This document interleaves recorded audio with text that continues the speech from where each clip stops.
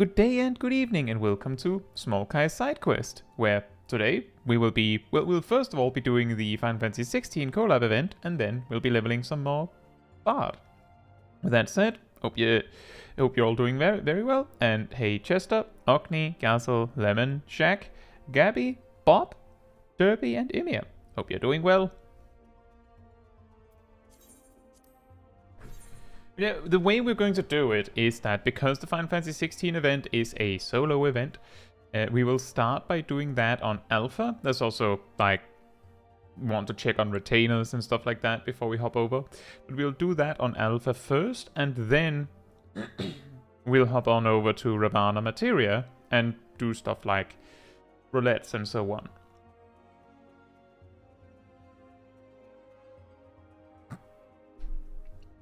I'm secretly sneaking up behind you, Emir. Bum bum bum.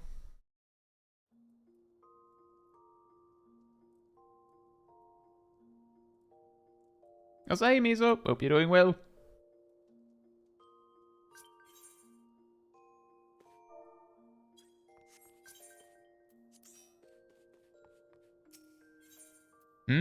I got mail.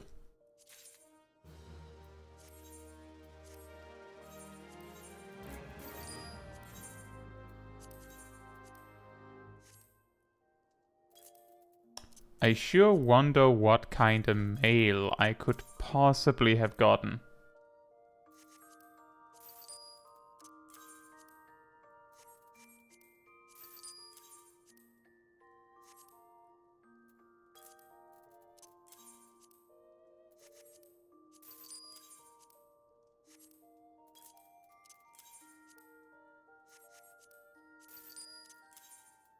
This is really random junk I have here.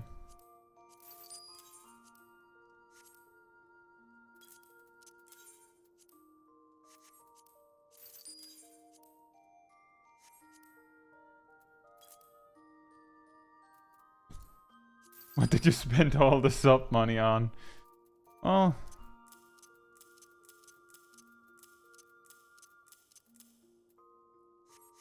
Oh, a card I didn't have. Really?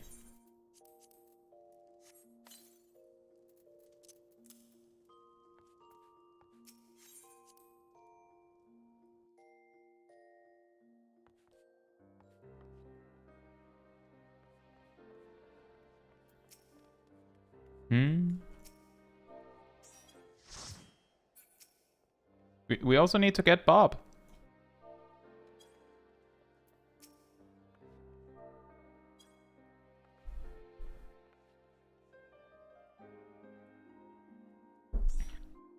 Right. Where is a mailbox in Ishgard? Oh look, twins! Is there a mailbox in Ishgard?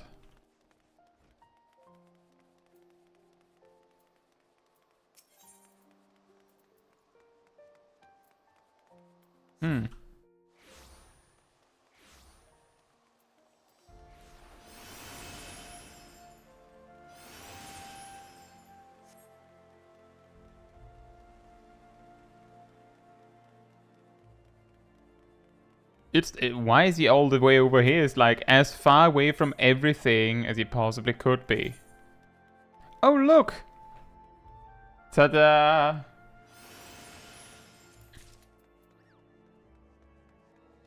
Enclosed are a wind-up Zidane minion, dashing like its namesake, and a pair of Azamas earrings, audacious like the goddess. Here's something that I observed earlier, by the way. They said earrings, right?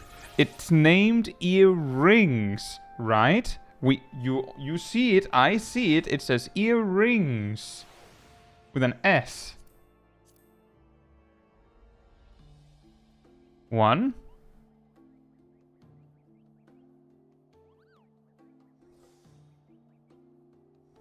Where's the other one? It looks like there's something there, doesn't it?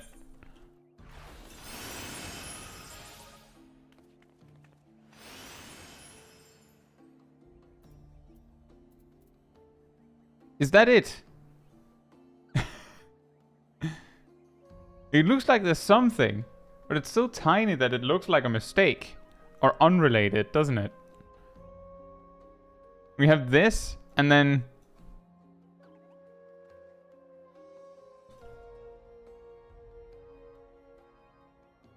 You don't want Final Fantasy XIV introducing left earring slot and right earring slot? Well, the thing is, guys, the reason why I noticed this is because the Endwalker earring is named Menfina's earring without an S, and it's just one. The Shadowbringer's earring is called an Aetherite earring, and it is one. So... I don't know.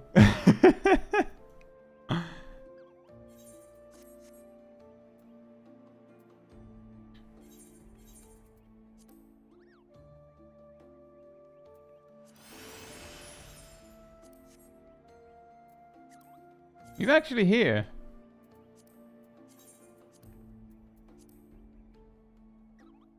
One. Nothing. But apparently there is nothing on this side here, so apparently the Asemas earring is one giant one on one ear and then just nothing on the other, because reasons.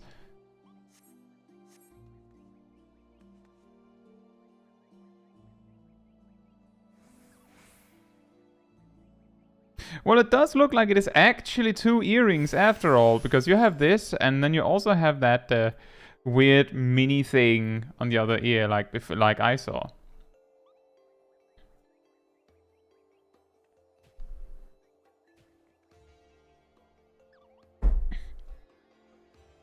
But I did hear you, Mia. Just had to get to it.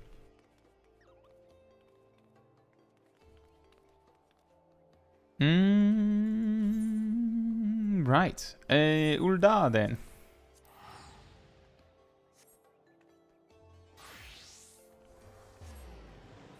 Yeah, no, it's apparently a really big earring on one side and a really tiny one on the other.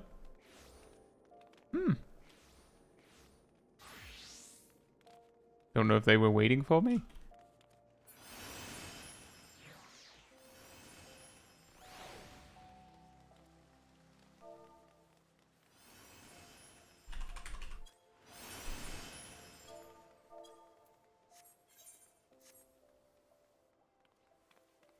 Oh, wrong quest. It's this guy. I'm getting confused because there's more than one side quest in Ul'dah.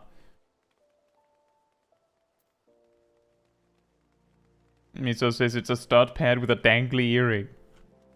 It still looks weird, in my opinion. Still looks a bit weird.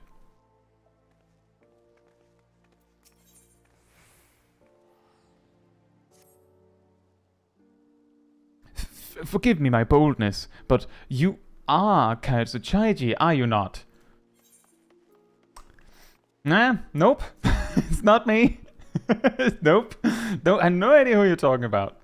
My apologies. Even if you are the spitting image, I suppose it was naive of me to presume that you are indeed the living legend herself.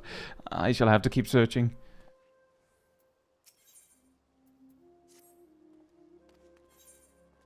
Strictly speaking, she is Caetsu Chaiji, indeed. Yes, it me. Then my search is at an end. A begoggled gentleman tasked me to find you, you see, in hopes of entreating your aid with some matter he deigned not to share with me. Pray remain here, and I shall fetch him at once. Was it a bank?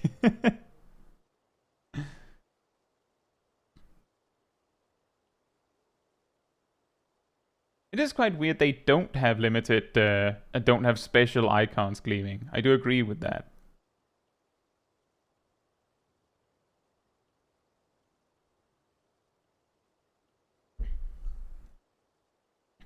Greetings, champion. 'Tis I who employed the young adventurer to facilitate this impromptu audience. Wolf's Den Pier music, let's go. As for the why, I have a request that you, and you alone, can fulfill. Pray listen well, for my tale begins with a most unsettling dream. In it did I behold the evening sky, boundless and shimmering. As I drank deep of its beauty, I spied two stars sailing across the inky expanse. One of purest white, the other blushing scarlet. The course is set such that they might pass without collision. Sharply and suddenly, the scarlet star shifted its trajectory. High above a burning landscape did its path intersect with that of the white star, their conjunction marked by a brilliant explosion of light. Even in slumber, I was awestruck by the spectacle. A lovely tale, but I fail to see what that has to do with me.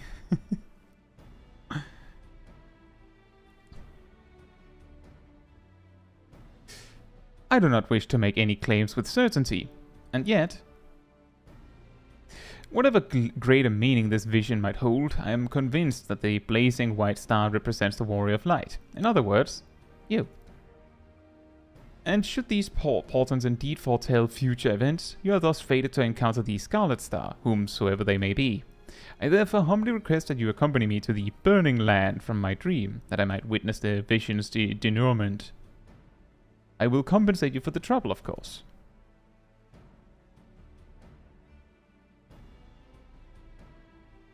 The question is, which territory in Eorzea might be considered burning, metaphorically or otherwise? The Burning Wall? In Eastern Thanalan, maybe?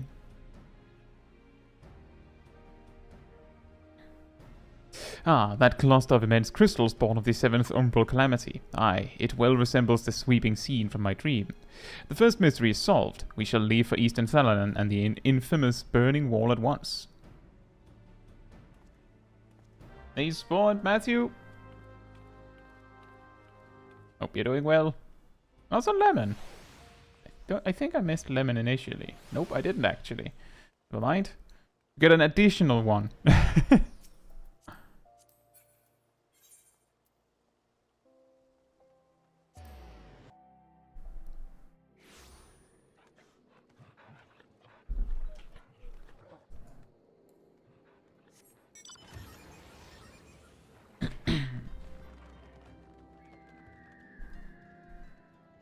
What do you mean, Miso?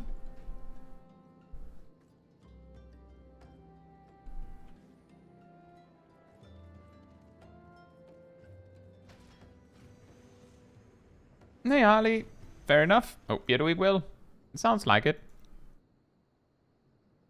Yumia says, why do all the crossover characters have memory loss? I think it's the easiest way to make it unclear where in their story they are. By making it somewhat, like they wouldn't be able to tell you either. Whereas if they didn't have memory loss, they could just tell you what they were doing, just moments prior.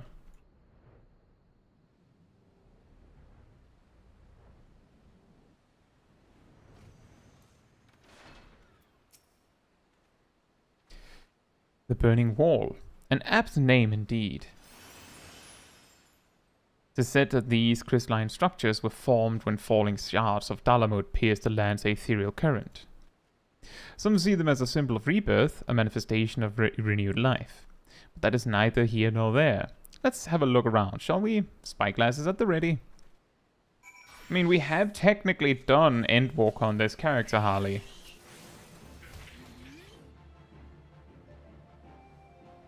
Survey your surroundings for anything out of the ordinary. You may move the camera as well as zoom in and out. Target an area and inspect it with left click. When I did this quest on my main, honestly, I looked here, right? I was like, surely it has to be like up here or something. I like viewed everything like in the outer perimeters, right? Like everything, like all over the place. I even discovered that in some places it felt like you could like reach further out when you zoomed in. I was completely lost. And then I reached the point where I was like zooming all the way in and just going like, well, it isn't here. Doesn't seem to be here either. Doesn't seem to be here either. And like just started going up like this when I was like, oh. Like, I had reached the point where I just started combing the entire area because I had no idea where I was supposed to look. In retrospect, this makes no sense. Which makes it even weirder that the camera starts like here. This makes good sense, and this makes perfect sense.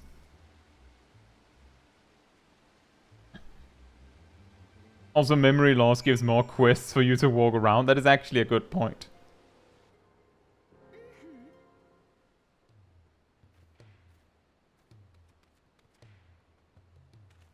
That is a fair point, Harley, but we don't know if the act of transporting Clive to Eorzea required a large amount of ether. Do we?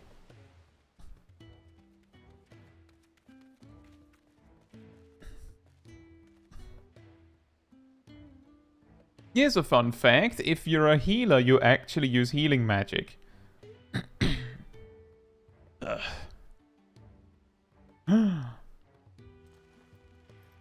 Thank you. That's all I needed. A hand on my shoulder. Where am I? What's going on? Why do you look so much less detailed than me? At least slightly less detailed. What's happening here?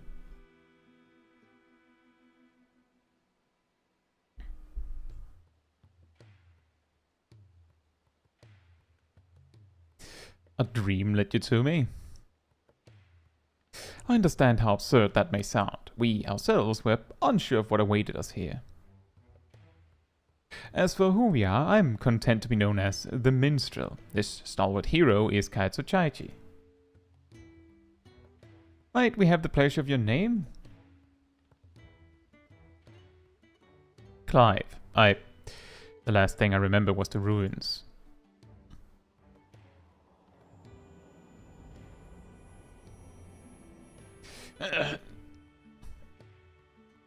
My head.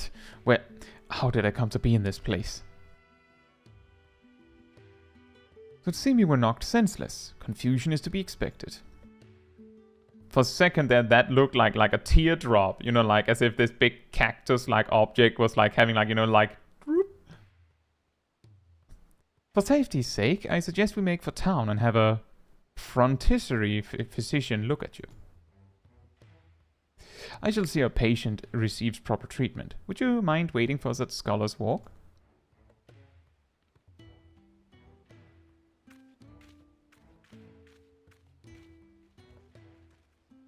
Shaq says, I can imagine Smol Kai asking, are you okay? Do you have any candy? What do you have on you? Do you have lunch? Less detailed. I was born that way.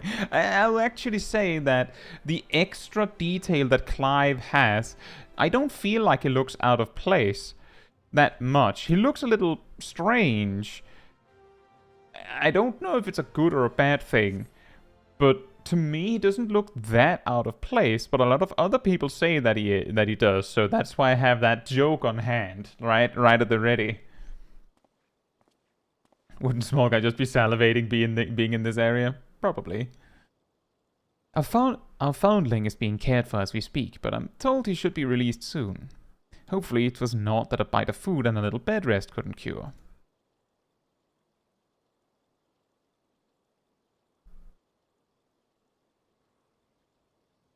He got access to the graphics update early. The thing that makes it weird for me is specifically, like, overall, I can see that he looks like more detailed. But there's something with his eyes to me. It was kind of you to wait. Thank you. What of your condition? Much improved. The physical also noted no signs of injury or illness. Yet my memories remain hazy. How did I end up here? Up there? Whatever I was doing, it was important, I'm sure of it. Must return as soon as possible. Ugh, I see.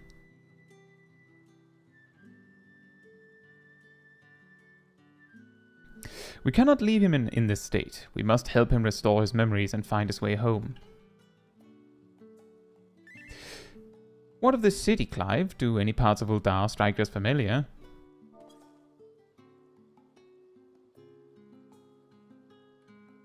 What is this city?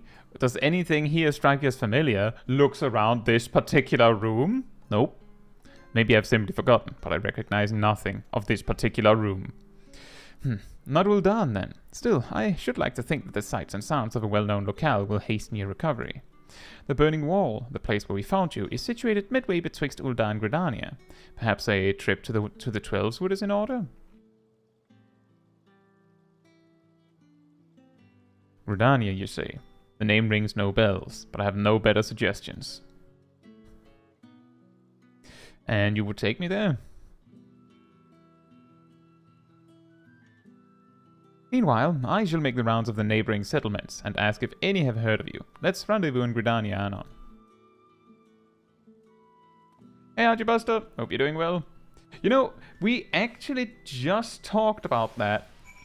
I believe the Dark Knight troop is here.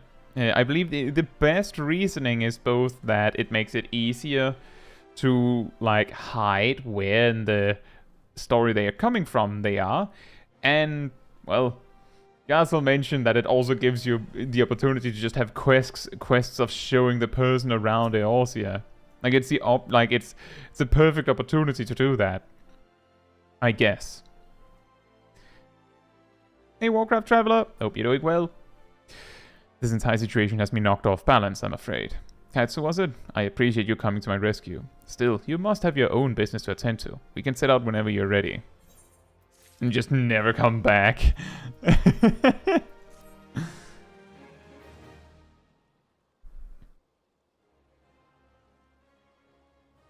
Are we ready? Then let's head out. This Gridania the minstrel mentioned. Is it far? Will we need mounts? By airship. You have those? Not that I mean to doubt you, friend. If you say we're boarding an airship, then that's what we'll do. And we have to board the airship because you are not attuned to Gridania. Otherwise, it would have been way easy. We would have just been there, but... and you're like level 50, so like that's on you, honestly. I'll never be ready. Caetsu, if I may ask a foolish question, do these airships of yours actually fly? Do you have airships that don't fly? A foolish question indeed, then. Your expression tells me as much. Is there no airship travel where you're from?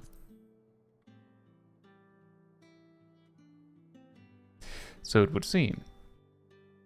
It's art. I know that the weapon on my back is called a sword. I understand what it's for and how to wield it. Foggy as my memories may be, my general knowledge seems intact. Yet, hearing you speak of functional airships, I felt confusion, disbelief, for something that you clearly think of as commonplace.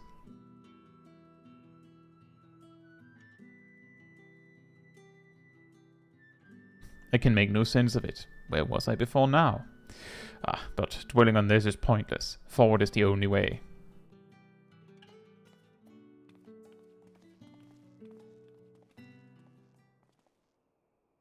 Hey Rust, hope you're doing well.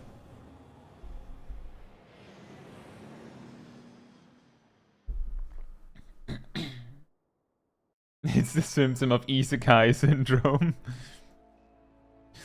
You know that you raise a valid point.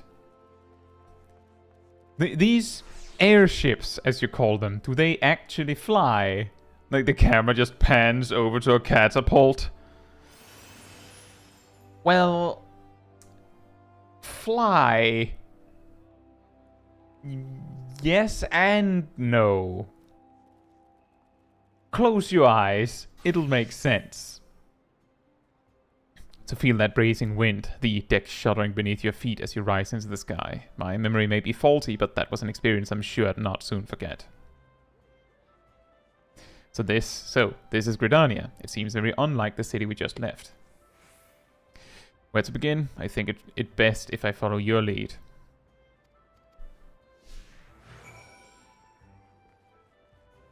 Hey Phantom Crusader, hope you're doing well. And yeah, that is technically a form of flying, isn't it? Hey Zach, hope you're doing well as well. this tavern. It reminds me of somewhere I've been before.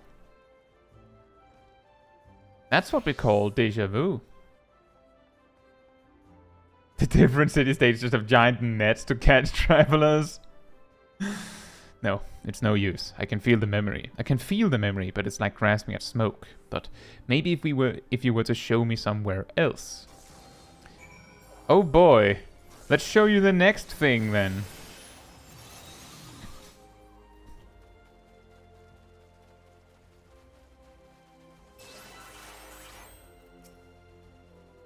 A chocobo. Now, that's something I recognize. Yet, it's more than that. I had my own chocobo once, I'm sure of it. But as for when or where, as for the when or the where... He runs funny. An impressive crystal. Not a mother crystal, surely. No, not nearly large enough. Ugh, when I try to remember, the fog in my head almost seems to grow thicker. Yeah, we don't have many mother crystals around these parts anymore.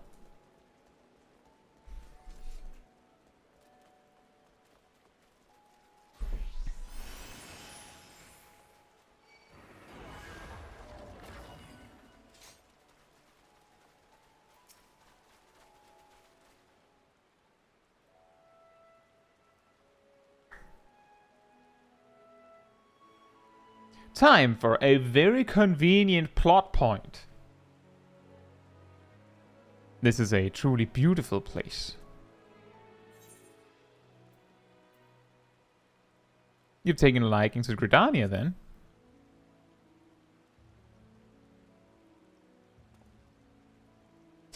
I do like what I've seen of it. Seems a peaceful life here among the trees. Only, just can't shake the strangest feeling. As if it's too peaceful, and that doesn't sit right.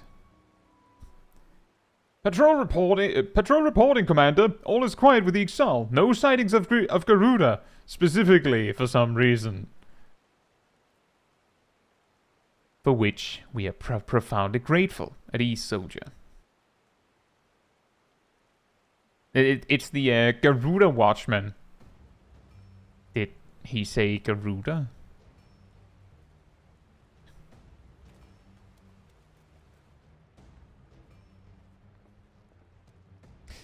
You there, this Garuda you speak of.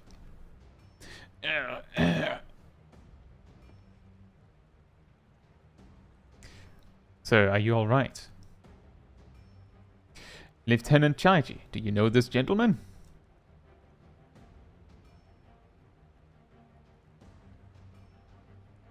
Memory loss, you say. I'm sorry to hear that, though it seems Garuda's name has lit a spark of some sort. I was in a battle with Garuda. I fought her. I'm sure of it. Please, you must tell me more. Anything that might help me remember my past. Of course. Gridania owes a debt of gratitude to any who've stood against that destructive fiend. However, there is one more suited to the task than I. Our elder Sietzi is well versed not only in primal law, but also in the treatment of bodily afflictions. She's surely your best hope for recovery. I will send word ahead to Stillglade Fane. Stand ready to escort our guests to an audience. Understood, Commander! Pray find me at Nofiga's altar in Old Gridania, and I will see that you are granted entry to the Lotus Stand. I do think there's something funny about Clive, just some guy off the street. Like, yes, they have the Warrior of Light in tow, but just some guy walking in off the streets and be like, did you say Garuda? For some reason, I need to talk with you about Garuda. And they're like, well, you should talk with the leader of the city. That's a good idea. She's probably not busy. The Lotus Stand lies just ahead, if you would follow me, please.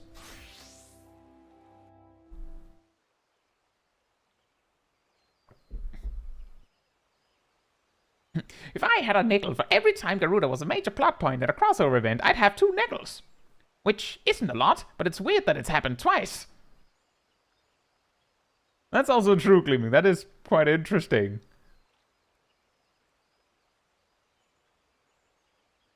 Sitting in a dingy diner smoking a pipe. I knew a Garuda once.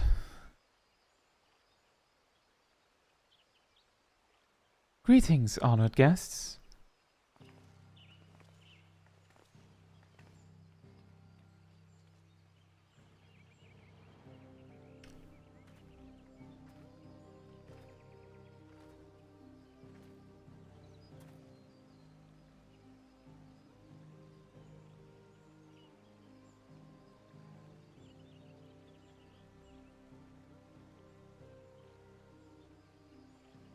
Commander Hulua has apprised me of your friend's condition. This is he? Him. A pleasure to meet you. I am Kan-E-Senna, Elder Seatseer of Gridania. I thank you for your gracious welcome. I will not grace you with my name. Wait a minute, now I'm coming up with my name. I am apparently Clive. I am Clive, though beyond that, I fear my introduction may be lacking. Please concern yourself not with proprieties. It is your memory loss we are here to address. I'm told Garuda's name awakened some previous recollection? Yes, in the instant I heard it, a hazy vision of battle rose unbidden. I think perhaps if I could hear more of Garuda. A wish easily granted.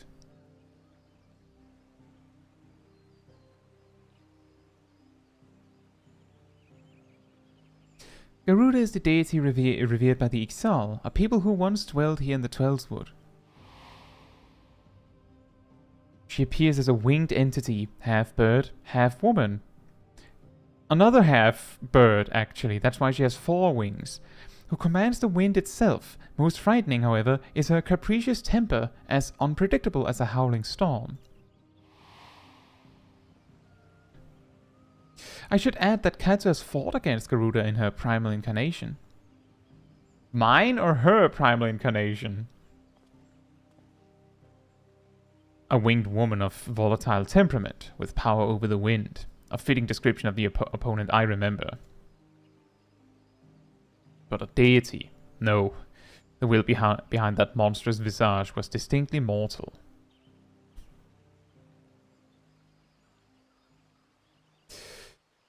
I suspect Clive's Garuda and Eorzea's Primal are not one and the same. Hey, I'm here too, by the way. I just walked past the guards, don't worry about it. Mainly as Clive himself is not of our world. Explain yourself, minstrel. I went back to where we discovered Clive and questioned folk in all the nearby settlements. Not one person recognized his description. Such a distinctive tattoo escaping the notice of every local rumormonger for moms around? Improbable to say the least. Maybe it just arrived. That led me to consider another possibility, one consistent with past accounts I've heard of visitors from other worlds somehow stumbling through reality's curtain and finding their way to our star.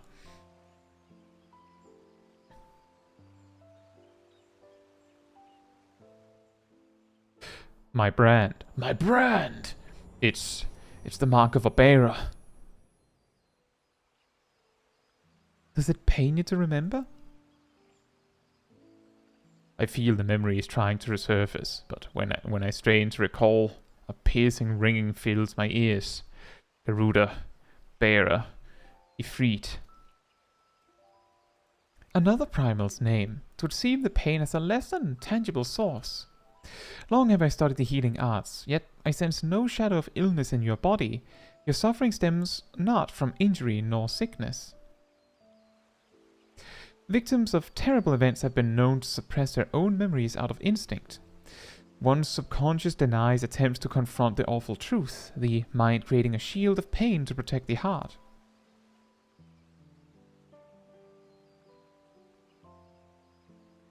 The barriers of my own making. How then am I to overcome it?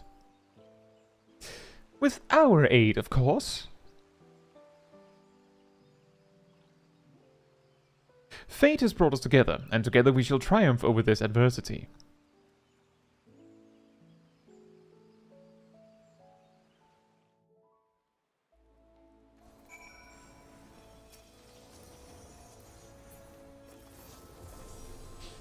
That is a good point, Liebing. Kan-E-Senna might not have come around if it wasn't for the fact that we were also there.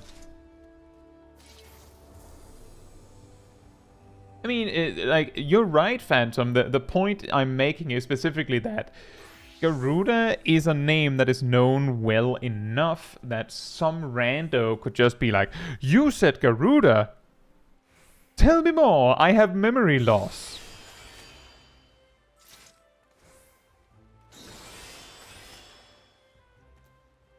Reality's curtained. We will help you. You, me, and your ship. I mean, the wandering yeah, indeed, the wandering minstrel.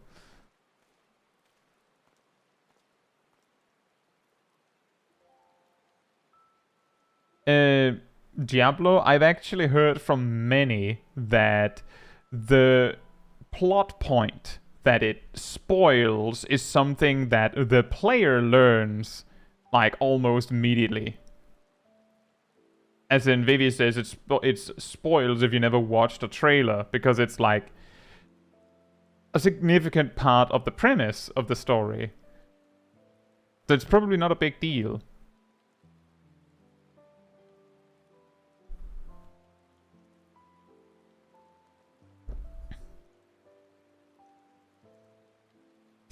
So, you think me from another world, and my memories of said world are not like to return unless I acknowledge some terrible truth. Truth my mind refuses to remember. It is a confounding dilemma, I agree, and I have given thought to a solution.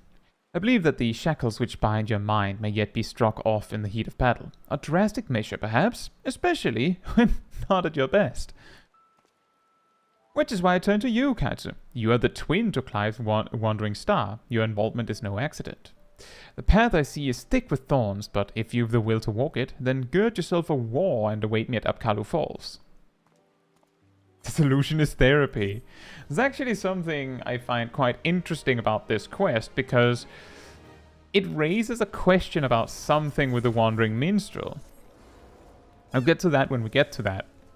The minstrel has a plan, it seems, but he shares little beyond confusing metaphor. Still, I'm willing to indulge him if it means making progress. We're to meet him at Apkallu Falls, right? And where's that to be found?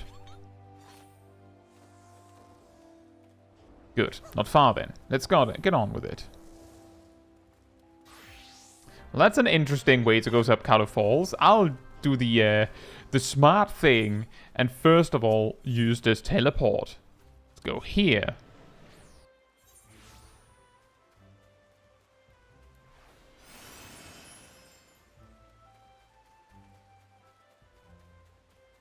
Yeah, the thing is, what I've heard is that, like, a lot of people are afraid of getting spoiled by this quest, which has then led to people being like, well, technically, it does use story from the game, so you could argue it's a spoiler, and then people that might not exactly know how big of a deal that spoiler is have just run with that.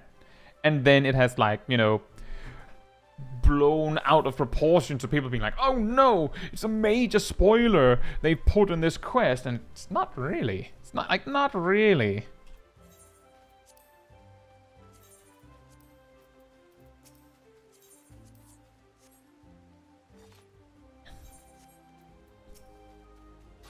And also, we're actually getting XP on Bard as we're doing this.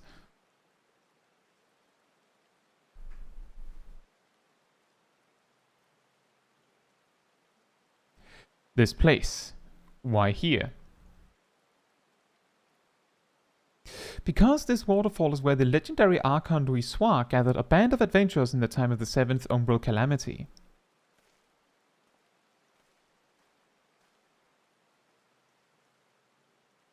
Their purpose? To extinguish the infernal Ifrit. Ifrit? Ugh, I know something is there, I just... why can't I remember? I don't know, man. Clive recalled several words in the Elder Seedsier's presence, words which brought him pain. While the significance of bearer eludes me, you and I are more than familiar with Ifrit.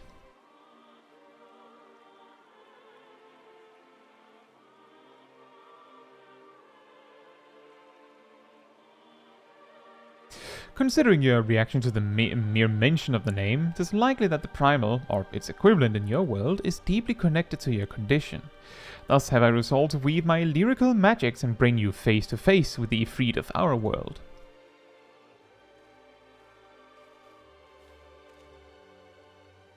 Here, where Arca-Noissoir paved an ethereal path to the primal's lair, will my words be given substance, and within the vision which takes form, will you do battle with the phantom of our mind's creation.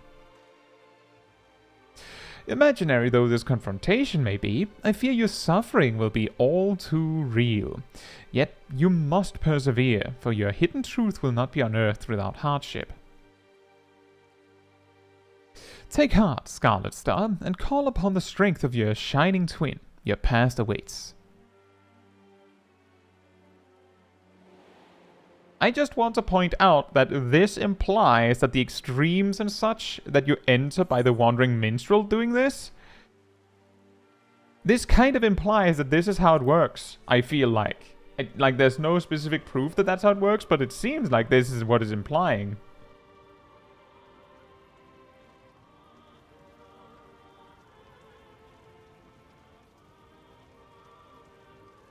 Hey Jake, hope you're doing well.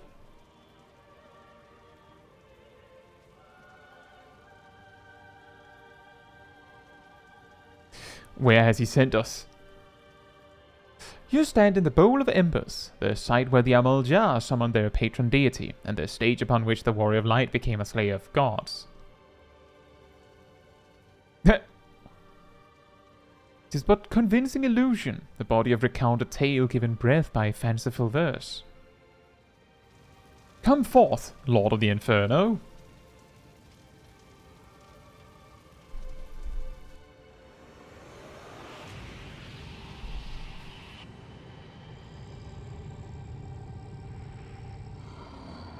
Hey Cash, hope you're doing well.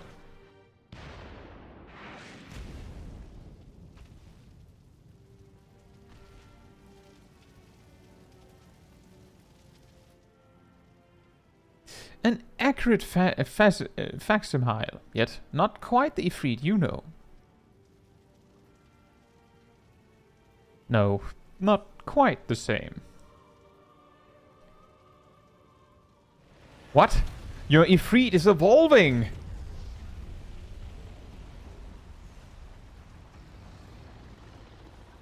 Dun, dun, dun, dun, dun, dun, dun, dun. Your Ifrit has evolved into Chonky Ifrit.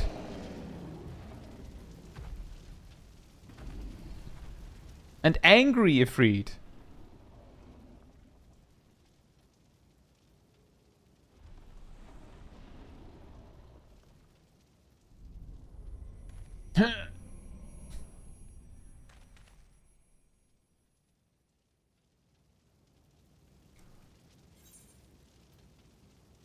Ready when you are.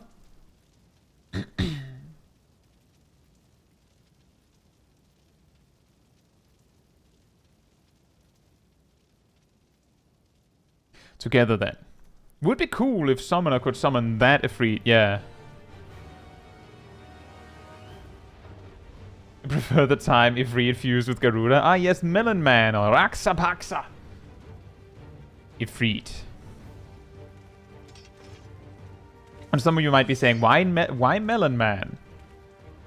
Because it was green and red. That's the thing which killed Joshua. Yes, I've been on its trail, seeking vengeance for my brother.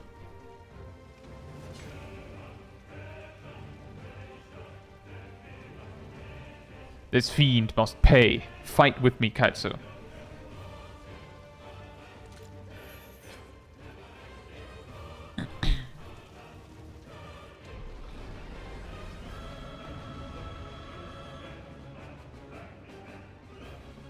During this battle, you will gain access to special duty actions as follows. Use Rising Flames to charge the foe and inflict high damage. With the proper timing, you can use Dodge to avoid taking damage, even if you are within the area of an enemy's attack. Certain enemy actions will be preceded by a countdown icon. When this countdown progresses to the Dodge icon, quickly use the Dodge action. After executing a successful dodge, the dodge action will change to Precision Strike, which provides an opportunity to inflict additional damage.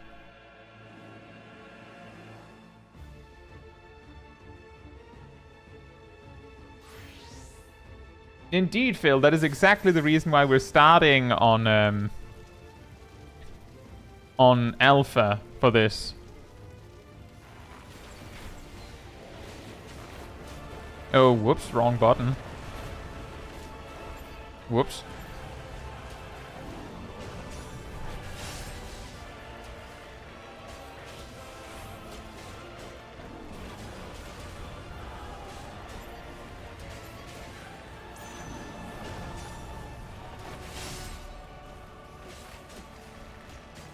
This is going to be a lot harder when I'm actually playing a job with some sort of real rotation to worry about.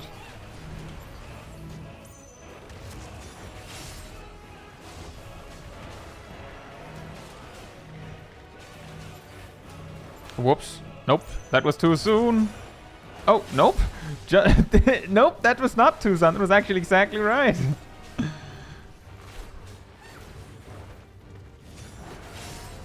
Free damage.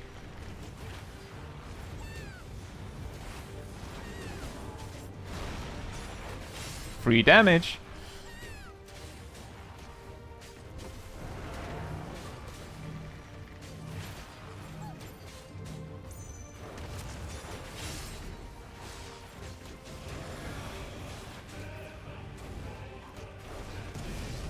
Oh, that didn't count, apparently. Fair enough. I should have dodged into a different one or something.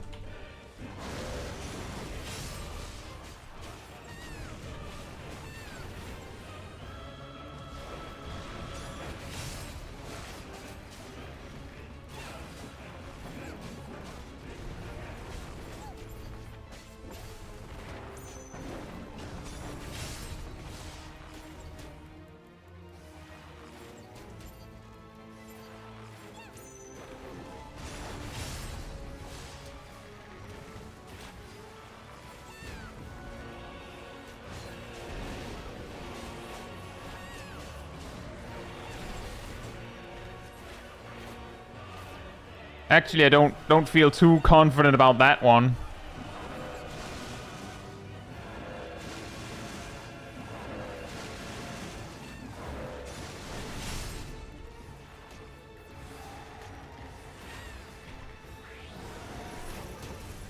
Hey Philippe, hope you're doing well. Oh, the big swears, Clive. Speak properly. Don't be like that.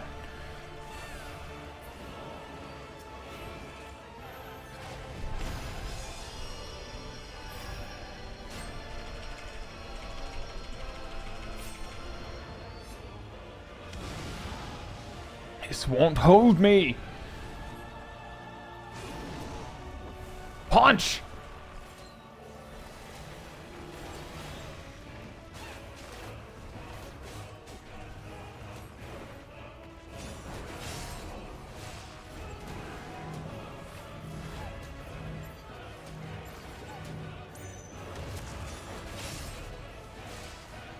That's one strong bow you got. Yeah, I know, right? Just smack him with the bow.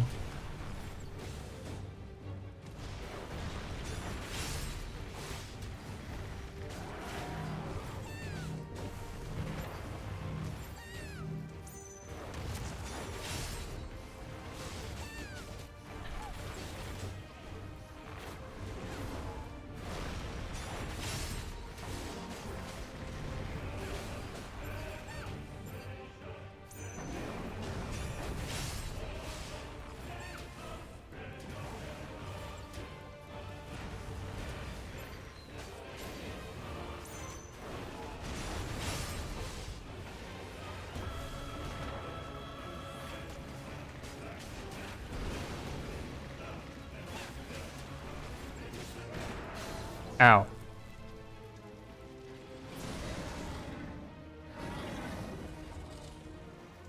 Uh-oh. Don't stomp me just because I'm a Lalafell. I don't deserve that.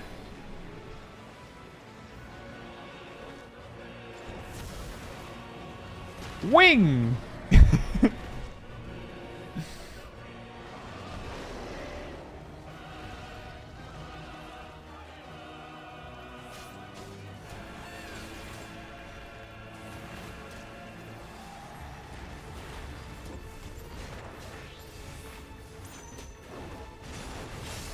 Bonk. Oh. I will, attack this one, I guess. Wait.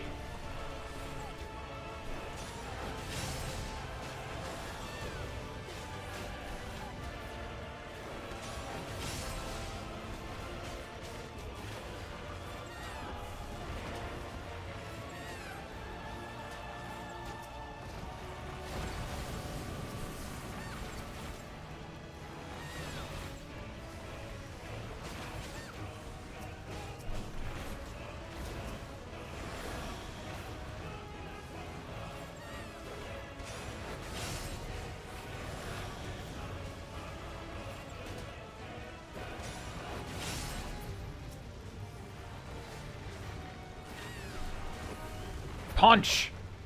We did it! 65, that's pretty good. On your guard? I have second wind.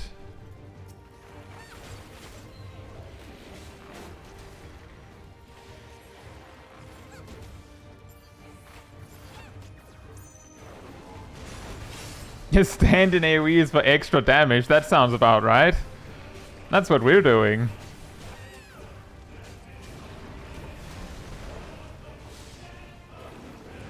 Oh, that was too early. I wasn't sure on the timing with no cast bar.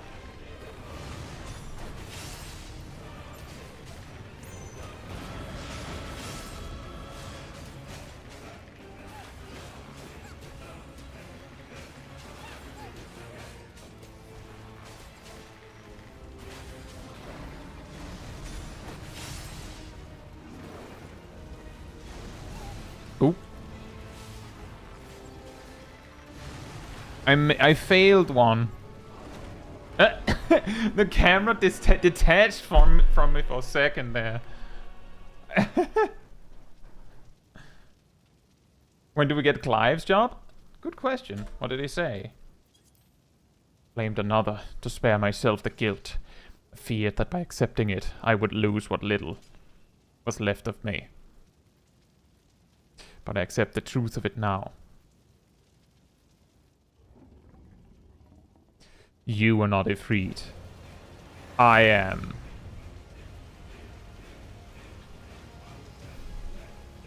Hey Zainite, hope you're doing well.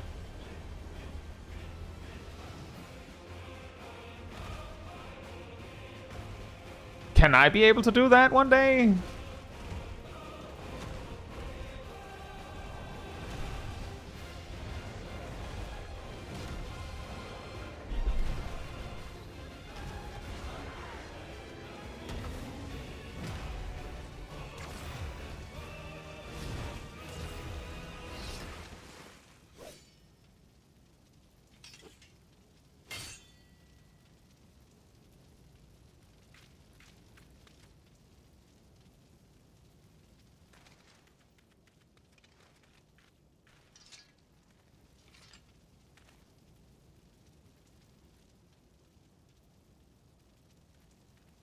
In the battle against your own mind, it would seem you have emerged the victor.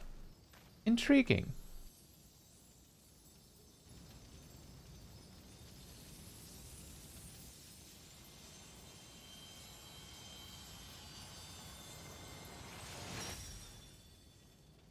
Have this doggo for some reason. Orc. Let me translate. Orc. Thank you. Say no, and Cyanide. Hope you're doing well. Wolflink Twilight Princess.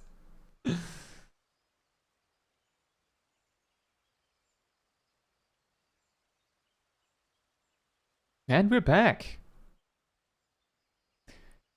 The illusion is unraveled, yet you've brought a friend back with you. And this is how you get mounts from extremes. The Wandering Minstrel is not even fazed by that prospect, but because he's seen the Warrior of Light do that, like, too many times for it to be a surprise. This is Torgal, a wolf pup raised in the duchy. There is no more loyal ally in battle, and no keener guide when the road ahead is uncertain. Yes, pet the good boy. Bork! Ah, that would explain the aberration in the lingering ether. Torgal is here to lead you back to your own world.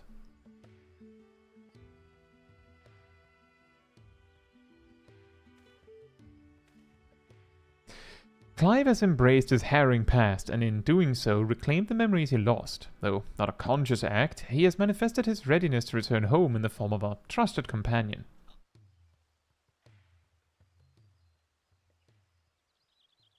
Even so, it was difficult to accept what I'd done. My younger brother, Joshua, was a kind and gifted soul.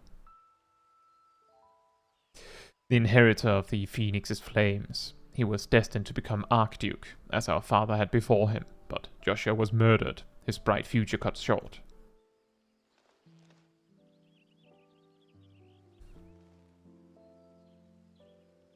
From that day onwards, I lived for one purpose alone. A dominant of fire had slain my brother, and I would have my revenge. I spent years tracking the killer, until one day I came to understand it had been me all along. I was young and distraught when I first summoned Ifrit. I hadn't known such power lurked within me, or that it could even exist at all. The transformation was instinctive, uncontrolled, and it was by my hand that Joshua died. I can't but imagine the anguish this caused you. There was anguish, yes, and a guilt I will never escape, but I cannot let it stop me. I was born the vessel for Ifrit's power, and I need to know why. It was in search of answers that I went to Phoenix Gate and delved into the ruins below. There, I found the courage to face my past and accept the truth. And then, everything faded to black. Your tale suggests that something in the ruins, some mysterious force, was responsible for your inadvertent journey. And if you arrived in Eorzea from a place sacred to the Phoenix and its flames, then it stands to reason. Yes, what are you thinking? I'm thinking that to see you home, then we must return to the beginning. Our road takes us back to the Burning Wall. Once there, your furry comrade will lead us exactly where we need to go. Bork!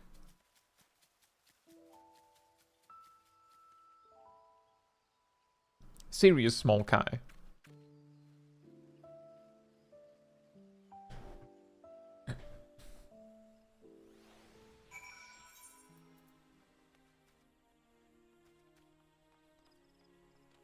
I got apparently teleported like a few meters down the road.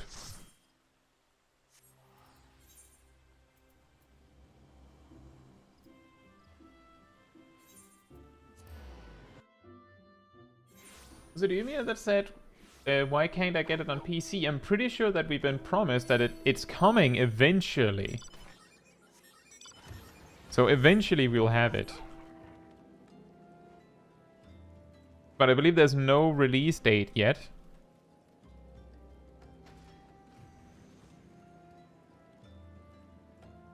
Alright, Gleaming, thank you for coming.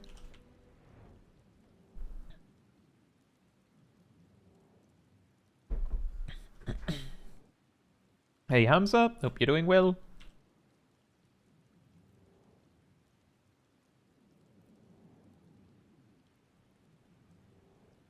Hey Catch, hope you're doing well as well.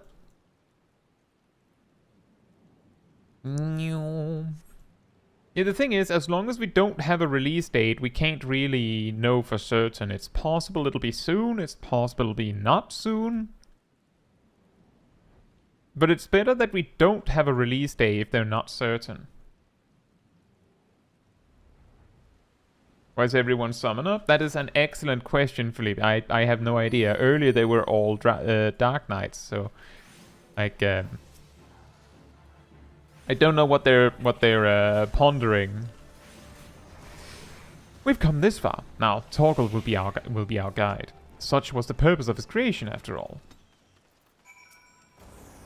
Ready, Torgal? Take me home. Bork. Bork. Once you choose to depart, Clive and the Wandering Minstrel will accompany you. Torgal will then begin leading you onwards. Follow Torgal to his destination and try not to fall behind. If you leave Clive or the Minstrel for any reason or lose sight of Torgal, you may try again by returning to the starting point. Yes. I wish we had more escort quests like this. Where the game is like, well, the actual escort will be going speedy mode, so I hope you're ready to run. Instead of them like going slower than run speed, but faster than walk speed.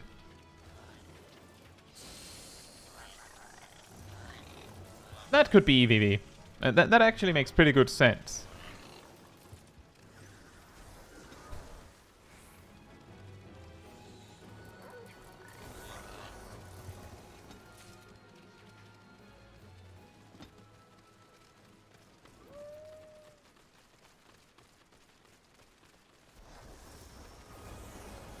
Ubisoft escort speed. Seriously, there's a lot of escort quests just in MMOs in general where it feels like everyone just decided that the way it works is that you make it a little slower than run speed, but specifically significantly faster than walk speed, so you're just kind of like awkwardly running and walking next to them.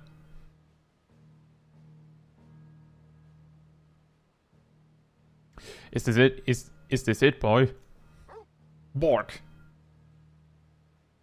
The tale ends where it began. Where you first found me. Not quite, a little further up. Indeed.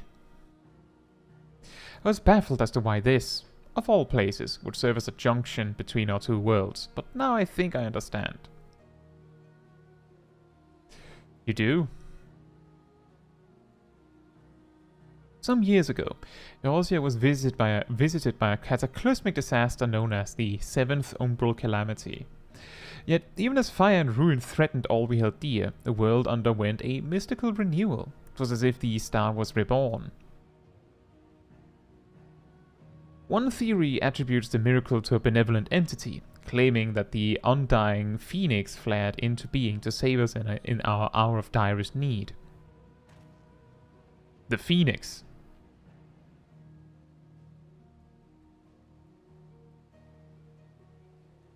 The burning wall itself is a scar left by those events, its crystal ridges having erupted from the earth overnight. Some believe these monoliths of solidified flame to be proof of the phoenix's deliverance. The bond with your brother, the phoenix of your world, may have been the connection which brought you to this sacred place in ours. Drawn to the flame. I'm evolving.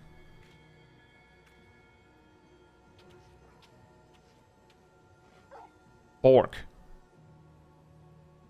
It seems our time together is at an end. Thank you both for all you've done.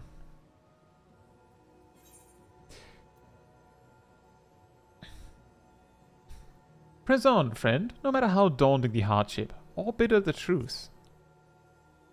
He found the flame, yeah. Always, no matter what fate awaits a journey's end.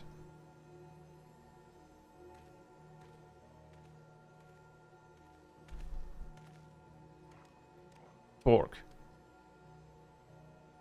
Come, Torgal. We have answers to seek, and Melistea awaits. Got any closing arguments, Torgal? Indeed, I couldn't agree more.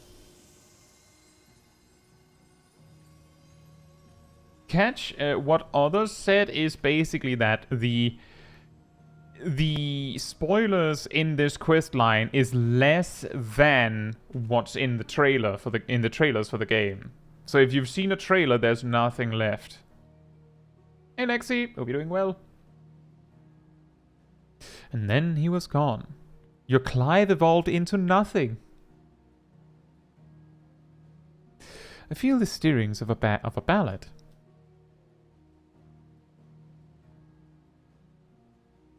But nay, it would be hubris to imagine I could capture Clive's story from so fleeting an excerpt.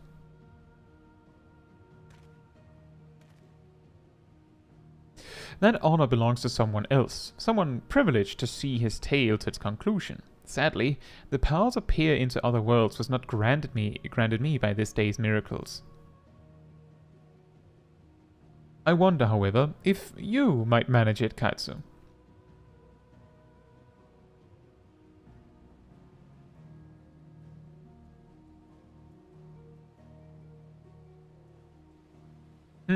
Maybe one day, Wandering Minstrel. Now first you have to put it in an avenue where I can play.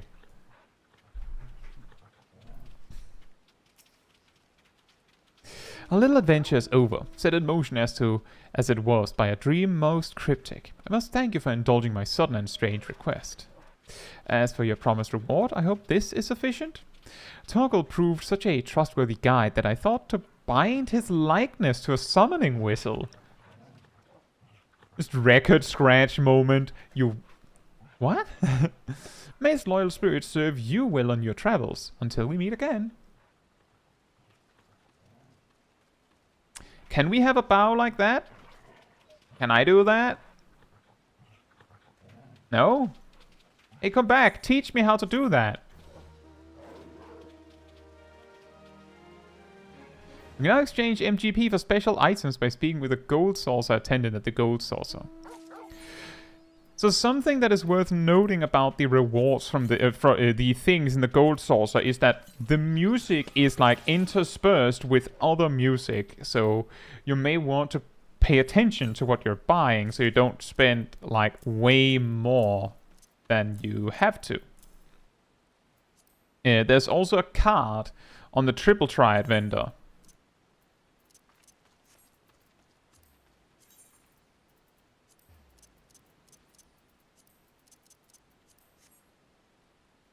I also bought all of them. It's just the reason why I know that it's interspersed is because I was like, alright, let me just buy all the orchestrion rolls that I don't have. And I think I spent like 1,000,000 MGP there. Like, yes, I also bought the Final Fantasy 16 songs, and I also bought the Final Fantasy 16 card, you know, the Clive one, which on its own is like 200k. But I believe the orchestrion rolls from Final Fantasy 16 is also around 200k, so if you spent more than around 400k, then you've bought something that is unrelated to the event, almost certainly. Sam says, do you think they go away with the event ends, when the event ends? I have no idea. It is possible, but I can't possibly know for sure.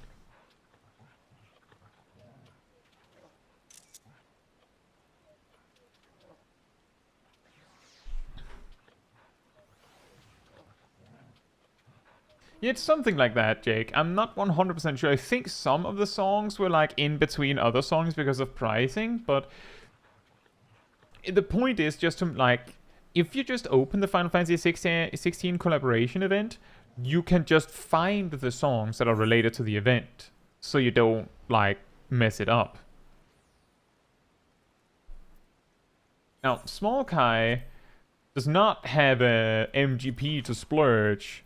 What I will be doing is actually, well, I guess I don't have to be in a city to do this, but I do feel better about, logging out while in a city. So we'll go back to Gridania, then we will go to Ravana.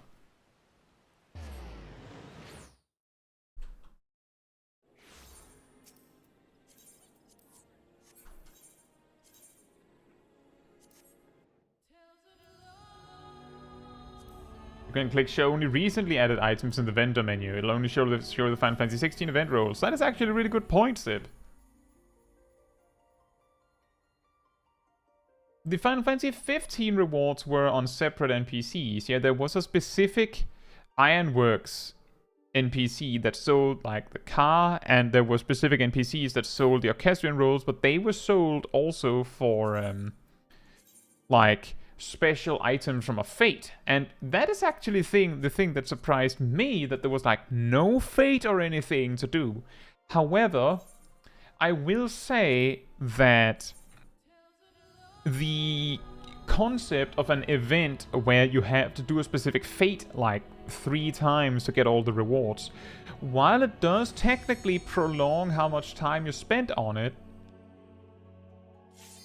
let's not kid ourselves, it just like inflates the time you need to spend by like 15 minutes, most of which is just you standing there and waiting for the event to spawn. So it's kind of silly, right? So I do get why they didn't do that for this one, even though it makes it feel shorter. I also feel like it's not a bad thing that they like get to the point and really emphasize the fight and things like that, instead of having way more like, let's walk over here, let's walk over here, let's walk over here, and then the fight is rather short because they don't want to get too long-winded. See you later, Emir. Hope you have a good evening.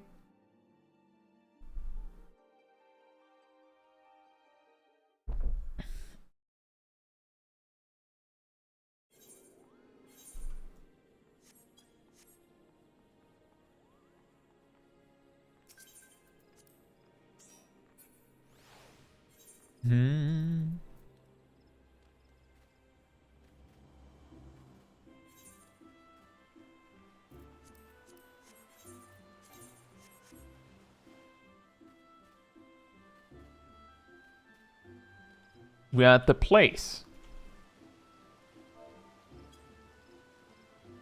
I'll wait a little bit. I'm sure some people are traveling over as well.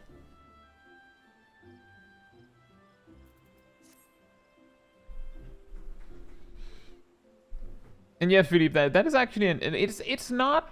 I don't know how often they've done this recently, but I do remember that it at least used to be way more of a thing, that events were like, you did a few quests, or like did part of a quest, and then it was like, oh, you have to do this specific fate to proceed, and then you just stood there with everyone else and waited for the fate, which then was beaten in short order because there's like 30 people there. And I feel like they phased this out a lot because of how it's like kind of weird, like it's kind of strange. It just makes things a little bit annoying, especially because like my experience of this has actually been like, if I know that there's a quest coming up, like a quest coming up that, oh, you need to do a fate, I almost feel like I have to hurry to, you know, go and reach the fate so that we can do the fate instead of just standing around. It's a little annoying, especially if you are in the zone. You can see, oh, there's the event quest or the event fate. This quest probably will will require that in short order, so I have to like mash through the story so I don't miss it. I think, so I don't know if it'll work this time, but something we ran into last week was that when I finally queued for Alliance Raid Roulette, it was so insanely late in OC that it could not pop. So we'll probably start with Alliance Raid Roulette to see if we can make it work. Now that I've said that, I'll just invite the people that are near me so you can join for it.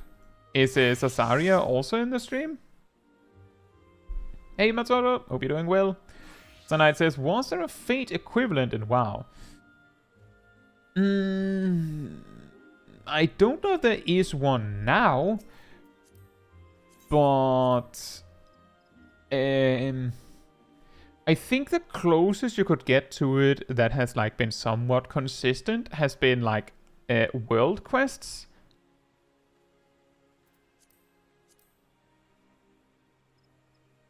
Hey, Anulana. Hope you're doing well. Yeah, I think the closest you can get is world quests. The reason why I say the closest you can get is because the way world quests work in World of Warcraft is every X hours, like each world quests have like an expiration date, but it's usually like several hours, if not days, often days. Which means you like every X amount of time they add like certain number of world quests on the map to pick up and do, or rather to just do, because you do them in the area they're found, of course. And the reason why I'm emphasizing this thing where there's some added every few hours is of course because when world quests were added in Legion, when I initially played there, I did every world quest every day. Like I think there was an achievement for doing 1000 world quests, which I had in a shockingly short amount of time. Because I just did them. Because like they gave reputation, some of them could give a good trinket or something. Like, it wasn't bad content to do, and if you weren't in the mood to do dungeons or something, like, that wasn't the worst thing.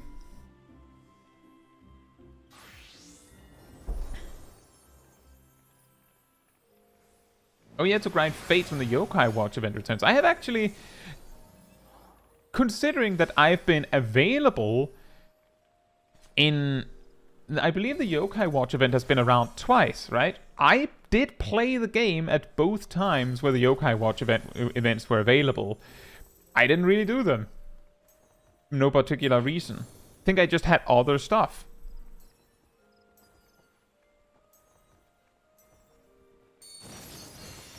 Yeah, the plan is so that once we know that the people that want to come have had a reasonable chance to arrive, we will be queuing for Alliance Raid Roulette. And if we're more than 8, we'll have to see if we can like queue at the same time.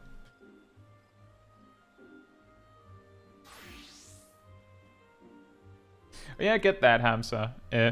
It's not whether I was like cared that much about Yokai Watch or not. It's more that the event itself was really, really demanding, you could say, with the amount of Fate you had to do. Hey Merc, we are on Ravana Materia right now. So we are on OCE, but all data centers can visit OCE now. So you can come around.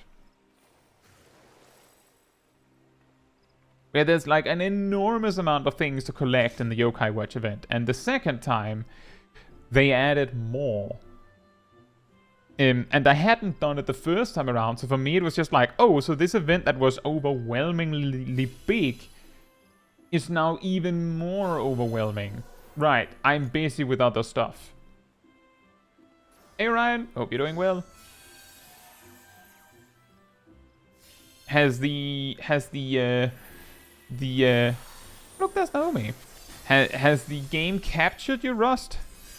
Are you stuck in travel purgatory?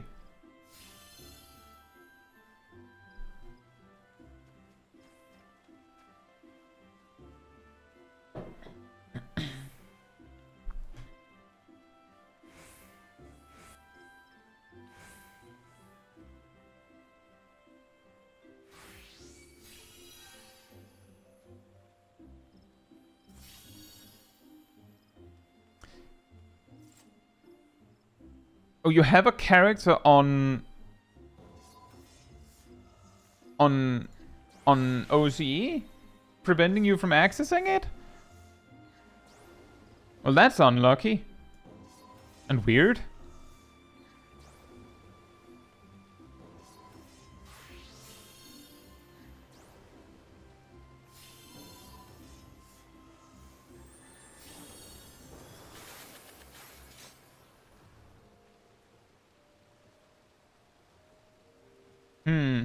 Okay, the Magi says I got that bug early as well. What did you do to fix it? attacked by a drop bear.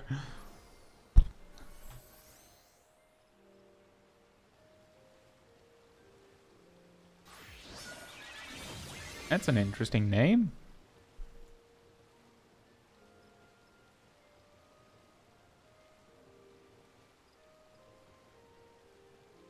Look how the Magi says, switching my data center to OCE fixed it for me. So you switched your data center to OCE, went back, and then it worked?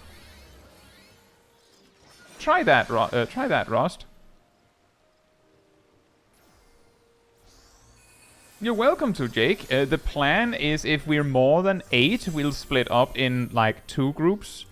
So that we can, and then try to coordinate so we queue at approximately the same time. So if an alliance raid queue does pop, we will be able to we might be able to like land in the same group. Is this another friend? In which case it looks like we might already be 9.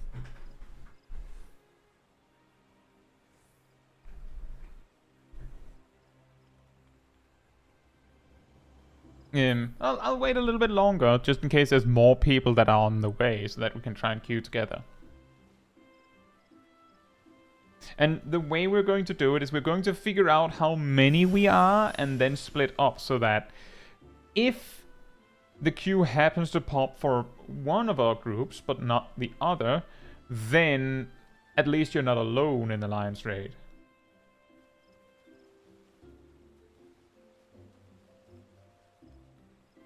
And I say if, because last week Alliance Raid Roulette just did not pop.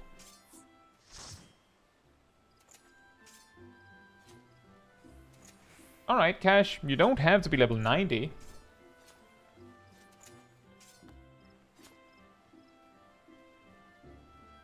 Alright, Bob, enjoy your dinner. Yeah, what we're doing on this stream is genuinely leveling Bard. From 53. Right, let me just ask, is there anyone who's still on the way?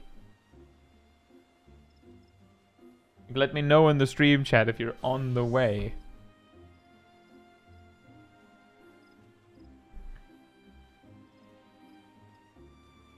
There's also the part, Cash, that roulettes don't, like, they have a level requirement.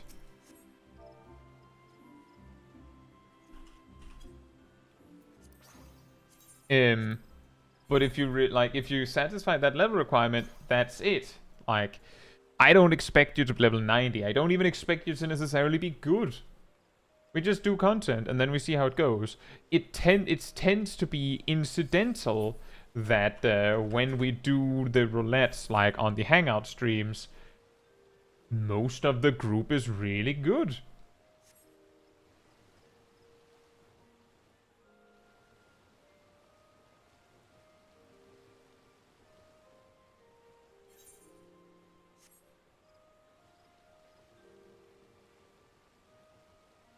Yeah, we are on Ravana on Materia. So you have to choose the Materia data center and Ravana as the world.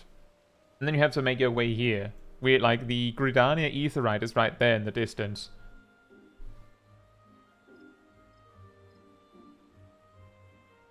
Yeah, Felipe says, yesterday I was doing Alliance Roulette and I ended up in Void Ark. Ugh. And all my DPS were summoners. I was Scholar and the other healer was a White Mage. We almost got a 90% pet party. Ah, if only there was a tank with a pet, am I right?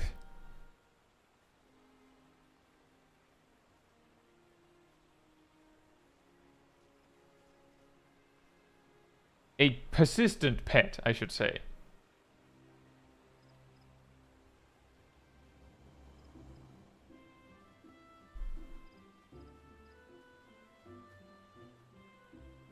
Right.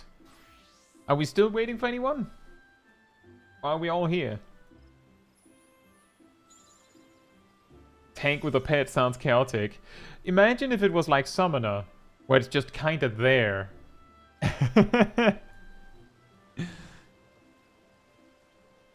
That would actually be really funny. If they were like, we've heard your requests, everyone. You want a tank that is a pet job.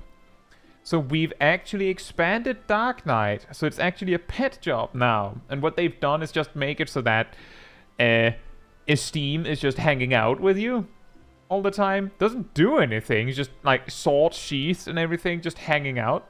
And then when you use Living Shadow, he's like, alright, party time, and then attacks. But other than that, just there, like a Kabi. Is it a bad idea to try to heal on Intercontinental Pink? I don't think that's too bad. I think that's manageable. You just have to like take into consideration that you have that delay.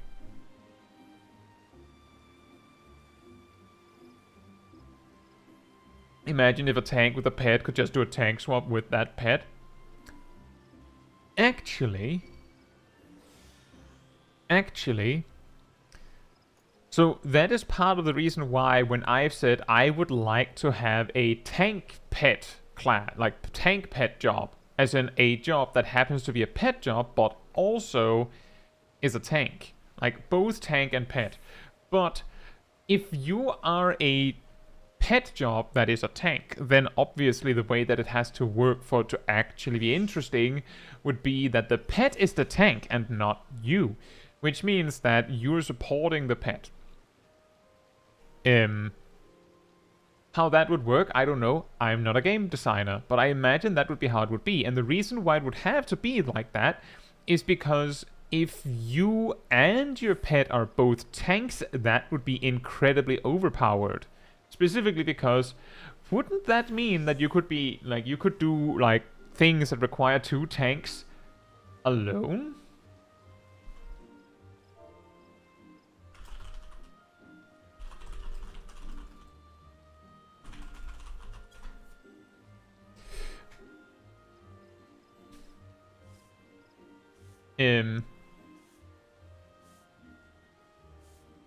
And the reason why I say why I had that that reaction to that suggestion is because in Legion of World of Warcraft, so World of Warcraft Legion, there was the raid called Nighthold. The final boss, Gul'dan, had a mechanic where as you fought him in a specific phase, he would gradually like generate energy, and if it reached full, he would do what essentially amounted to a stack tank buster, you could say, in front of him. And a tank taking it on their face with full energy, with nothing prepared for it, would just dead. And it's like no warning, it's just bam, dead.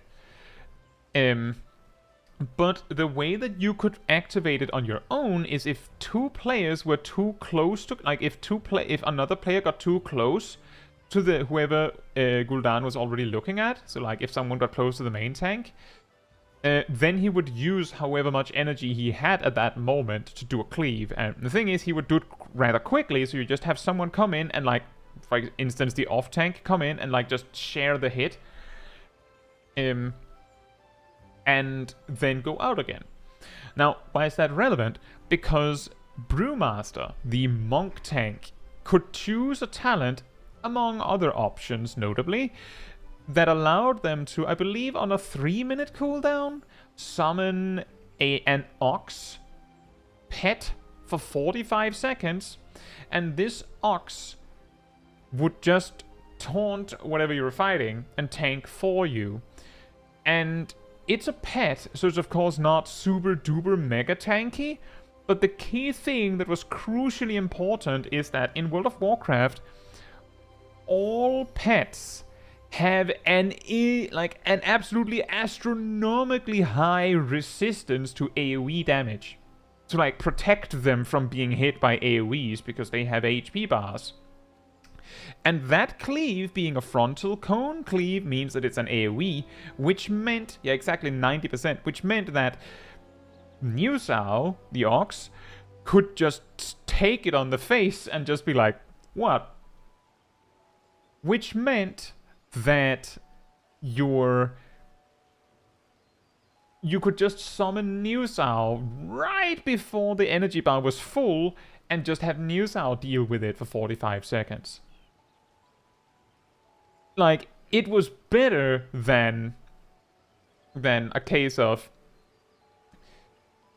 If you were a tank with a pet, couldn't you... like, solo things that require 2 tanks? I mean, your pet could solo something that was supposed to require 2 tanks, right? Like, it was going even further beyond. And I do believe it was called, indeed, it was called Avoidance. Can't remember if the pet version was specifically called that, but the point is that the pets had like a passive that made them take nearly no AoE damage. Players could also get a stat, and that was Avoidance, I believe, that reduced AoE damage taken. But the pets just had it out the box. Now, how many people do we have here that are not in the party? Is that... Bob isn't coming or eating. Is that 6? Do we have exactly 6? Are we speculating of Beastmaster? No. I'm saying that's it. The story I just gave is literally Monk from World of Warcraft. Is Bob back? I thought you were eating. That was quick. I thought you said 30 minutes. Well, then we have 7. It would actually be fine if we can just have, like, the rest of the... it is 7, right? 1, 2, 3, 4, 5, 6, 7. Is the rest here in a group?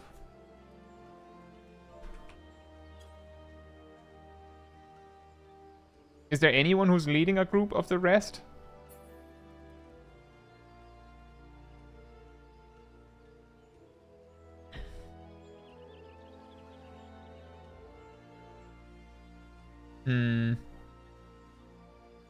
Is there anyone who wants to lead a group?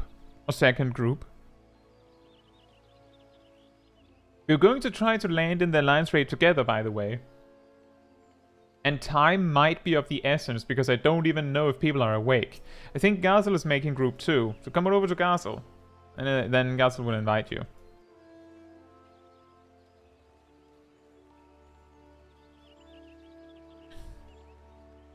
I would assume that it's everyone here, but just to be on the safe side.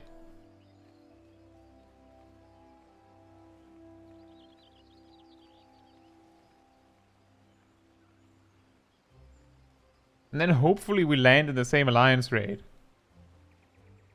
If any. I'll just reiterate, the reason why we're starting with the alliance raid today is because last week, well, I first had to level to 50.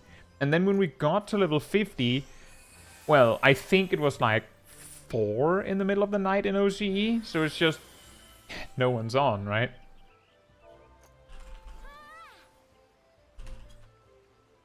Right, so remember to choose a job you actually want to play for this alliance raid. Remember that there can only be 1 tank and max 2 healers. And minimum 2 healers, if depending on how big your group is. And then I'll do a ready check. Gazel, if you do a ready check as well, so we know that both groups are ready, then I will make a call out of a time where I will queue. And then we both sides group at the same time. What time is it for Kai? It's 6:30 in the evening.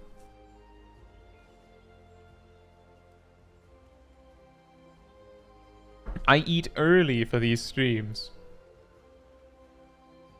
Okay, group 2 is ready. I will queue when it says 8:25.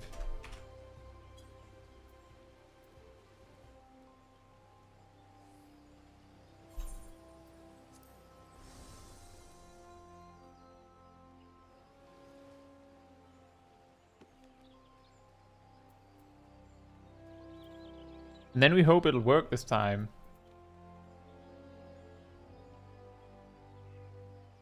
And that's not a good sign. We'll give it like 5 to 10 minutes and see if it works. Otherwise, we'll have to conclude that I have to be here even sooner for it to work in OCE. That really sucks. It's the one roulette where I would actually be able to bring everyone.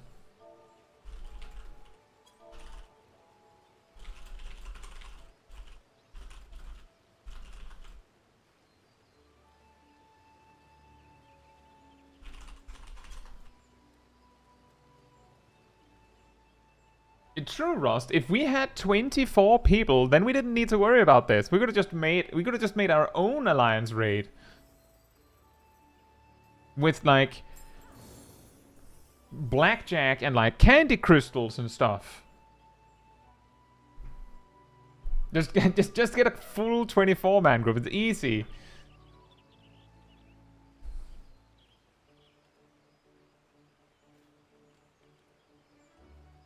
Yeah, speaking of Beastmaster, I just want to remind everyone in regards to Beastmaster, because some people only remember that Beastmaster will be coming in Dawn Trail.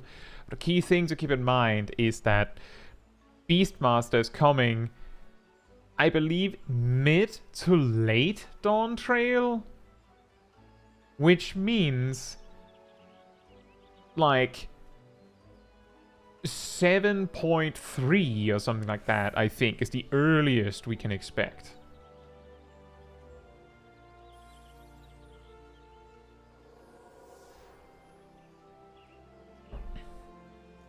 So it'll be a while. Given that it's usually a patch, like assuming they don't make the patch cadence even slower, or they don't make it faster, 7.3 will be like a year after the release of Dawn Trail, so something like that. So we will probably have to expect, at the earliest, that Beastmaster's coming like summer 2025. And that will probably also be around the time when we can start to look forward to Blue Mage editions, unless they just completely go, I don't want to play with you anymore. Davey says, I wonder how it'll work. I feel like there's two possibilities. One that will be very interesting, and, well, actually there's possibly three possibilities, although two of them overlap a bit. Two of them will be very interesting, and one of them will be not very interesting. So the sad version will be, so you go out and you unlock attacks by taming monsters. Like, defeating them in battle allows you to use an action from them. And you just, like, use an action and you just summon a Quirl forward to do an attack for you. Like, they just use, like, a Cone Thunder AoE or something and then they leave.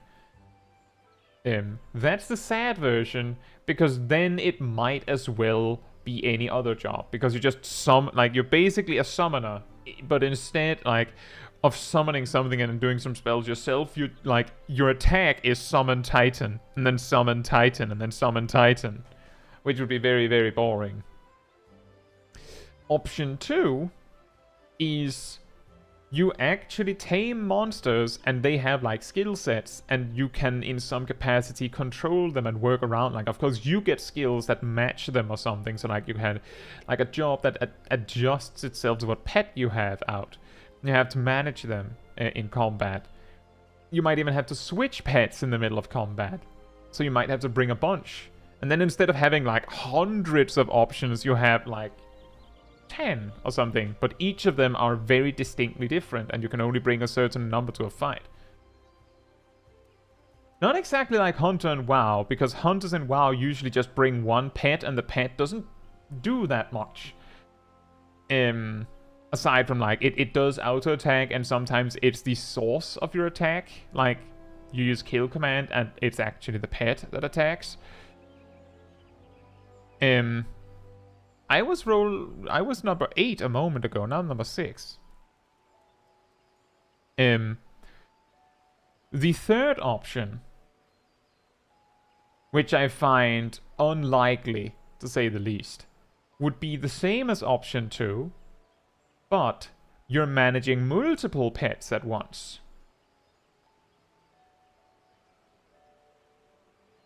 The reason why I say I find that incredibly unlikely is because the game is is designed to handle you having like one pet, and it might just not have the things necessary for 2 or 3.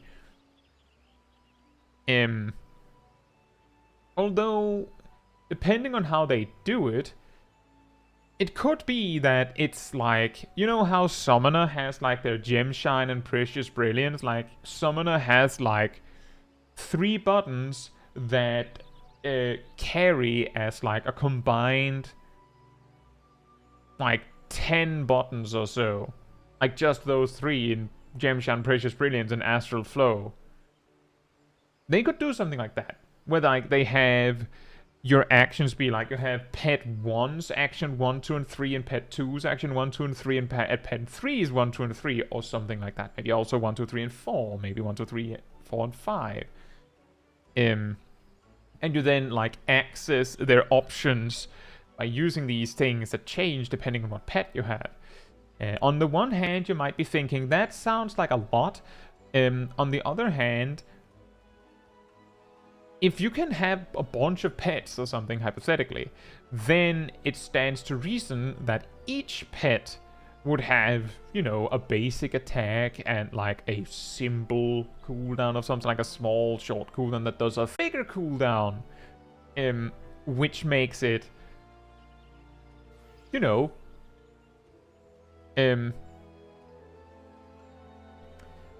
more manageable, because it'll just be like 3 different basic attacks.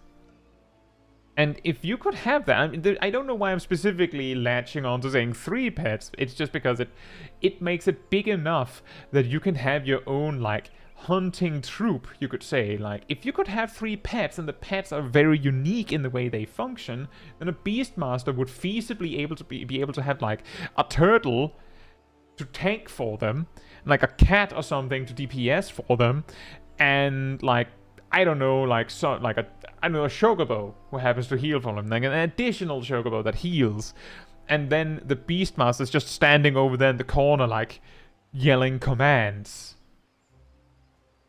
That would be really cool, but as some people are probably thinking, that sounds like an enormous amount of jank. Like an enormous amount of jank. This literally just sounds like Pokemon. In a way, except that would be like a triple battle, right? And yeah, each pet would then have to have its own potency.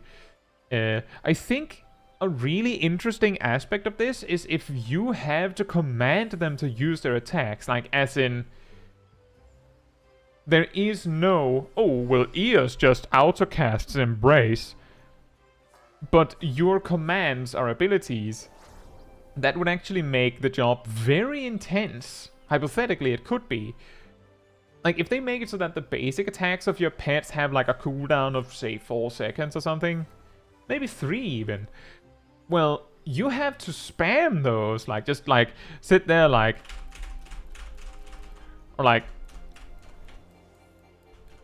to, like, weave them when they come off cooldown. And they're like, oh, I need to use this specific cooldown and things like that. And you have to weave that as well. So, like, you actually are completely invested in, like, spamming your buttons to do the things that you need to do.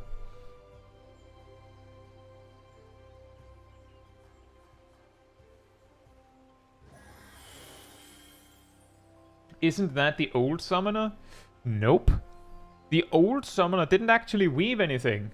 Before Shadowbringers, the pet actions were actually on a separate hotbar, and I don't think I have access to it here because I don't have a pet. But under the pet actions, there was the there were different. I believe Steady was the one that allowed you to choose, and we actually talked about Steady a few weeks ago on the Discord community server. Allowed you to control when the pet uses its actions beyond, like, a basic attack. Where if you just used Sick or something like that, then the pet just went blah blah blah blah blah and used every single cooldown it had except Enkindle. But you could command what actions a pet did simply by clicking the button on its hotbar, and that didn't cost you anything, not even a weave. In Shadowbringers, they moved all of the pet actions off the pet hotbar, which then made the pet hotbar completely pointless. They also removed the ability for the pet to use any of these actions on its own, again making the hotbar pointless, and then gave you the... what are they called? Eggy something? Eggy Assault 1 and 2.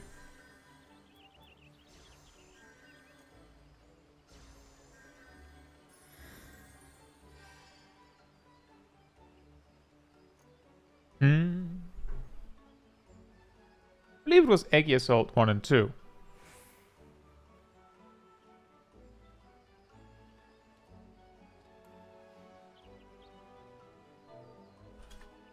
Am I still here?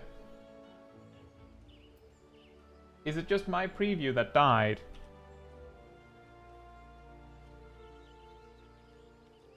Yeah, it looks like it was just my preview that died.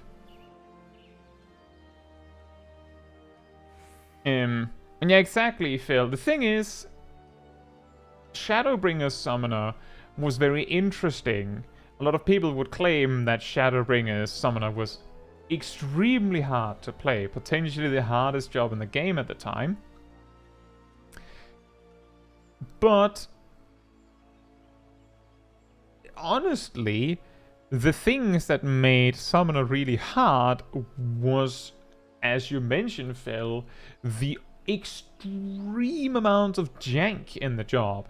Like, a lot of things that allowed you to make mistakes without even realizing it. Like, for example, just for starters, you go into a Savage boss fight, for example, right? Or an Extreme or something. If it's a single target fight, then you're using Ifrit, because it was the single target pet, but Ifrit is melee. Which means that when you pull the boss, Ifrit will be like, run over to the boss, and then, and you're using your Eggy Assaults immediately, because they actually gave you, you know, the buff that allows you to use Ruin 4? Yeah, it gave that, and you could have 4 of them, and you needed those for the Bahamut phase to do maximum damage, because Bahamut was janky, and you needed to do this fast because raid buffs. And now you could already, this actually meant that at 0 seconds in the fight, if you actually saw Ifrit run across the arena over to the boss, you had already lost DPS. That quickly you had made a mistake. The instant the boss is pulled, you failed. Which is what Phil is also saying. You had to place your pet in front of the boss. The pet didn't have a health bar and so no aggro capacity, so the pet could just stand on the boss, and that was fine. That's also how EOS works nowadays, right? But that still meant you had to do that.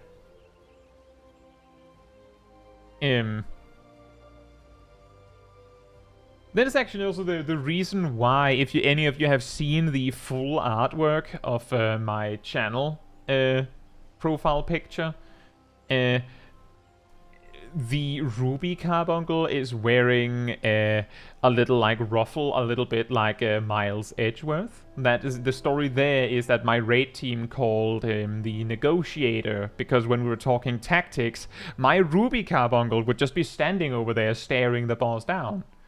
We said that they were negotiating. And that was the reason why I was doing so much damage, because the boss had because my Kabi had negotiated a better deal on my damage or something. Because it spent so much time over there. And that's it.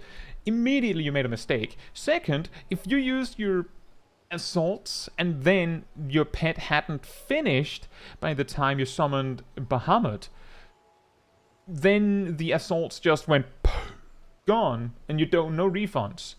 And the reason why Bahamut was weird is because the way Bahamut worked back then is every time you attacked, Bahamut attacked. That also applied to Phoenix, by the way. And the reason why that's important is because they attacked when your attack finished. So that meant that if you were casting Ruin, which back then had a 2.5 second cast time, no space for weaving, then your final Ruin cast during Bahamut would be cast, and Bahamut would be like, shoot out their worm wave, and then disappear as the attack was flying at the enemy, which is what we call ghosting, and means that it does 0 damage.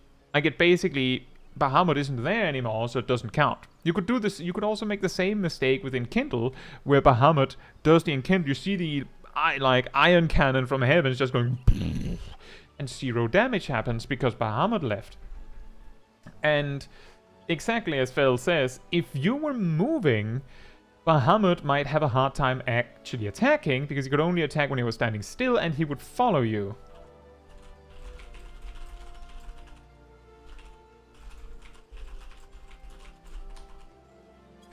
And that's the same thing with Phoenix. With Bahamut, it was a little less problematic, specifically because you would be spamming Ruin 3 for the first half, which you couldn't move anyway, right? So you just stand there, but in the last half, you would use Ruin 4 repeatedly to make sure that, like, your casts came out as quickly as possible, so that you didn't, like, so that Wormwave didn't get ghosted. In Phoenix, this was less of an issue, but then the turret thing that Fel mentioned became more of an issue, because the reason why it wasn't a problem in Phoenix is because the two attacks that Phoenix has now, you know, the Fountain of Fire and Purgatory of Flame or something, or Brand of Purgatory, the way it worked in Shadowbringers is that you used Fountain, which then boosted the damage of Brand, and they were both instant, so it just went Fountain, Brand, Fountain, Brand, Fountain, Brand, Fountain, Brand, because you could do 4 sets. It also had an effect where Summoner didn't care that much for spell speed, because you'd need 10 GZDs in Phoenix for it to matter. I believe it was 8 at least. You'd need a pair of extra GZDs. Not one would be enough, it would require 2. So you needed an obscene amount of spell speed for it to even be possible to be relevant. I mean, it wasn't your Caint, yeah, actually, yes, Gazel, it was the Caint in the same way as Black Mage Ley Lines. Yeah, that is true. And now, the thing is, the reason why this made Summoner difficult is because this meant that the mistakes you were making cost you damage you didn't even realize you were losing. Because the game was awkward. And then there's Tri-Disaster. Every time you use Dreadworm Trance or Firebird Trance, which came up around every minute, I believe it was like 55 seconds, Tri-Disaster reset its cooldown, and Tri-Disaster's natural cooldown was 50 seconds, which meant in your opener, you could apply with Tri-Disaster, go into Dreadworm Trance, and then right as Bahamut left approximately, Tri-Disaster again. Naturally. Or, well, no, wait, no. The Tri-Disaster from Dreadworm Trance, and then as you got into Firebird Trance, you could just perfectly reapply your dots with Tri-Disaster again. And then you had to apply them manually 30 seconds later then. Which then enabled you to use Tri-Disaster naturally, Dreadworm Trance, Bahamut, Tri-Disaster, Firebird Trance, Tri-Disaster, manual reapplication, natural Tri-Disaster. Like, it was a really weird sequence. And the thing is, if you messed up that order, then it was difficult to fix it without being like, well, now I have to reapply my dots like 2 or 3 times. And this is something that I have talked about in my videos about what makes a job easy and what makes a job difficult. What makes a job difficult sometimes is actually that... What makes a job difficult sometimes is how hard you're punished for making a mistake. If that makes any sense. As in, for example, with Summoner, if you're taking, like, if you're falling behind on your summons for any reason, you can just not summon them and just dump them and just use Bahamut or Phoenix if you need to. Yeah, I don't think we're getting the alliance rate. It seems like it kind of stopped.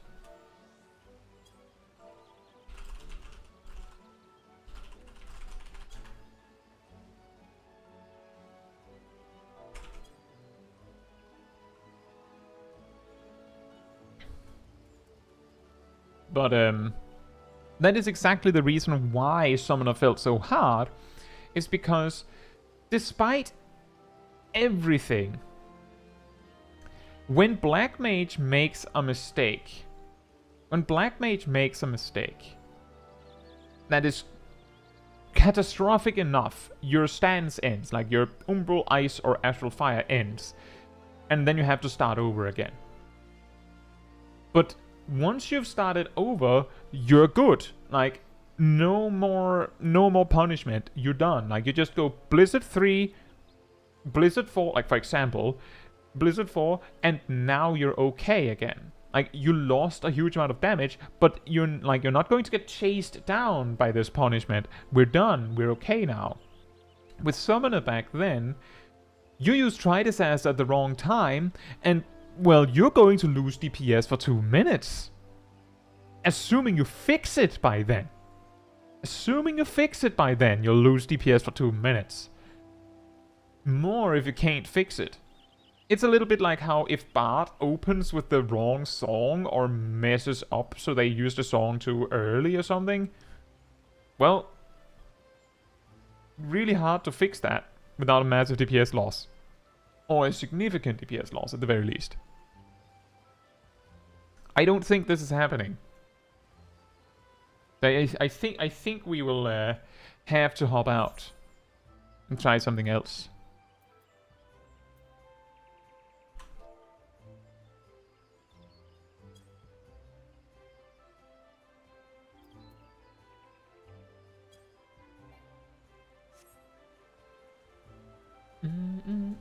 Yeah, probably, Jake. I don't even know if it would have worked if we had like started with it exactly on stream start. But that would be what we would have to try next time. I wonder if it was getting to 24, if it was missing a tank. See, that's the interesting thing, Anolana, because we can't possibly know. That's the weird thing, is that when you're doing a roulette, it just says how close you are.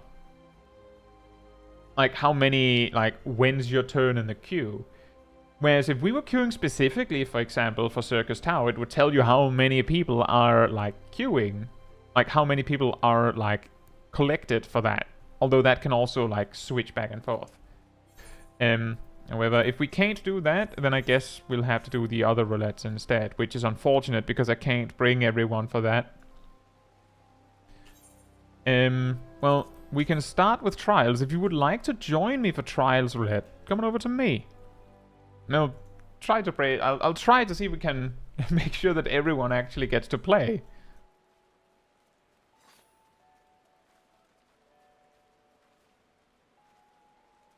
Oh boy. No, the rain has not been here before. So let's see that, and then I see it. Ilya, I think, hasn't been along before. We'll do this. Wait. All right, I was like, did I? We're only 7. Can I bring one more? Nope. No. You think it would be easy?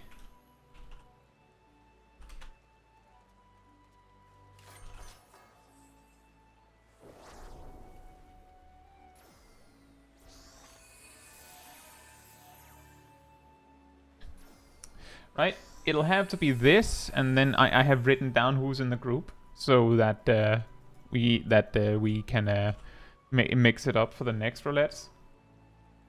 Alright, Cash, enjoy your day.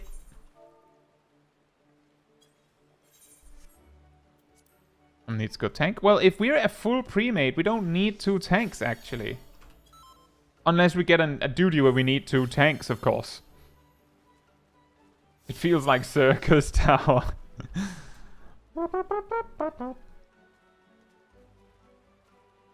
It's not a bad idea to have 2 tanks. I don't know if there's any A Realm Reborn duties where this would actually be a problem. Actually, maybe that one would be annoying.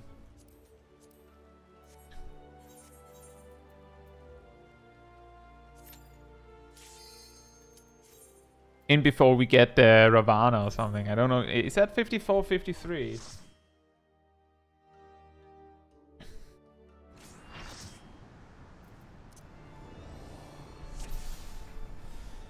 Alright, Lexi. Enjoy your day.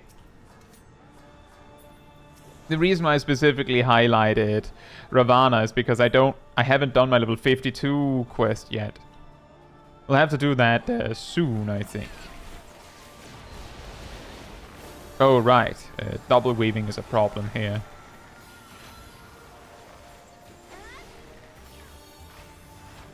And late weaving. Oh. Come on down. Thank you.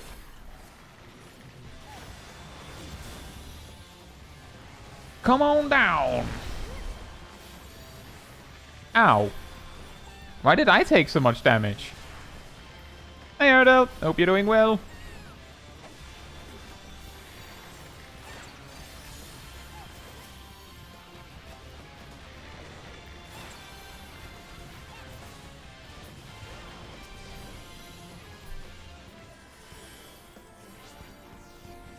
I suppose I didn't dodge.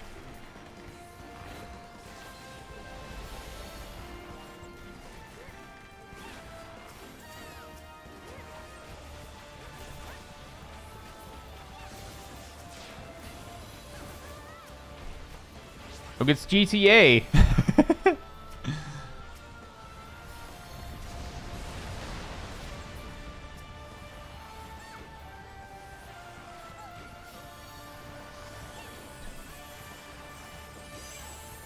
You don't dodge there. I feel like it's not normal that you take 90% of your HP in damage, though. That's what surprised me.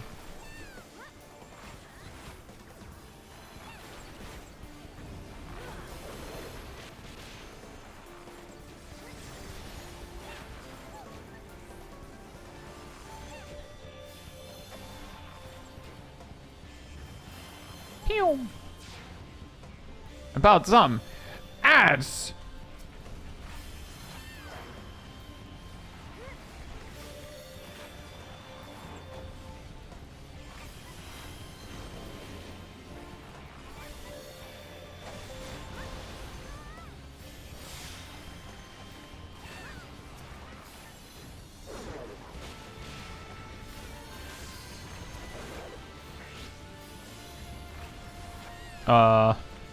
Chaos ensues promptly.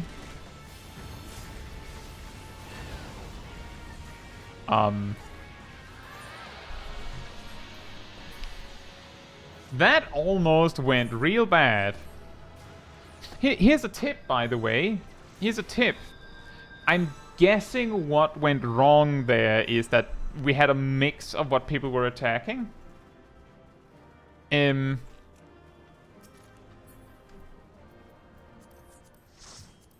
When the ads are up, the boss does more damage and heals, but notably does not take less damage, which means that the way that people usually deal with this boss is that they just attack the boss. And if everyone just completely blocks out the ads and just nukes the boss, usually the boss dies before it becomes a problem. I'm not saying that we necessarily made a mistake, but the reason why it went really, really wrong is because some of us were probably focusing the boss, and some of us was not focusing the boss, which meant that what instead happened is that the boss was just healing slower. Instead of dying. So that, like, possibly half of our raid was just doing essentially nothing while the ads were going on a rampage, and then one of the tanks died. Which is interestingly, I noticed that the stun was actually removable with Isuna. So we could have done that.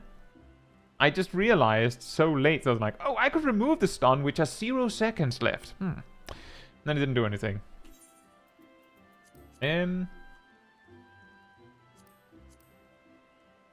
Well, we can do MSQ roulette and 50, 60, 70, 80 before I need to do the job quest. Let me do this. And then let's say if you want to join me for 5, 6, 7, 8, come on over to me. Yeah, exactly. 0 second dispel. Haha, you're not stunned anymore. Well, not that it really matters now, does it?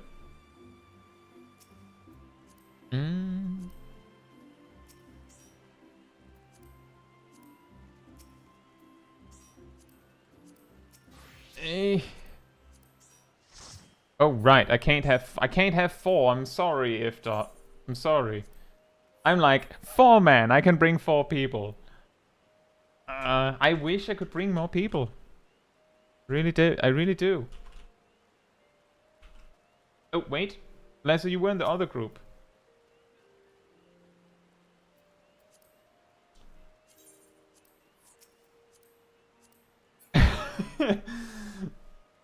I'm taking notes. I'm just not reading them apparently.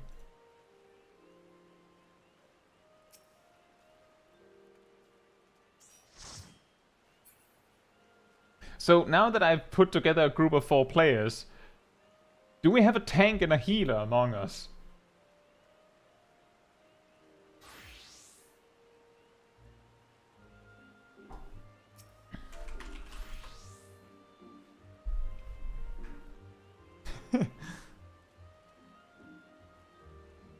Yeah, Axel, I'm guessing you're a Vandal? Hope you're doing well.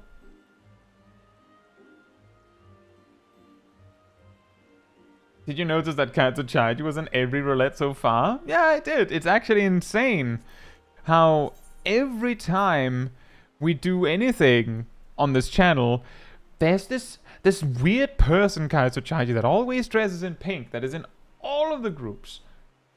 Every single group. It's really, really unfair that they get so much screen time, isn't it?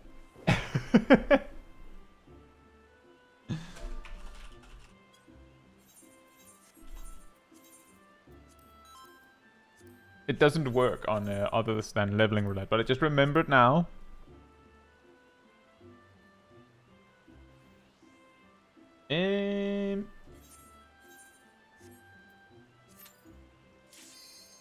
We're getting...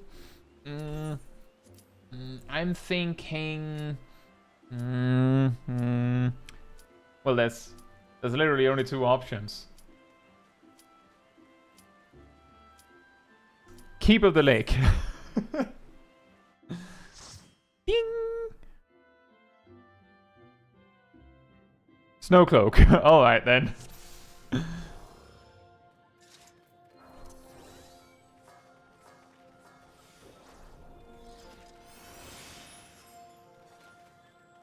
Oh boy.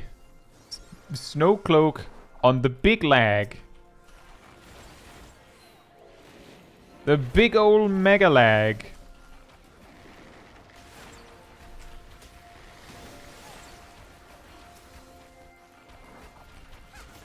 Ultra lag.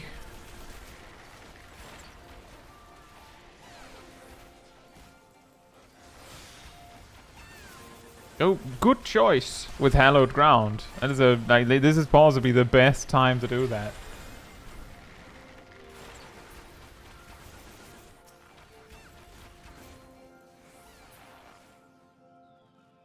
I don't think that's possible, Philippe. I'm genuinely certain that that's not possible. It is, however, possible if you had the quest at some point.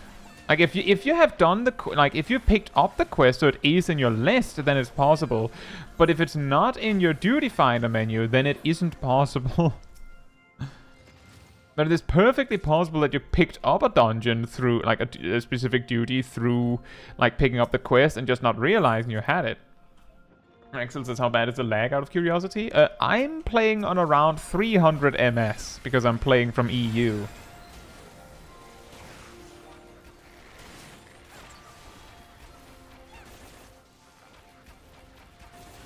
And the key here is that in terms of like how it feels in Final Fantasy XIV, because of how animation locking works, that it doubled, like it like double dips on your latency.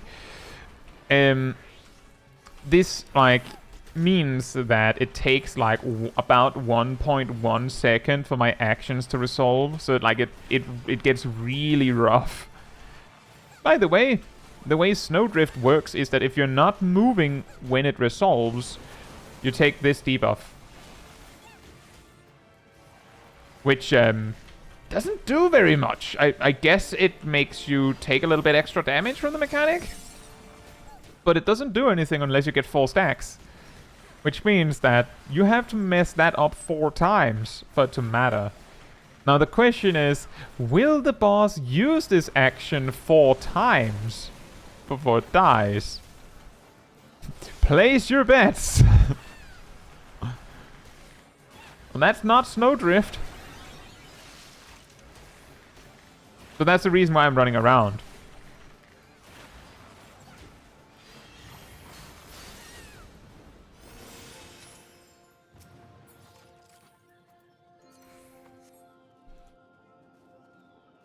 Oh yeah, I could imagine so, Axel. But the thing is, like, if I'm playing something, like, if I'm doing something that is genuinely difficult in Final Fantasy XIV, then I'll probably really want to be on, like, my home data center, or doing content where it really matters. But for me right now, at least, I'm choosing between being able to play with all of you and having a good connection. And at least on Smol Caetsu streams, I want to choose you all. Even if it makes it harder for me. It's not that bad. I just need to remember that I can't double weave. And I can't late weave at all. And then it kind of works. And actually, Philippe, that is very possible. I've had people have that exact experience. You know what's extra funny when you do that? Is that if you abandoned the quest, but you already unlocked the duty, when you then do the duty, it doesn't, you know, give the completion or anything. You have to go and pick up the quest again first.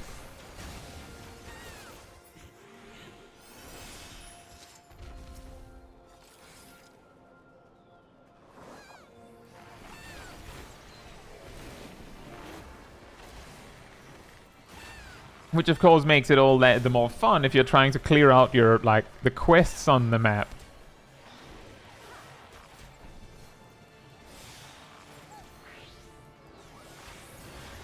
The hardest part here with Bard, I feel, is if I want to use Barrage, I have to use Heavy Shot. See if I get the straight shot. Wow, my character really crazied out there. It looked like only my legs were jumping.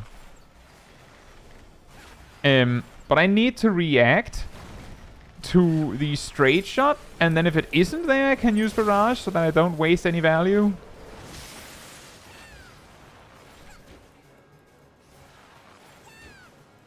Thank you, Axel.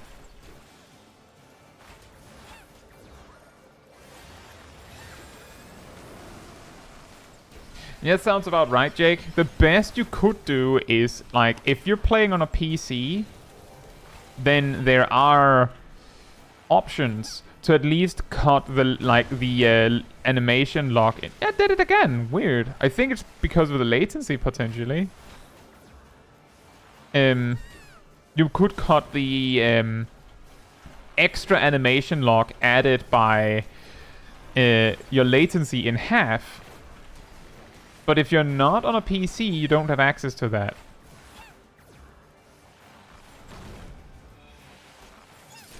Fire Mage procs.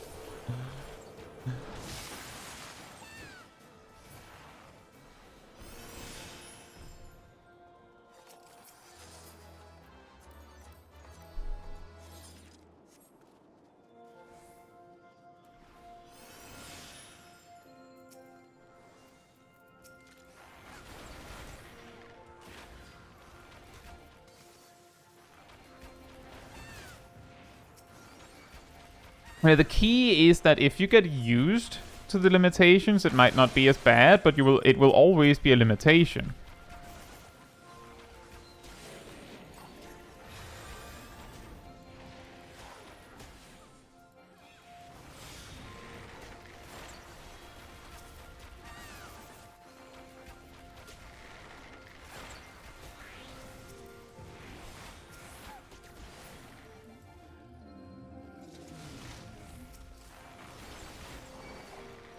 But a VPN is also a pretty good solution. I don't know how much it helps you specifically, but it certainly, like, it helps. Uh-oh. I didn't step in that, apparently.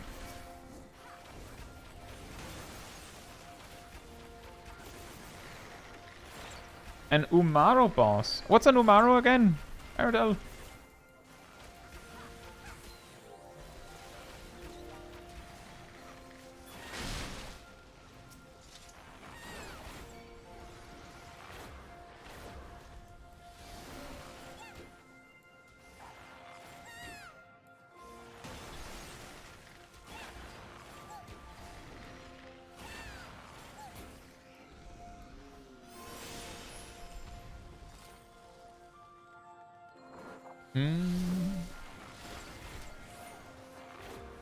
You can double weave just fine, it'll just make you clip. That's the definition of not able to double weave. Oh, you can double weave. You just the thing that you don't want to happen as a result will just happen. So oh, this is going to hurt.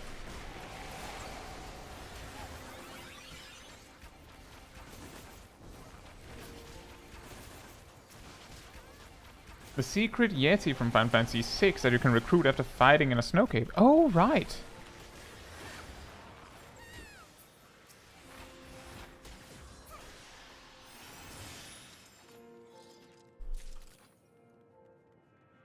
Oh, right. The door.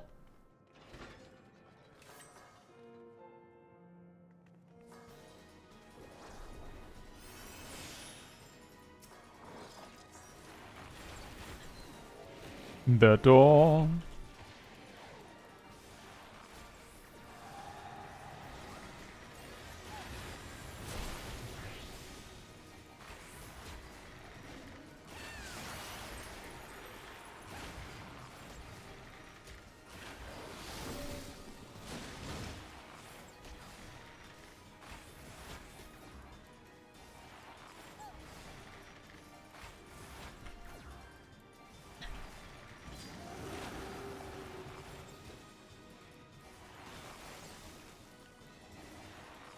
Hey D, hope you're doing well.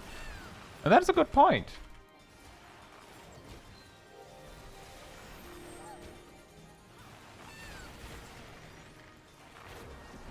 The Yeti being the equivalent of like a berserker or a barbarian. Now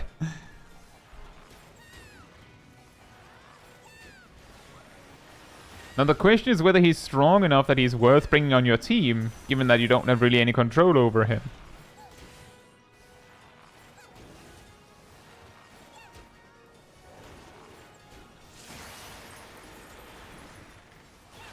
How about some more crystal? It just occurred to me now that we could have used LB in the pack before.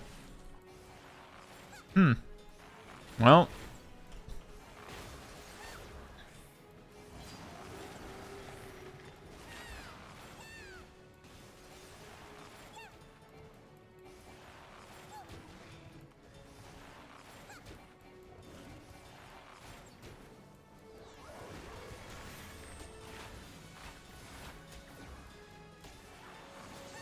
Pew! Pew! Pew! Pew!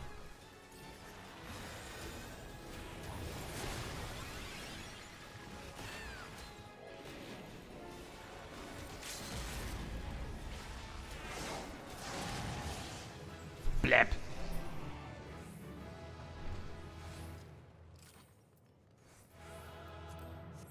Just sad that you can't have them learn Ultima to spam it like any other character on that game. Oh yeah, I suppose that's true.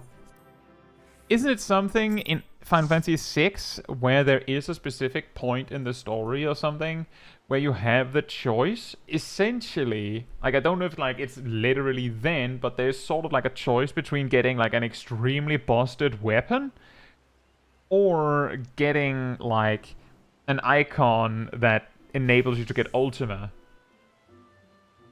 And because of the way that the icons work, if you grind enough, I mean, technically everyone can get Ultima.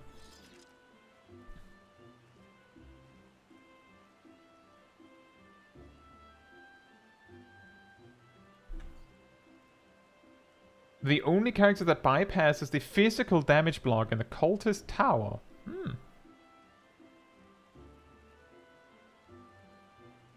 I'm guessing that the group 2 hasn't exited yet. In that case, I will be right back while we wait for them.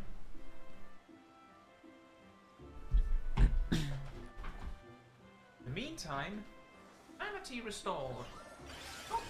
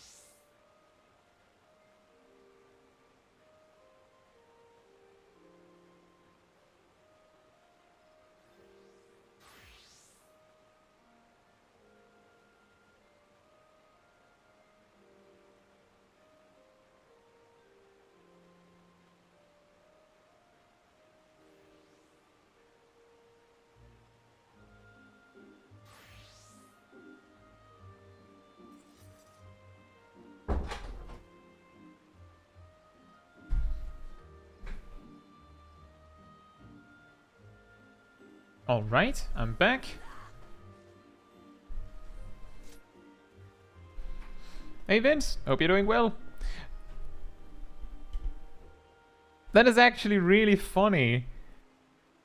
In the Cultist Tower, you cannot attack with physical attacks normally. So it doesn't matter that the cultists are weak to physical damage, but you can just bring Umaro and it'll just punch them silly.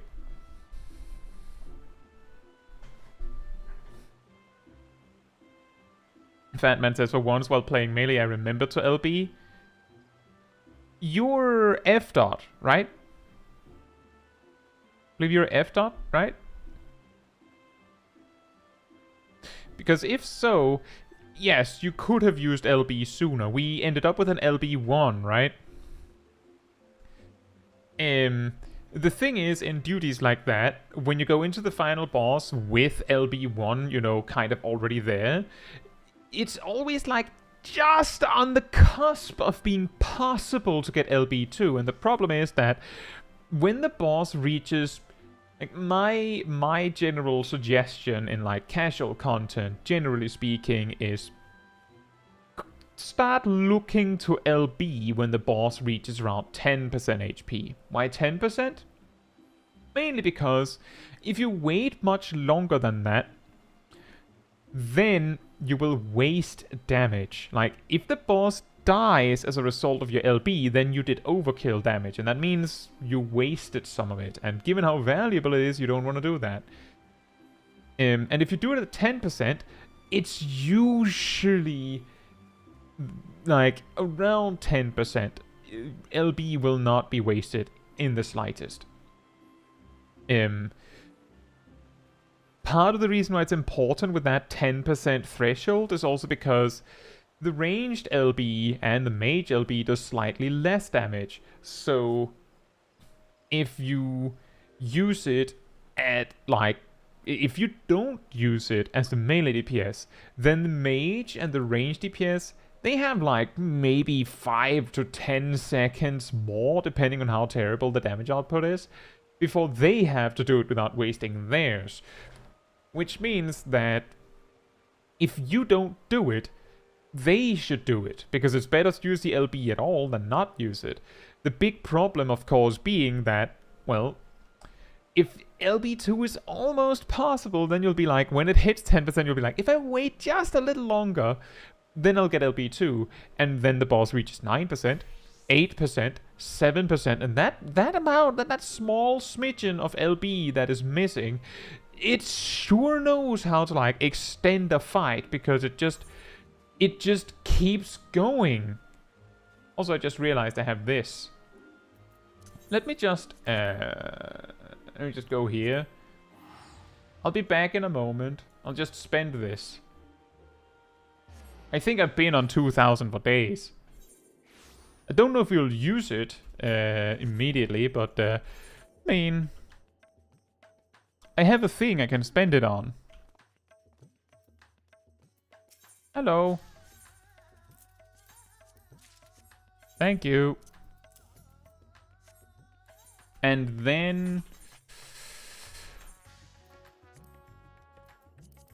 we already had a full set of Crypt Lurker gear, right?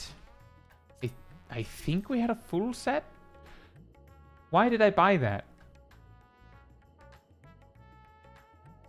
Well, I have it now, so there. It would probably make sense to buy like a level 60 weapon. Oh, same, Fatman. That's exactly the reason why I'm saying just 10%, and then you just let it rip. Isn't the rain for crafted gear upgrading? Correct.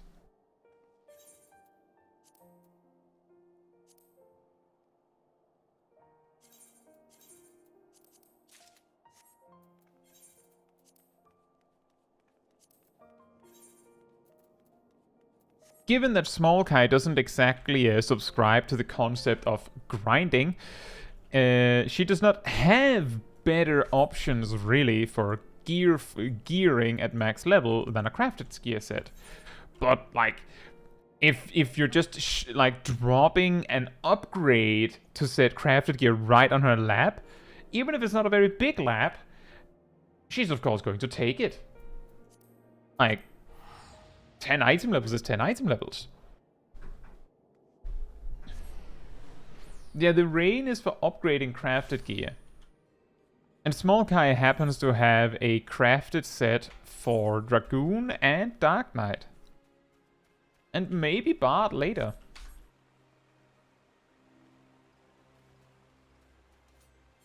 I just don't want to waste it by just like sitting at cap, and then in a month or something, I'll be like, man, if only I could upgrade my gear.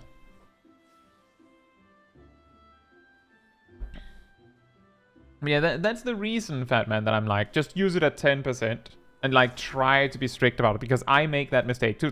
When I'm the melee DPS, I make the mistake in two different ways. The first one, which is way more prominent for me, is I forget limit break exists because usually I'm the tank or the healer. The second mistake being the, well, we almost have LB too. Maybe it's worth waiting for.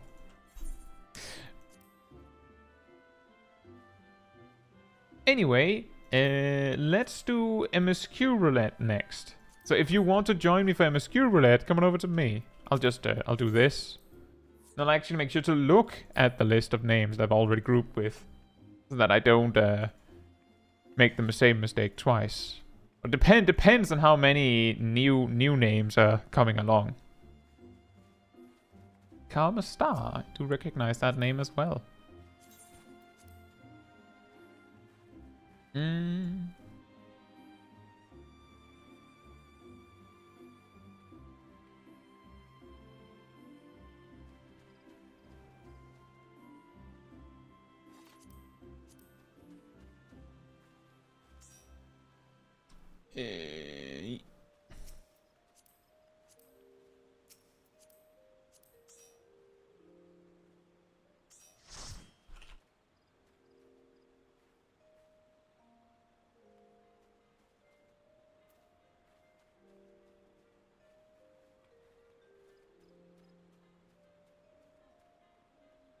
Used LBS magic DPS on on the trash pack the other day. Well, that is optimal in in a dungeon duty, that is optimal.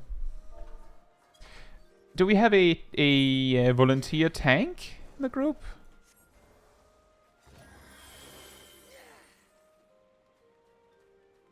Felipe says, so in O11N you usually get LB3 during the level checker phase. I guess it's to use it on it, but it never seems necessary, so we usually don't LB. That makes sense.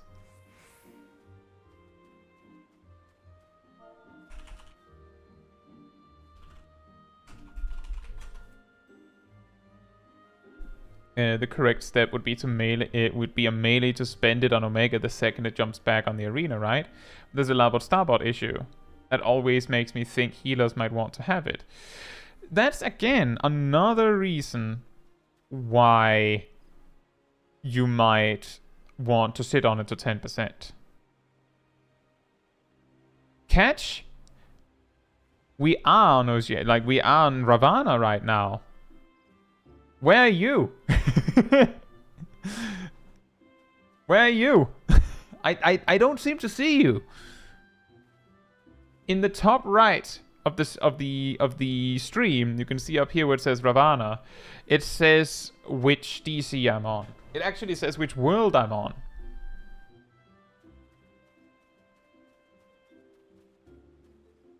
There's some dialogue that suggests that tank LB3 was recommended once upon a time. I think it might be possible that that was recommended at some point, yeah.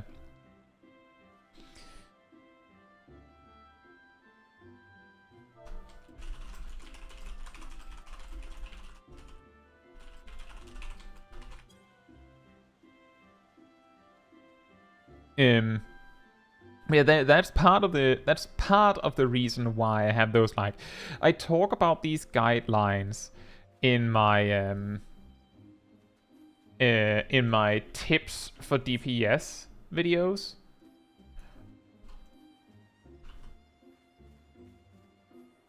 Where I talk about, well, you might want to like use your LB at this time, and part of the reasoning for setting these guidelines of use your LB at this point is in a dungeon.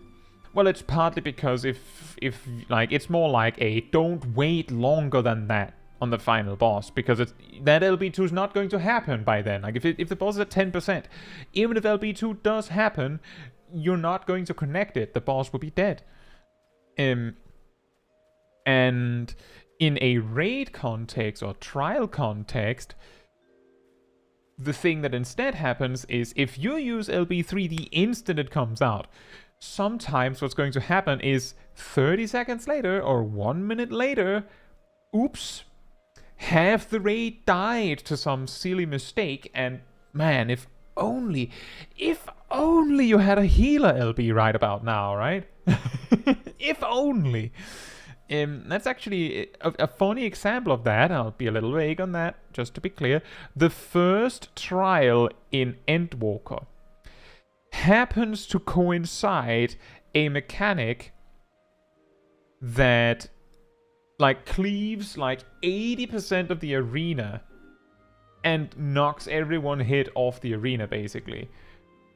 Right after LB3, if you use it immediately when you get it. And for some reason, like, it's not the first time that mechanic happens,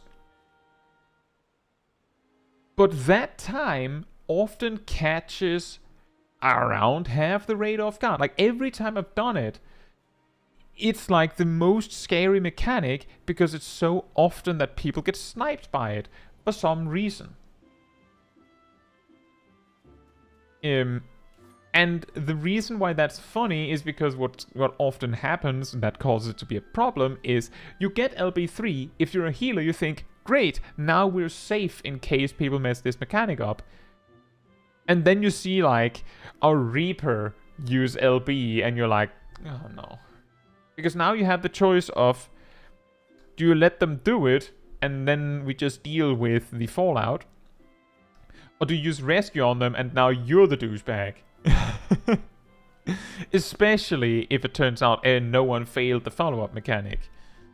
Because that's also a possibility that everyone dodges and now you denied the LB3 for nothing.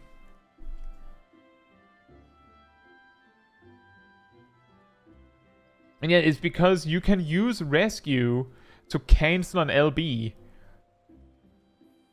I can't remember, I'm pretty sure. Like, actually, I'm not 100%. I think the LB cast time for like melee DPS is like 5 seconds.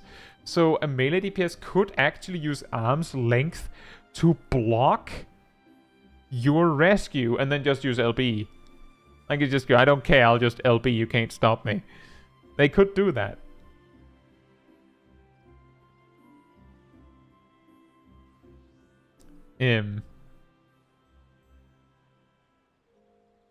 Rescuing them from improper LB usage.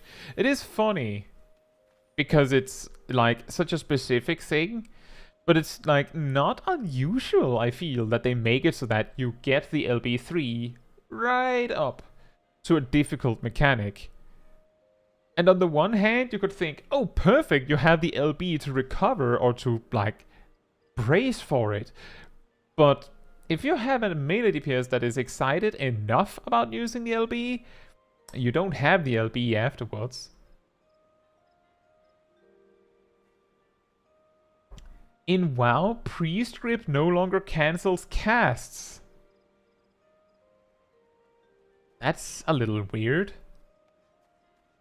I can see why. I can see the logic why, because you're just grabbing the person over to you. That doesn't prevent them from, like, continuing their spell cast, but other knockbacks cancel your cast. It's a little strange that they let it work like that. I guess in WoW that people used it to troll with too much. But I personally, I don't feel like it's a mistake that you can use rescue to cancel something. Oh, I've reached my quota of 7 friend requests, apparently. Smol Caetsu cannot send any more invites. You'll have to send me a friend request.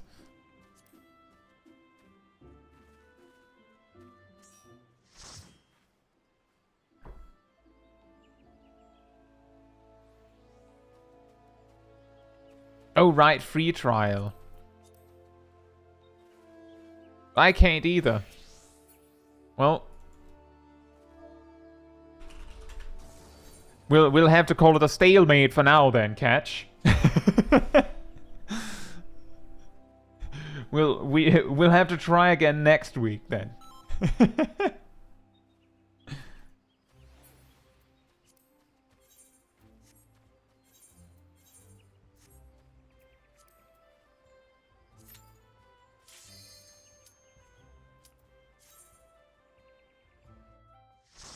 Which one are we getting?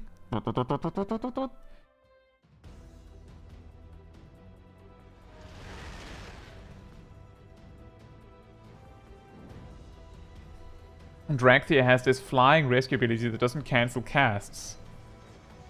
Oh yeah, that makes sense. That one is also a little weird. Oh yeah! Right, and you disconnected. Well, keep that in mind, everyone. Catch disconnected.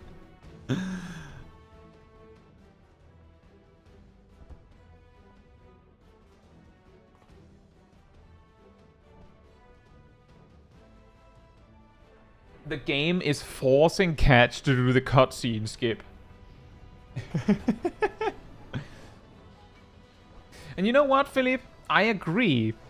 I think it would actually be very good, because I've seen a lot of people that started on Final Fantasy XIV basically during the final raid tier, and some of them have reached, you know, end game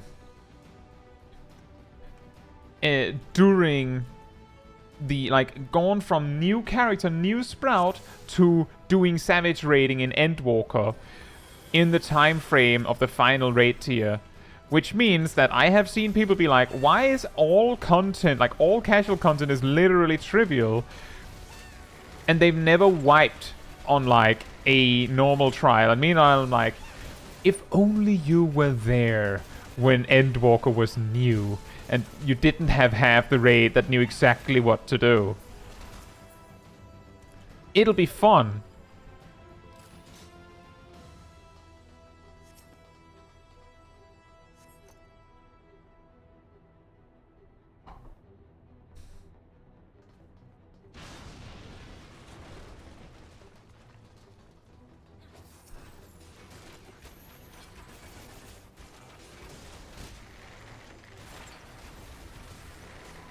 Oh yeah, Girian, absolutely. I believe we're like closing in on a year with this raid tier.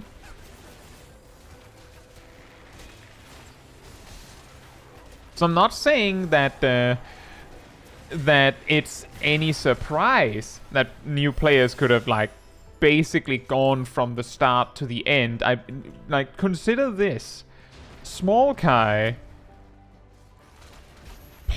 is a character that I play around 6 hours a week.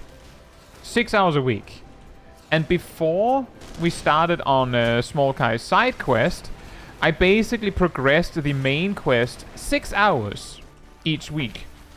Of course, I read all of the cutscenes and I didn't skip anything in the cutscenes, so I was taking it extra slow, and sometimes we just stopped to talk about something. But it still took Smol Kai like around a year, I think. Catch, why are you single targeting the mobs? You should be using Unleash and Stalwart Soul here. Unleash and Stalwart Soul is a DPS gain on 2 targets. It's okay, now you know.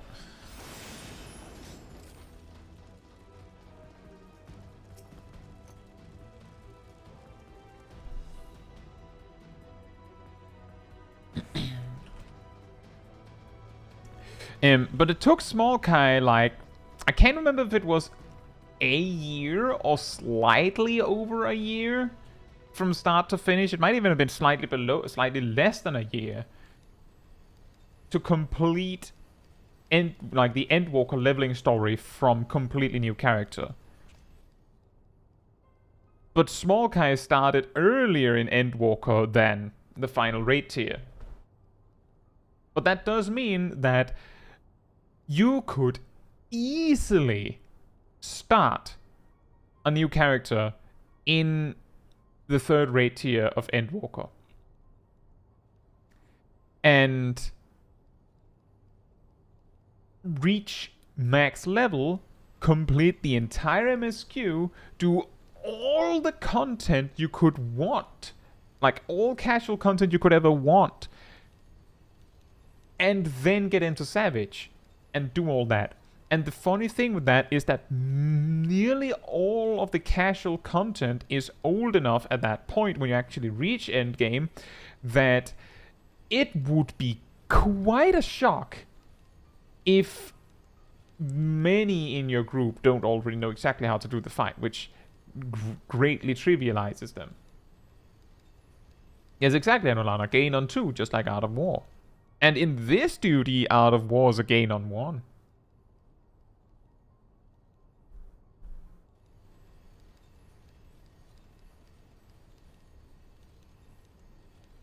Catch says, I had a few people wonder why I'm using AoE attacks. As a Dark Knight? Like in general? I think the important thing to learn from this experience then, Catch, is that... So, the main tip, and I talk about this in my guides, most jobs, 3+ targets AoE is a gain. 3+ targets. There are exceptions where it is 2 targets, but it's usually 3 and above you use AoE. And that's the first thing, and Dark Knight is one of those exceptions with Stalwart Soul. The second thing to keep in mind is that there are, in Final Fantasy XIV in general, a lot of players that think they know how to play well, but don't actually know how to play well. I actually mentioned this in my video about how having a title doesn't mean that you're amazing at the game. The fact that I don't have a Fancy Schmancy Ultimate Legend title or something might give you reason to doubt whether I actually know what I'm doing. But then again, what proof do you have that the person that do have a Fancy Ultimate Legend title actually knows what they're doing, beyond being able to follow a guide from start to finish? And this isn't meant to be like a slight at people that do ultimates. It was just like an example of, it doesn't matter who questions what you're doing in a raid. The question is whether they can actually like back that up with facts. Like if they start to question why you're using AoE attacks when there's literally multiple enemies right there, then your question should be, why are you not using AoE attacks? There are exceptions where the real reason why they're saying why are you using AoE attacks is because that particular fight you can pass quicker by just focusing the boss, for example. But my general advice is just don't take it for granted that the people that give you advice actually know what they're talking about. That is how you get pandemics like the single target Doton.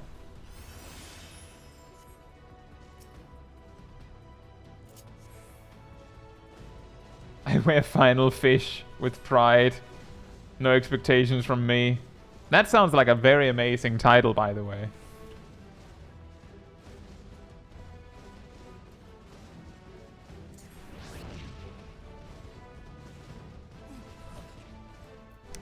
Where did Sid go? I think he just somehow magically followed Gaius down.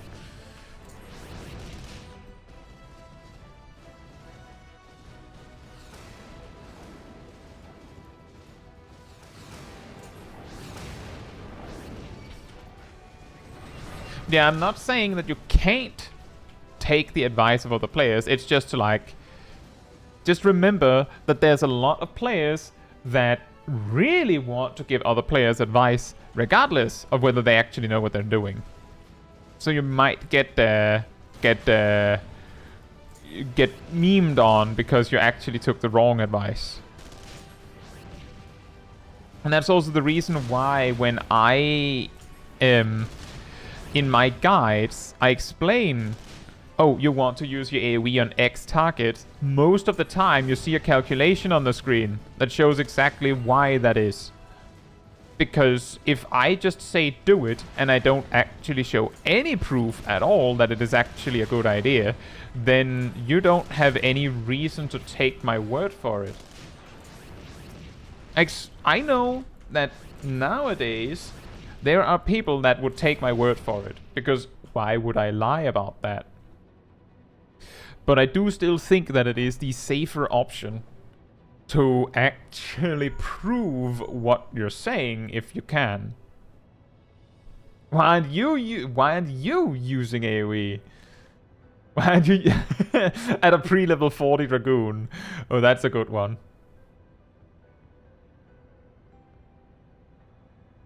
It's okay, Catch. I appreciate that, by the way. I have the advantage of being the big streamer man that can just talk at you while you're doing the duty. So I wasn't expecting you to suddenly respond to me. I'm just like, that's an important subject to discuss. It's not necessarily aimed at you specifically, but just for everyone who's interested in listening. Keep in mind that you can't always trust that the other players in your group actually know what's best for your job. That doesn't mean that you should go, like, be rude about it. But when they ask about something that you know for certain you're right about, just don't take their advice. Exactly, being rude doesn't fix anything. That is correct. Warcraft Traveler says, I mean, when the tank pulls wall to wall and there's about 15 mobs, I don't think there's any calculation to do. Actually, I've met players that genuinely thought that the potency on AoE attacks was spread evenly between the enemies. Which means that if Unleash says it does 100 potency, I think it's 100, or is it 110? Doesn't really matter. And there's 10 mobs, it does 10 potency to each of them. And if that were true, then there would never be a reason to use an AoE attack. And the funny thing is that this kind of assumption... Yes, Yaishka goal is 60. This kind of assumption that, oh, the damage is spread evenly, is actually something that circles back to the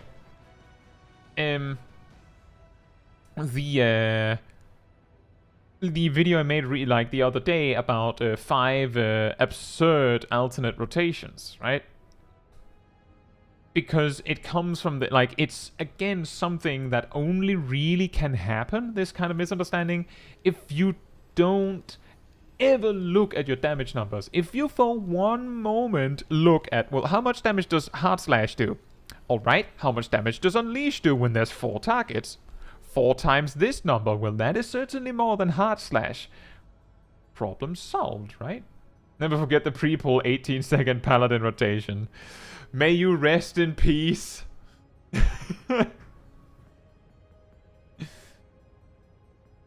Vince says, by the way, for those wondering where Sid went, he stays back when we go to get the armor. Ah. Indeed.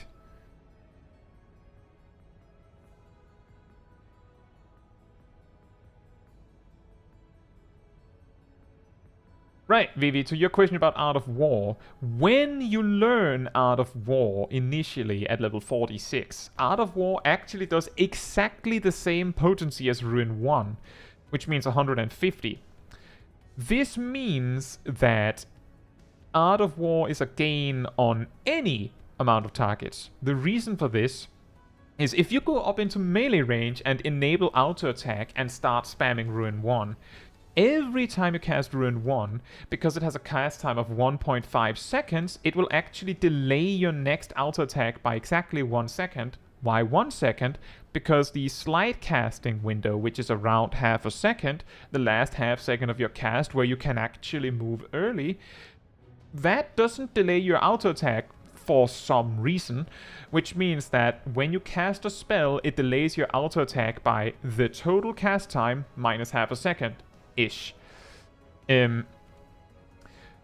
Which means that if you're in melee range spamming Ruin 1, you delay your auto attacks by 1 second per Ruin 1 cast. If you're using Art of War instead, which notably has no cast time, you're not delaying your auto attacks, which means every time you use Art of War instead of Ruin 1 on a single target, you gain a second's worth of auto attack. And this is important because auto attacks are balanced to be around 30 potency per second for physical jobs. So for a paladin, for example, it's worth around 30 potency per second. So if you postpone your auto attacks by 1 second by casting Holy Spirit, you lose around 30 potency.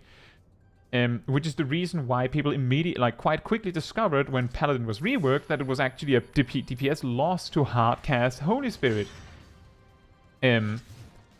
For mages and healers like Scholar and Summoner, their auto attacks scale with strength.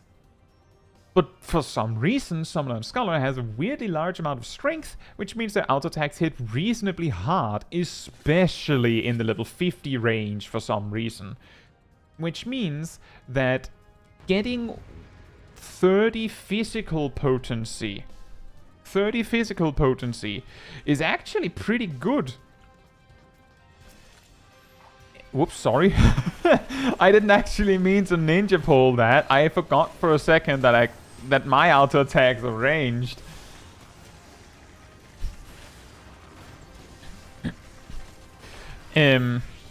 But that's the reason why initially when you learn Art of War, Vidi, that Art of War is a gain on 1. I hope you're still with me so far. Now, this stays true until you learn Broil. Because Broil is like, I think like 220 or 240 potency, something like that. it immediately makes Art of War no longer a gain on 1. And it's a little bit of a shame because it's not like, oh, well, it's kind of still good on 1. It's like it goes from, it's exactly as good as your single target option, so why bother using your single target option, to becoming, well, your single target option is like 50% better now. Which means that for scholars, Art of War is a gain on 1 from level 46 when you learn Art of War to level 53, because at level 54 you learn Broil.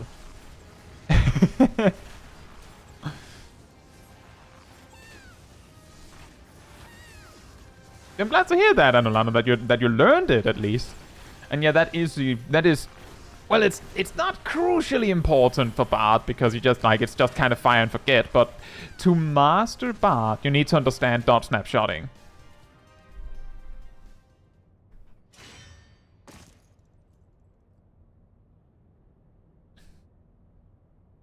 No song window.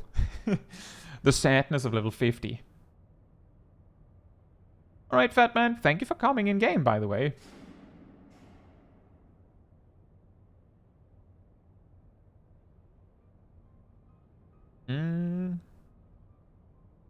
And actually, Vivi, the reason why it's really important to understand these things, for example with Art of War, is based on stories I've heard from other players.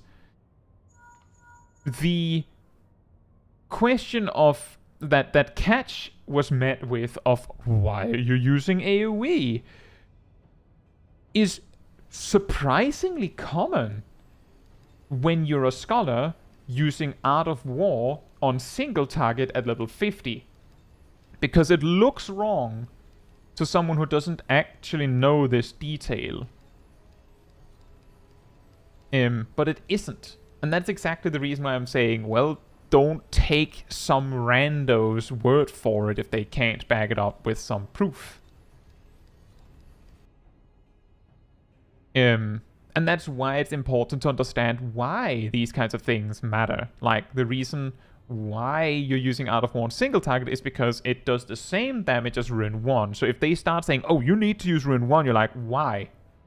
It's the same damage. And if they start talking about, well, it's cheaper, then you're like, can you see my MP bar? can you see it? It's full. Well, that's the important part, is if you understand why you're doing something, then you don't need the explanation. From, like, it doesn't matter what explanation they might have, because you already know the answer. Green says it would be kinda nice if the game ever actually explained how dot potency actually worked. That would actually be very nice.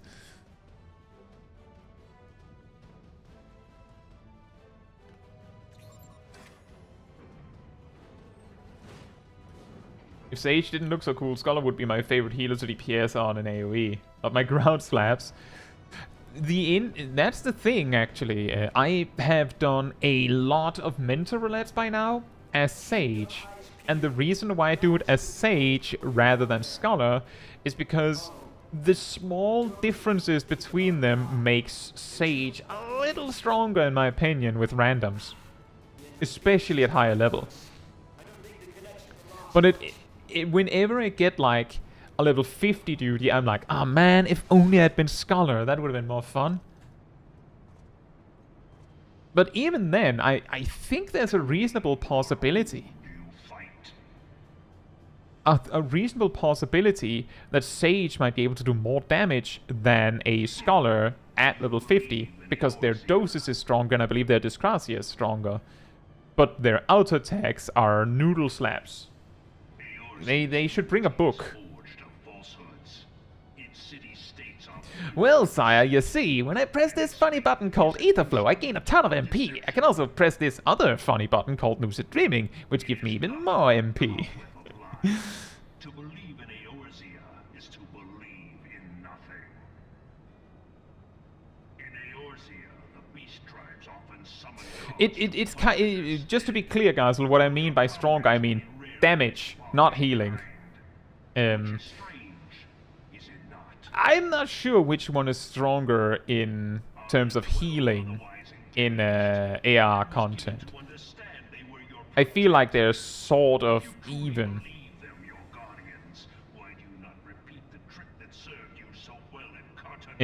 Where Scholar is actually better if things are starting to go real bad, and then Sage might be slightly better if things are going just fine.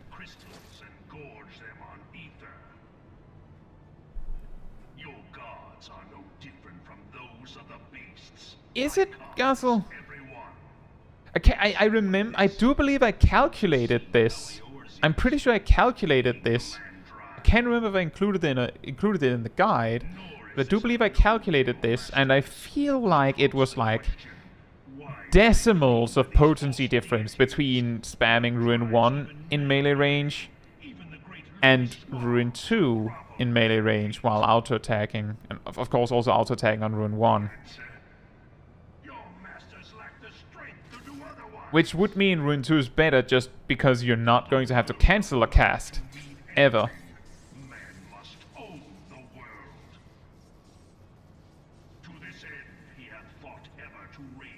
Told me that at first, and of course I did try it out. Fair enough. It is also very difficult to calculate because... Well, it is difficult to calculate, both because your auto attacks are consistent regardless of your regardless of your gear at any given level, but your spells are less so. The more important thing is that you are more mobile with Ruin 2 and more weave space. Good point. And also, if your gear is less than optimal, then basically any numbers that I give in my guides in relation to auto attacks as a scholar or summoner, the relative power difference of your auto attacks will be greater because your strength is fixed, whereas your mind or intelligence is not. You could have gear that gives you more.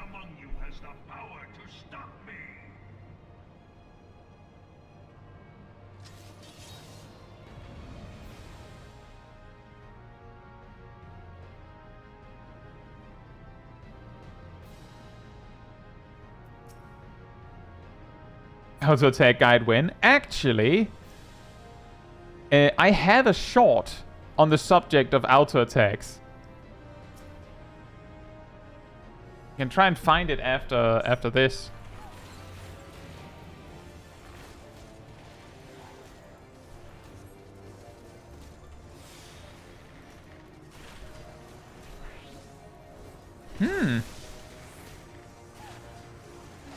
For some reason, I feel like my connection is really good all of a sudden.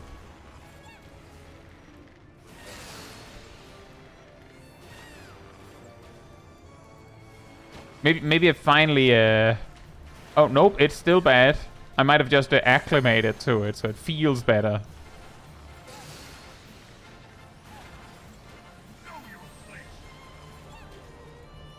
Oh yeah, that's also true, Gazel. The low maximum strength build, which might actually be good for Summoner and Scholar. You lose determination, you're potentially determination directed and crit and spell speed, but you get more book smack damage. Denmark drifted closer to Australia. You're just like floating.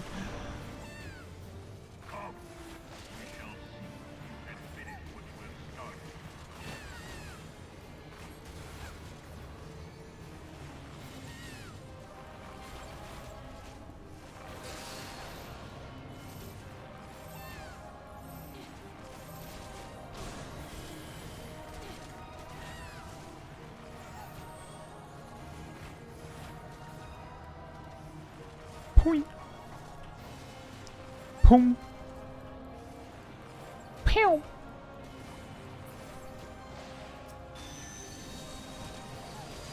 Denmark teleported to New Zealand. Well, you know what's really funny? Zealand is one of the islands in Denmark. One of the islands of Denmark.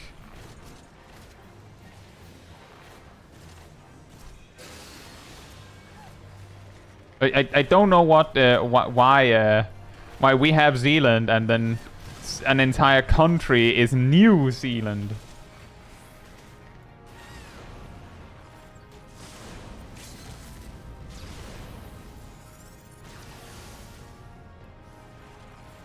Good idea, Orion.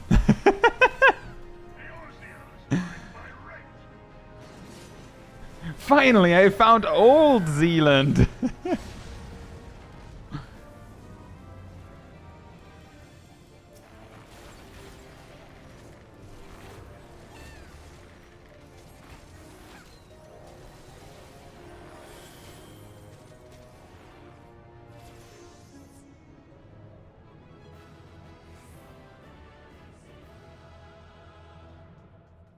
So close to a level up.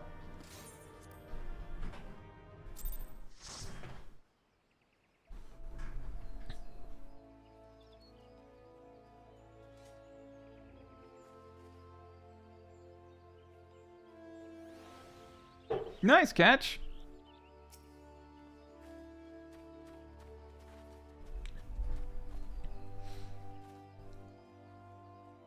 Right. Let me just see here. I don't want to do leveling roulette without having done my job quest, so I will do my job quests next.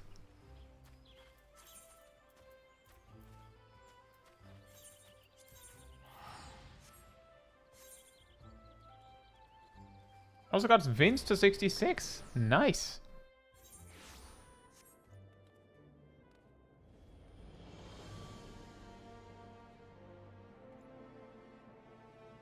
Do your job quests, indeed.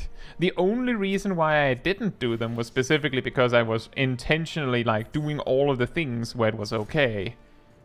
Otherwise I would have done them.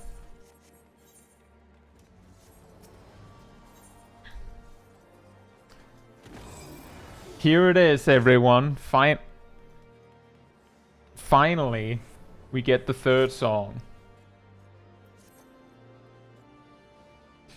Gah, that Gaidelot is worse than useless. Instead of helping with our increase, he spends all his time drinking and wenching. And now his indiscretion is about to get him and us in trouble. The gods see fit to bless him with a gift for song, but what does he do but use it to satisfy his base urges? Pray forgive me my outburst. It is towards Gaidelot and not you that I should be giving vent to my annoyance. Allow me to explain the situation. Apparently a maiden told Gaidelot that her sweetheart is fairer of voice than he. That was enough to throw him into a fit of jealousy, and he rushed out of the city seeking to settle matters with this sweetheart who happens to be a knight. I'm sure you can appreciate how swiftly this could descend into disaster. We must stop Gaidelot before he does something stupid and gets us banished from Ishgard. Please come with me to Falcon's Nest and talk some sense into the fool.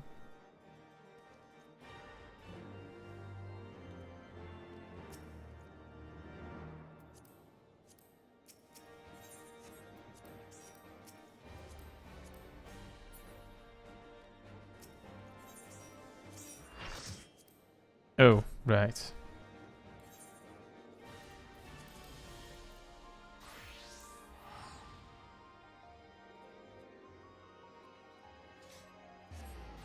Hey, Splitsacular! Hope you're doing well. Of course, Catch, we're doing more dungeons and, not more roulettes and more dungeons, but for now we're doing the job quest. We're a lot of people, so I try to, make sure everyone gets a chance to play along. But you're very welcome to stick around, and you can of course also do other roulettes and duties with other people in the area. That is of course always an option. Oh, right, the book smacks.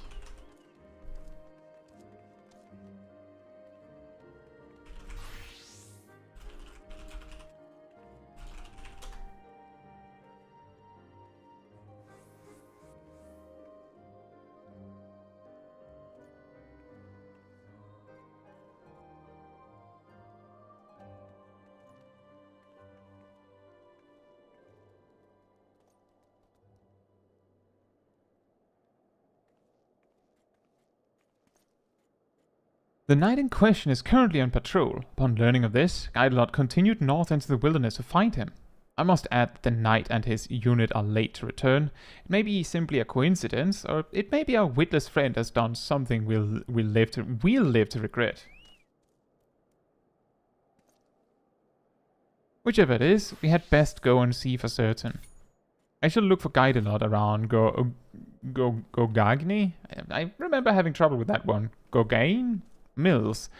Pray focus your search on twin pools to the north and west. You go to the twin pools where there's more mobs. Did me changing to my main scholar remind you of it? I don't know. But it just occurred to me that I had forgotten something at the very least.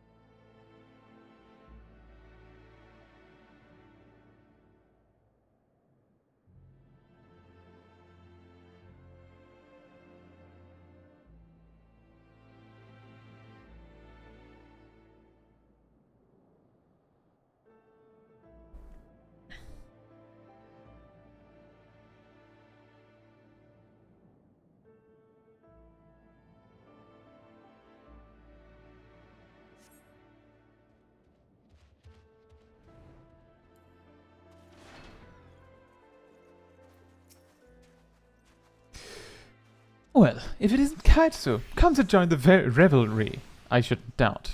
The situation here is under control, but there's plenty more feeds to go around. Why don't you try checking beyond the rock to the north?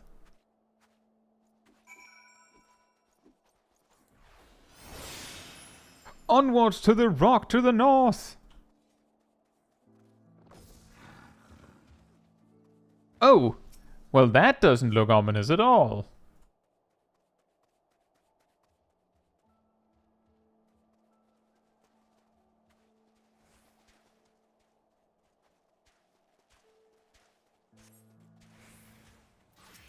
Ah, yes, they were hiding in the snow.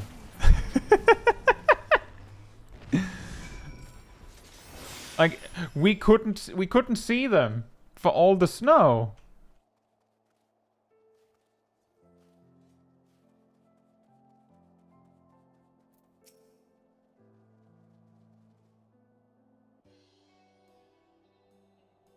Your sense of timing's superb, sister. Late enough to be stylish, but not too late to be useless.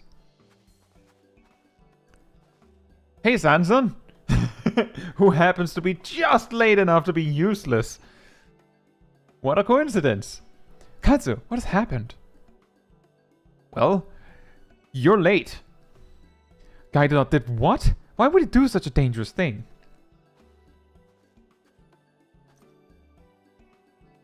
Sir Alaminane. Sir, that looks like a tongue twister. Sir Alaminane, I presume? I've got something here for you. A name day present from your sweetheart.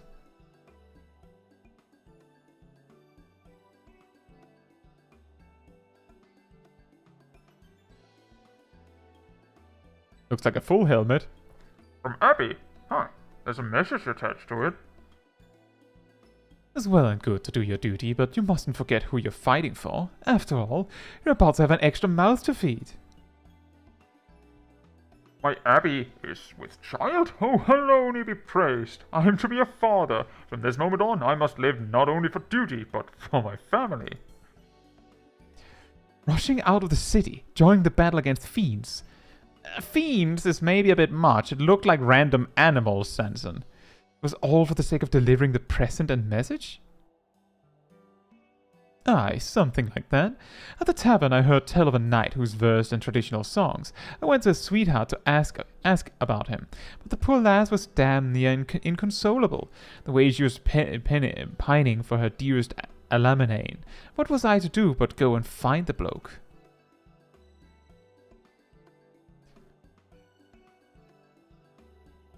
Not only did you bring me the gladdest tidings of my life, in coming to our aid, you most certainly saved it. Besides, I can never repay this debt, but it shall not be for want of effort. Whatever it is you wish to know, I should be glad to assist you. We're searching for a legendary song said to hold the power to bring battles to an end. The Ballad of Oblivion, it is called. Are you perchance familiar with it? I have heard rumors of a woman who sends souls onto the heavens with a song. Perhaps this is the song you seek? I shall look into it and send word shall I learn something.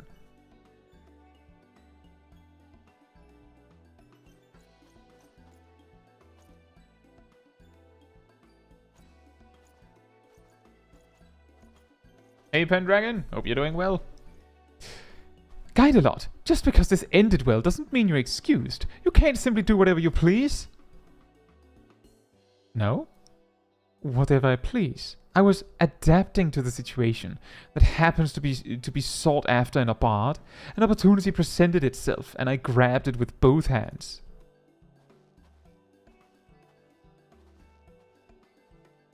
Insufferable man. Brazen though it was, his action did save lives, so I shall overlook his lapse in judgment this once. Let us return to Falcon's Nest. Alright.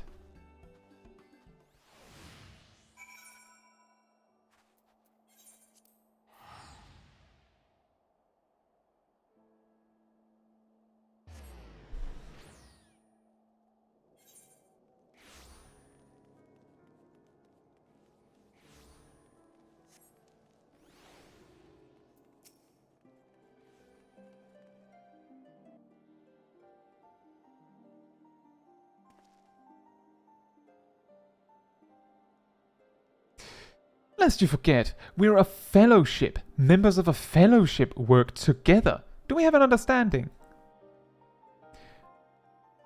Fight not the flow of life's river, for you'll never arrive at the shoals. Give your body and soul to the waters, and Samson the stiff has no soul.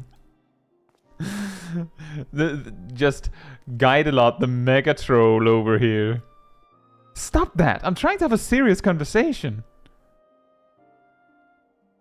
You know nothing, Samson the Stiff. A bard must compose when inspiration takes him. I was trying to capture the virtue of tranquility, and you rudely interrupted me. What about you, my friend? Have recent happenings kindled a verse within your heart? Oh, there I am!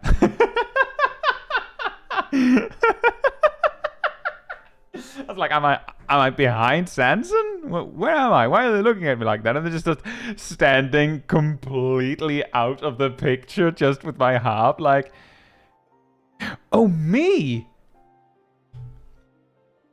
You see, Caemmunity too was moved to compose a lovely little ditty. We're just both memeing on Samson here. Yes, that was very beautiful, but I was talking about what it means to be a fellowship. We have much work to do, and I expect you to do your part, starting with our inquiries. I am inquiring, aren't I? As I've already proven, there's plenty to be learned from the common folk. I'll leave you to deal with your own kind, the stuffy highborn sort.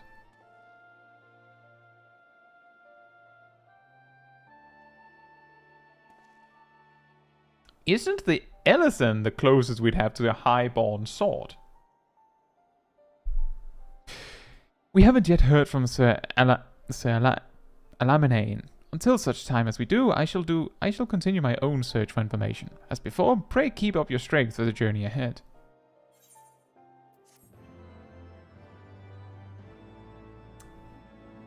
All right.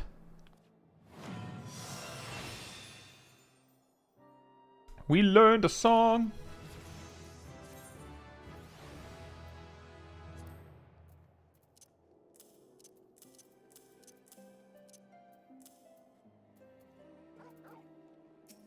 And there's another quest.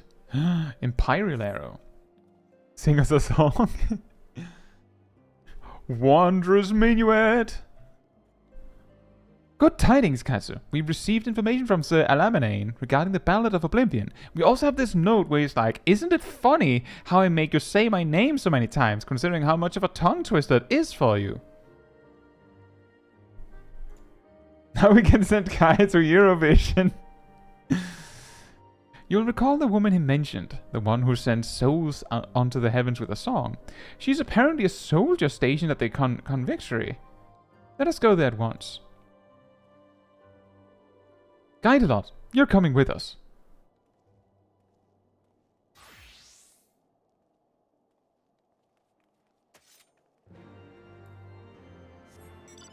That guy already did you for Scene on Smol. Indeed. We've already been there.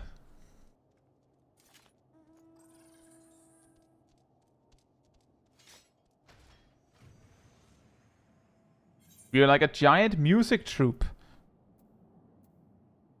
Oh, we also leveled up. Nice.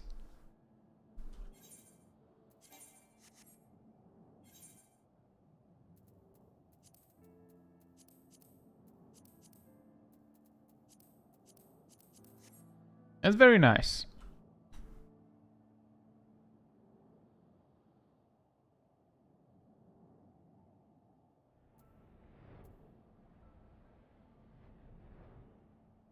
You finally got all the songs. Yeah, level 52. You get all the songs.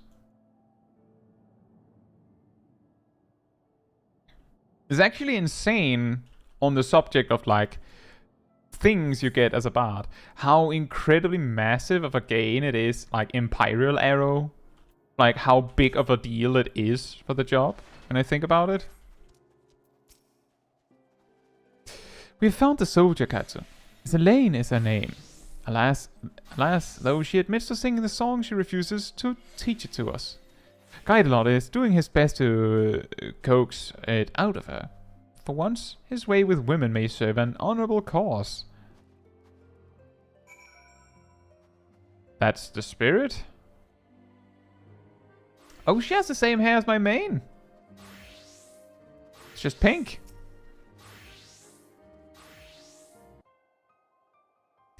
You won't sing for us. I don't have a problem with that, but could you at least tell us why? It helped to ease our disappointment. I'm no bard, just a simple soldier, and it isn't a song I would willingly sing. No? The lady has spoken. Seems to me there's nothing else we can do. You would give up, just like that? We have a duty to accomplish. Begging your pardons, but your comrade gave me to understand that an operation is due to be conducted presently. Aye, dragon numbers are on the rise, and we go to cull them.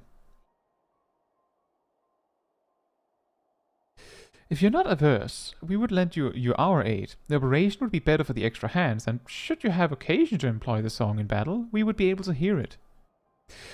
Very well, you may join us, but on one condition. You are to provide our forces with support only. Alright, we have work to do. The operation will take place at Twin Pools, to the north and west. Again, let us present ourselves to the commander and offer him our aid.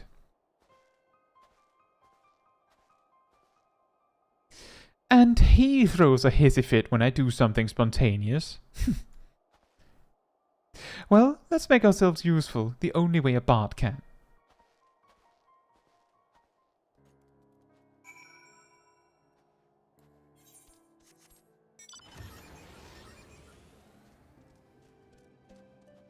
Elaine, the honorary cult member, yeah.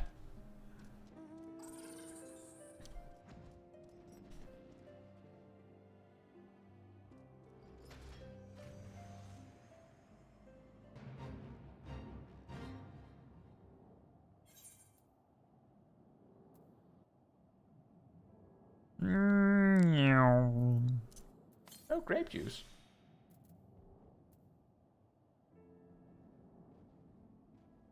It makes me have more HP and get more experience.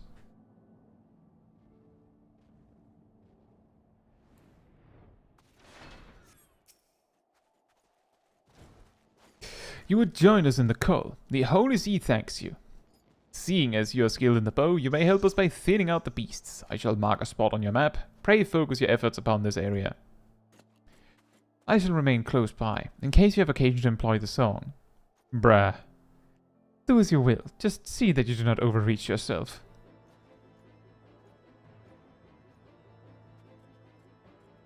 Go to our assigned positions. Do what we always do. Seems straightforward enough.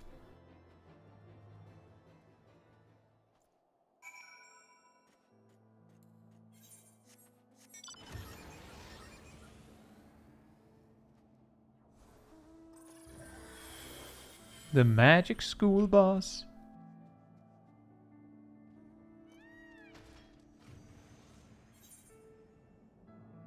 Oh. I feel like we've been here on Dark Knight. Apparently didn't discover this little bit. Oh, looks like there's something to fight.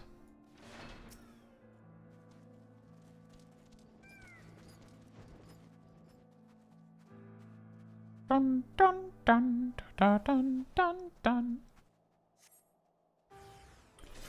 2 dragons. I just couldn't see them for all the snow. There's just so much snow.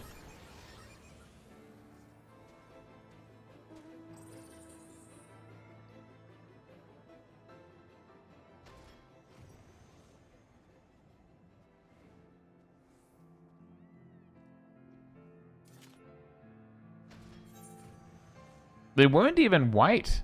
Not that white, at least.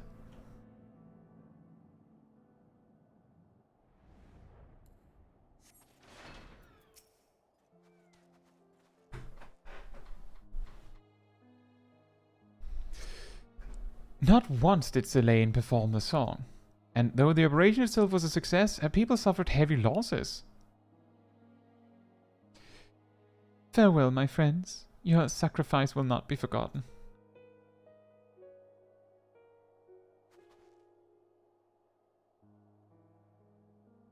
Rest now, O valiant souls, lay down your weary heads, go on to the bosom of the fury, in whose exalted name you bled.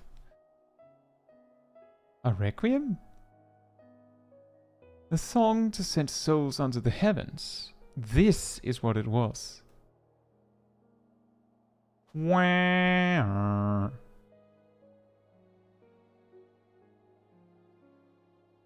I was trying to make you sing a song of mourning. God strike me down for a callous fool.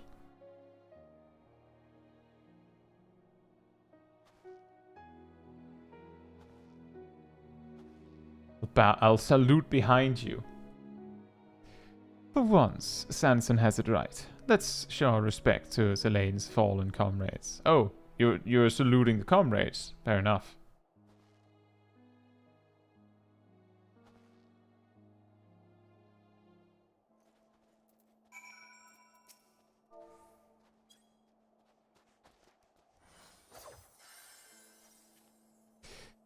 You need not feel bad. The fault is mine for not offering a proper explanation.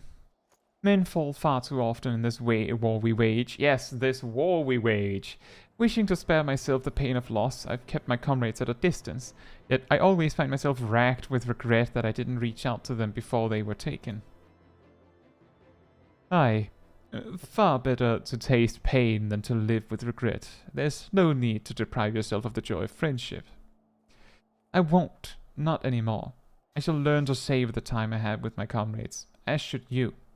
The two of you bicker like an old couple, but life is too short to waste squabbling with your own. So cast aside your differences and have joy of each other's company while you still can. Isn't that right, Sanson?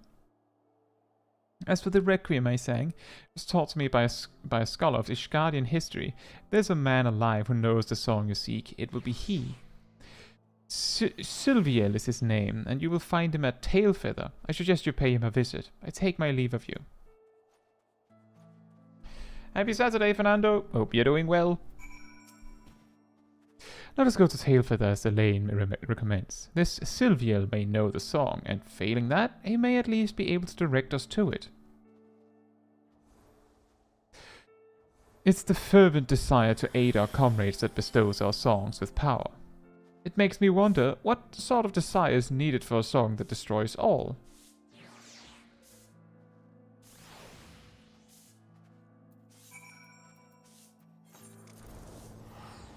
Good point.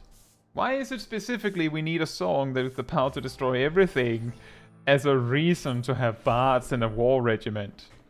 I feel like it's a little bit like if you were like, Commander, yes, I was thinking, wouldn't it be a good idea if we had like, I don't know, like some people with swords and shields in our lineup? What do you mean? We have lances and bows and white magic. What could we possibly need swords and shields for? Well, I was thinking they could, like, you know, protect the group. What's the point if they can't just kill everything on their own? Like, if I'm to add one more thing to my lineup, it has to be so good that it makes everything else irrelevant. Are you for real right now, Commander? Are you serious?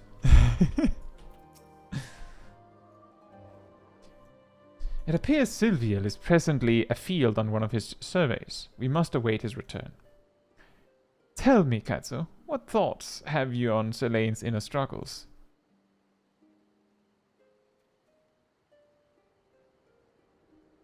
That's some deep stuff, sister. Truly insightful. A pity that's all lost on Sanson. Bastard's got eyes for naught but his bloody tome. Our mission takes us into ever more perilous territory. Pray see to it that you are fully prepared for the trials ahead. I only play the most OP jobs. The ultimate song of PvP. Just play it and everything dies. I'll say Kraken Mo. Hope you're doing well.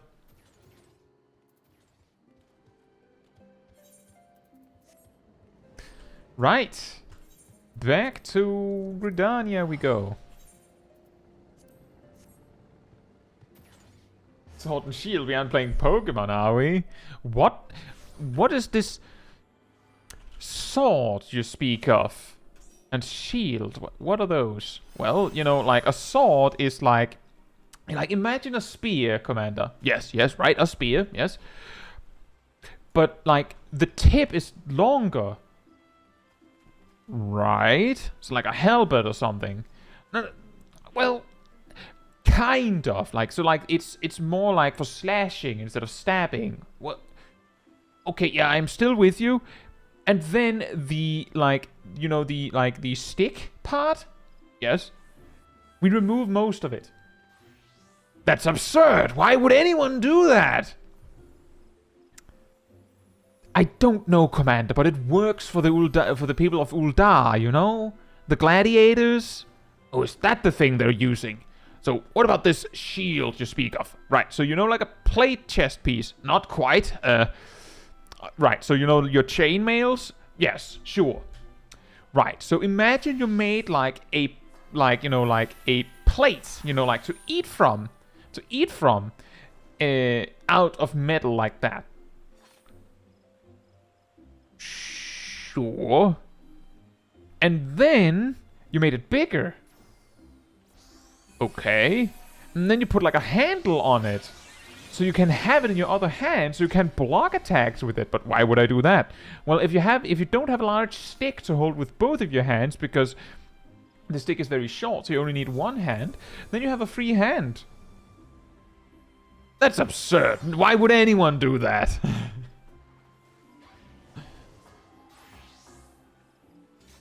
That's very true, Darth. That adds even more value to the joke. Shield, you know, like a door. They hold a door? Yes, Commander. Yes, Commander. You have another idea? What do you mean, painters in the front line? Right, so next up on the list, we are doing leveling roulette. Let me just do this. If you'd like to join me for leveling roulette, come on over to me.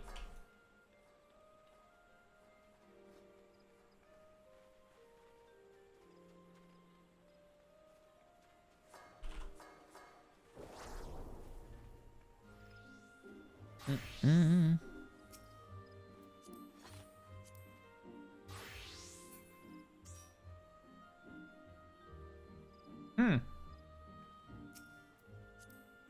Well, I suppose that works, assuming we have a healer and a tank.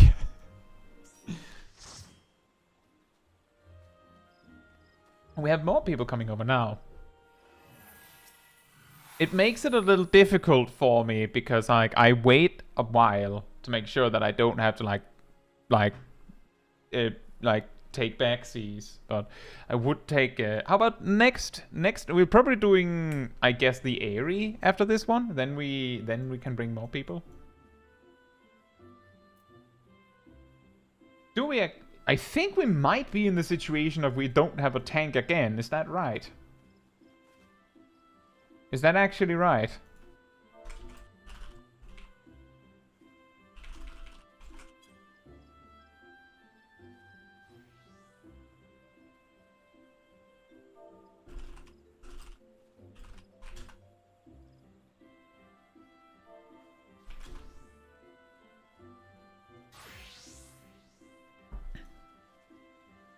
We have a lot of people. We could probably have 3 groups in leveling roulette right about now.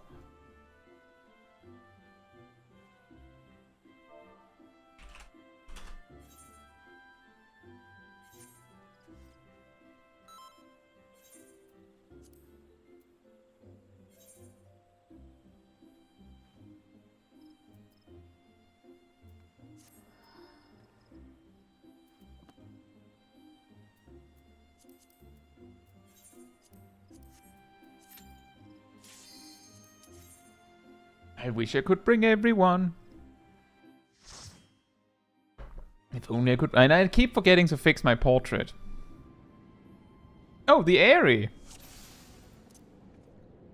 How convenient.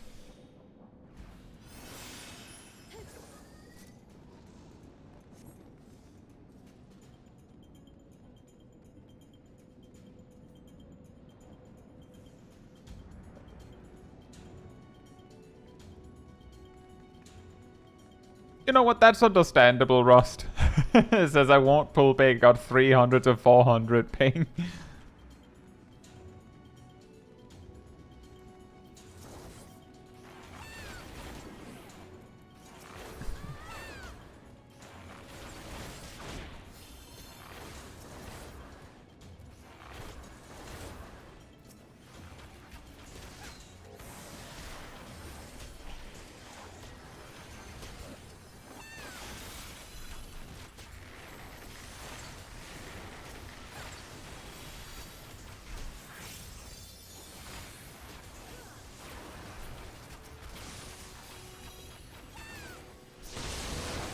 Nice.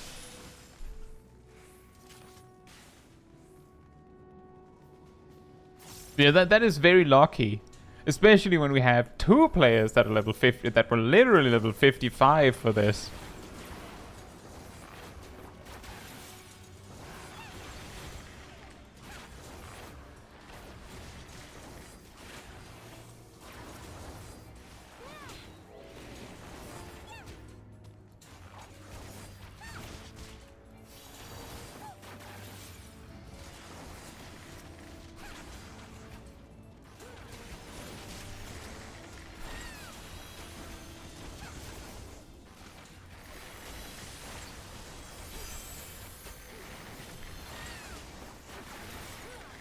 Oh, I managed to do a double weave, I think.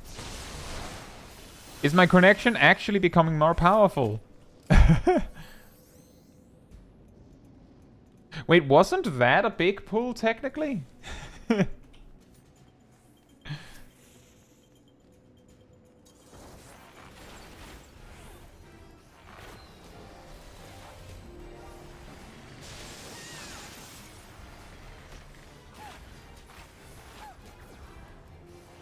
I believe this is a donut AoE.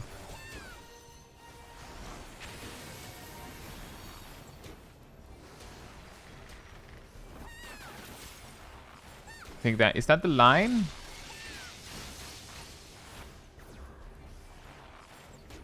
Like right now I'm having the recognize the mechanic exactly so late that no one else can actually use it for anything, Syndrome.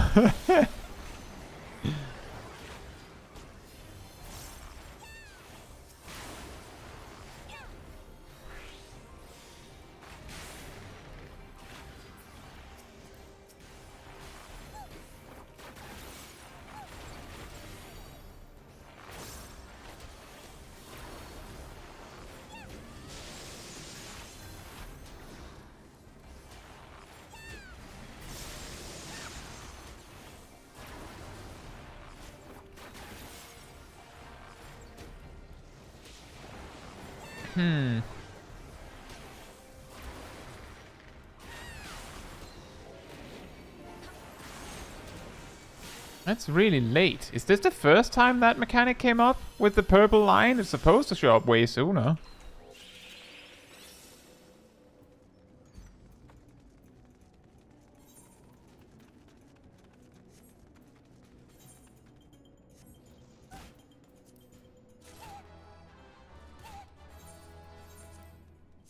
Yoo-hoo! Upgrades! Vin says, I know when I work on leveling, especially with tanks and heals, I make a point of focusing on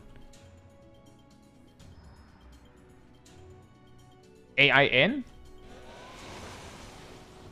What does AIN stand for?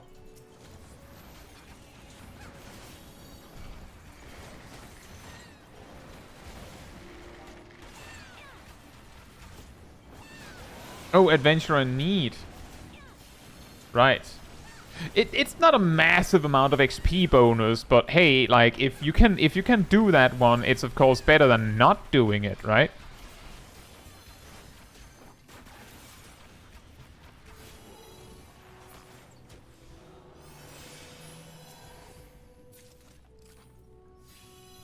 Isn't that the same ring? The exact item I got from the first boss dropped again. Wah.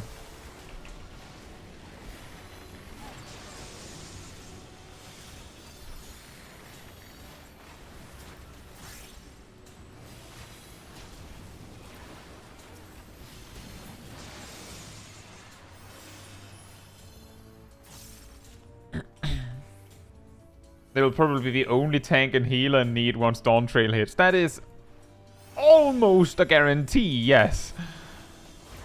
The reason why I say almost is because there is a very real possibility that so many players assume there's no way to actually get like any roulettes done as a DPS that it flips it on its head. Like this is actually what happens whenever there's been like a new relic weapon step, is that a lot of people have done their daily roulettes for tombstones, and for like a month or two, it's somewhat regular to see DPS in need, at least momentarily. As a result, because people queue as tank or healer to make the queue go faster, but, well, if everyone does it, then it doesn't go faster. It's a possibility that that will happen. It's insanely unlikely, but it is a possibility.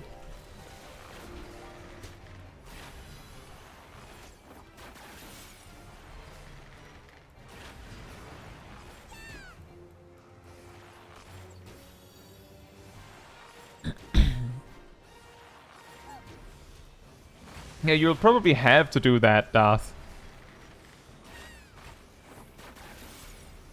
Like, DPS would already have a pretty problematic queue. But with 2 new DPS jobs coming, it's not exactly helping.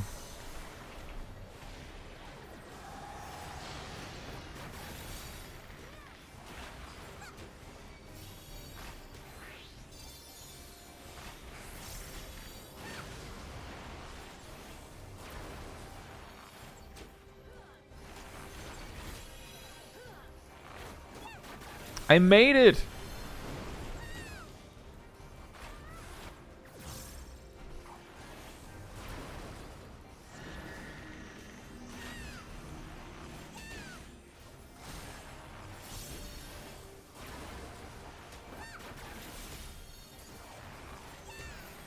The way I'll go about it when Dawn Trail comes out, for anyone curious, is I will probably choose an already level 90 job to clear through the MSQ with. But the way I went about it in Endwalker was I actually did like daily roulettes as other jobs. As I was able to, at least.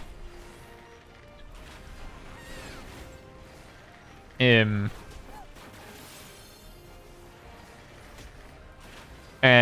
once I had done like the MSQ completely, that was when I started to focus more on like catching the new ones up. Catch says, when you unlock the trust system, can you do every single dungeon with NPCs if you want to? Only Shadowbringers and beyond. And there's also some limitations as to which trusts you can bring. As I recall, at least.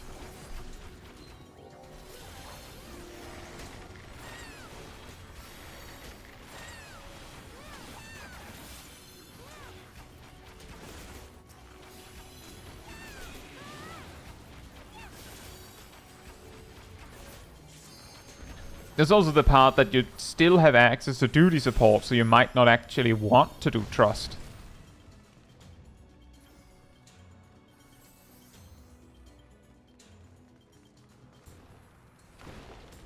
If you are planning, if you are planning to buy the game, like, in the somewhat near future, it would be an extremely good idea to make sure that you pre-order, yeah.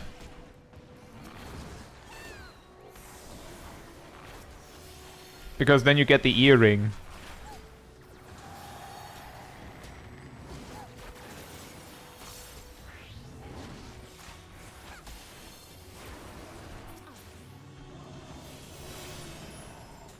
What's the difference between the two? Between trusts and duty support?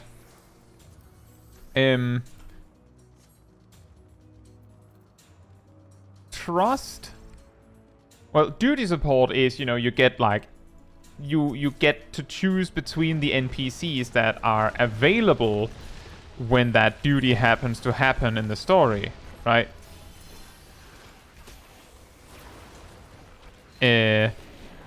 Trust requires you to actually level them. Like once you, I believe you unlock trusts once you have completed Shadowbringers or something like that.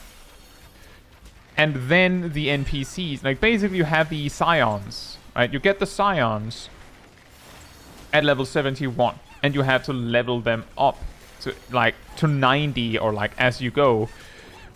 There isn't any particular advantage beyond like if you don't like the tank you're offered by duty support, or you don't like the healer, the DPS you're offered by duty support, then you can use trusts, and then you can have, you know, Thancred.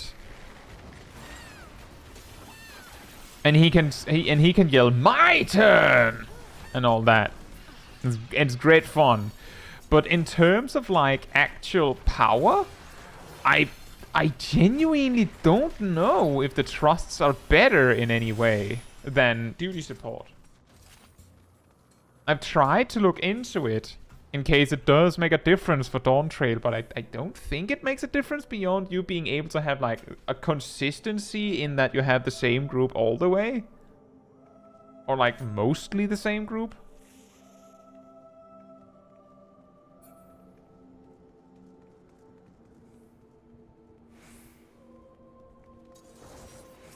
Well, I know what you meant, Darth. I know what you meant. I know what you meant.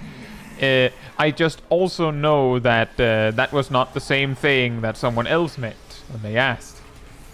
Because of context. I knew that when you said I'm going to have to do all the duties with trust, you of course meant duty support, because you wouldn't have been able to do it with trust. At least not the Dawn Trail ones initially. So I sort of assumed that's what you meant. But someone else said when you unlock trust, and given that duty support is available from level 15, you don't unlock duty support, but you do unlock trust.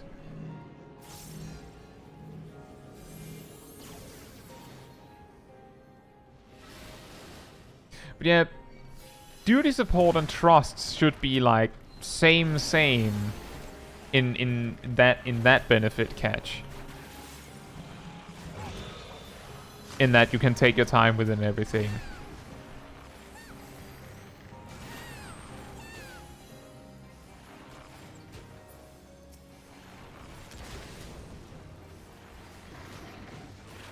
Quarter Pounder says, I have tanxiety because of trust. Before that, I was fine.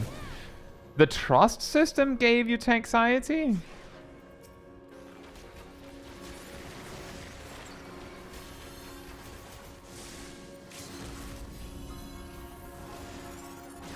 A very interesting point, Rust, to do the LB there.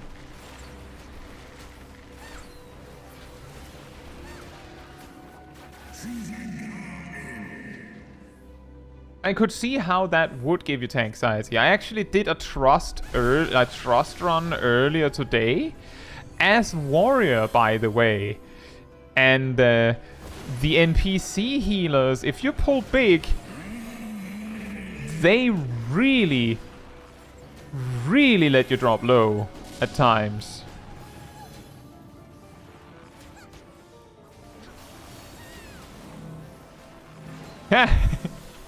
Hey Margot, hope you're doing well. I used to have anxiety, then I started watching Caetsu Chaiji. Now I'm a Giga Chat warrior. That's the spirit.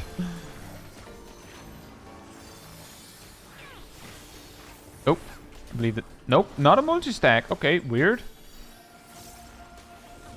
You're supposed to do a multi-stack, Nidhogg. What are you doing?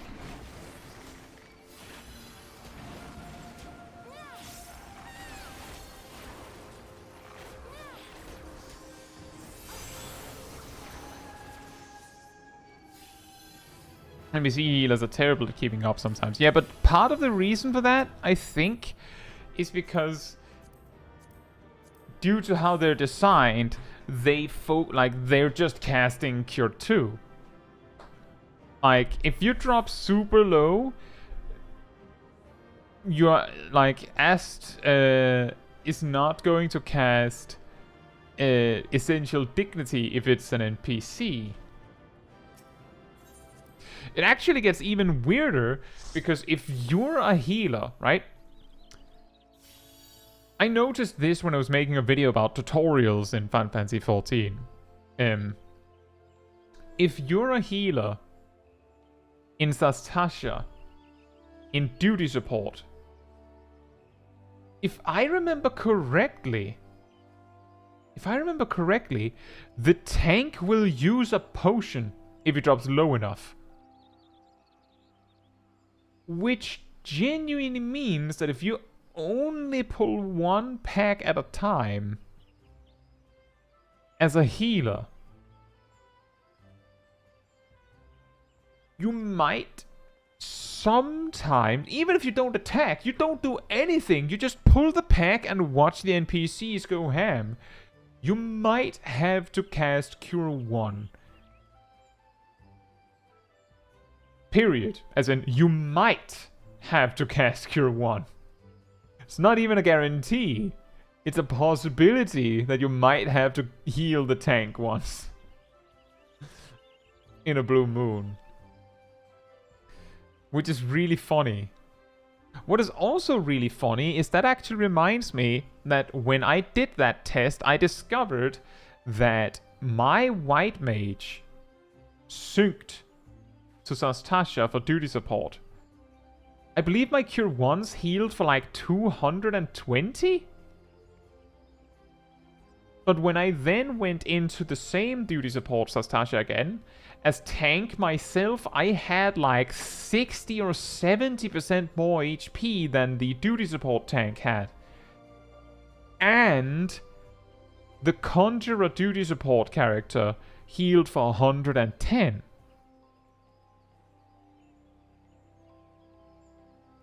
Vivi says, I don't know if I'm misremembering, but I had a tanker DPS and Hawk use a Phoenix Down. I believe Phoenix Down can only be used out of combat, but the NPCs cheat a lot, so it wouldn't surprise me if they could anyway. Like, they cheat, like, ridiculously. Like, the funniest thing that I saw was, again, Sastasha. Let me see if I can actually access this while we're here, while I'm in a group. This Thaumaturge can use Thundercloud procs. Check the level. This Thaumaturge has Thundercloud, and they can choose when Thundercloud happens.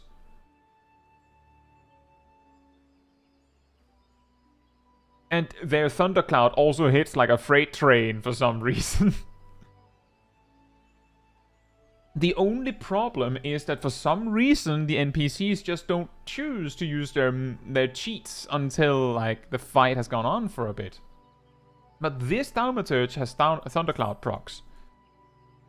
Because they have a Thunder that hits for over 200 in Sastasha normal.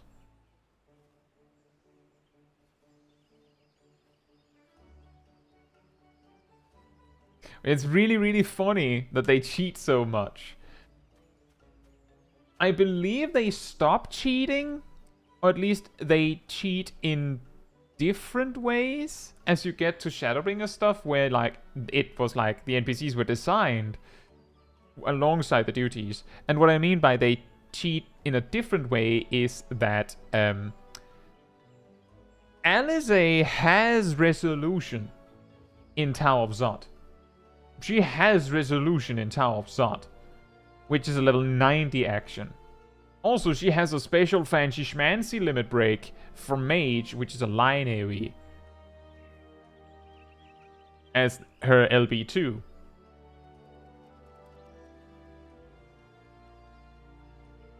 Will you ever explain why Urianger knows death, though? Wait, what?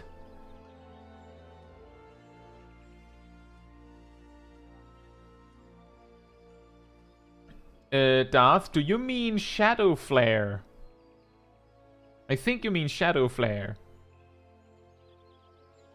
Because it was never miasma. He starts casting death if DPS takes too long. What? That's insane. It just picks out the Blue Mage toolkit like, let's see here. When he gets bored.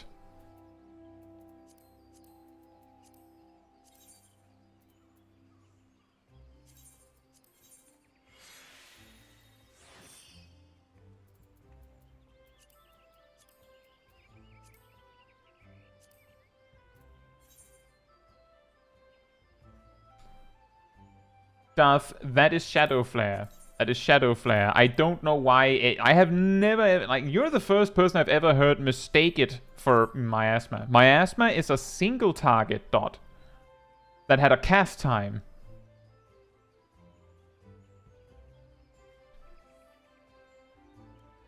Yeah, it's Shadow Flare.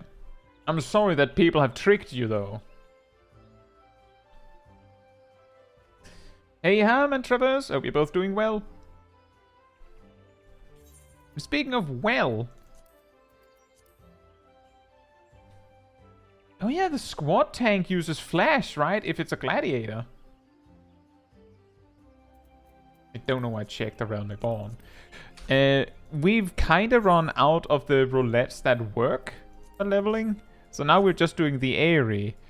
If you would like to join me for just the Aerie, and I'm just going to repeat because there's of course some people that haven't done this kind of stuff before. If you'd like to join me for the Aerie, we're queuing specifically for the Aerie, come over to me. I'll move over here. You come over to me if you want to join. It doesn't matter whether there's already 3 people over. I have a list where I've made where I've kept track of like who was just in my group.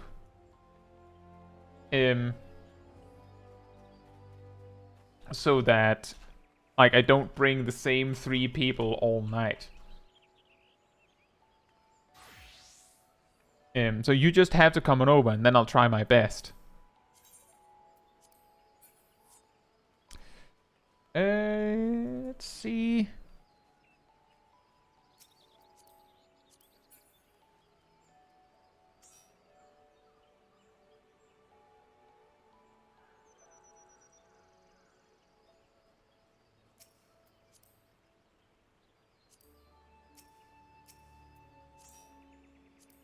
And then we hope that there's actually a tank in the group. That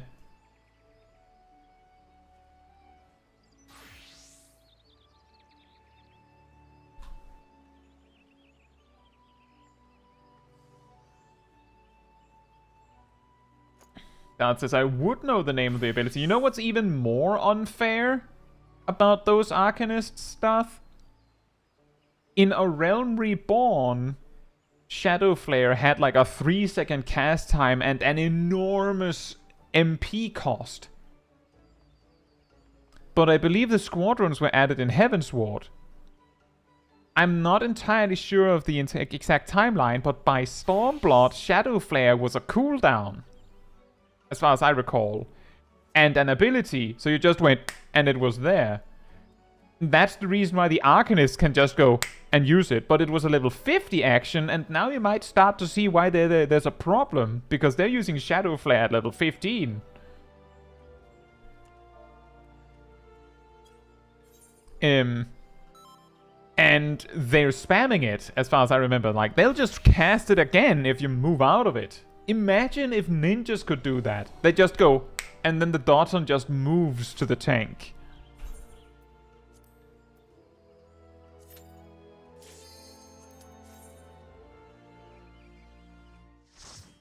Is there something special about the area in particular? It's the level 55 duty. And I'm level 55. That's the only reason why we're here. We'll probably have to do the area again. But at least I'll have a level 56 quest to break it up a bit. Oh yeah, we have a native tank this time. a fast latency tank.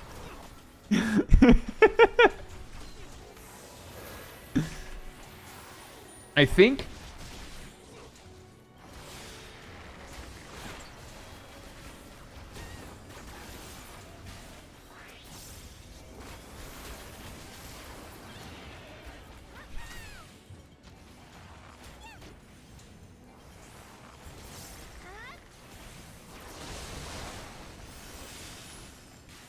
How about Dotson gets changed to target and follower players of the tank can't pull the mobs out of it?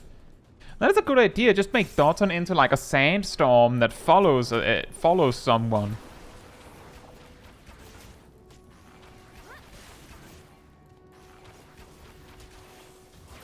Yeah, that's true, guys. That's actually a really, really weird fun fact about Shadow Flare. And it says something interesting about how placed AoEs actually work in Final Fantasy XIV. Because Shadow Flare was an Arcanist action, that obviously meant that both Summoner and Scholar had access to it. But only Scholar had Sacred Soil, obviously. But because of that, Shadow Flare had to have like a stiff... Either Sacred Soil or Shadow Flare, or both, had to have like a little note on them that said, you can't have both active at the same time.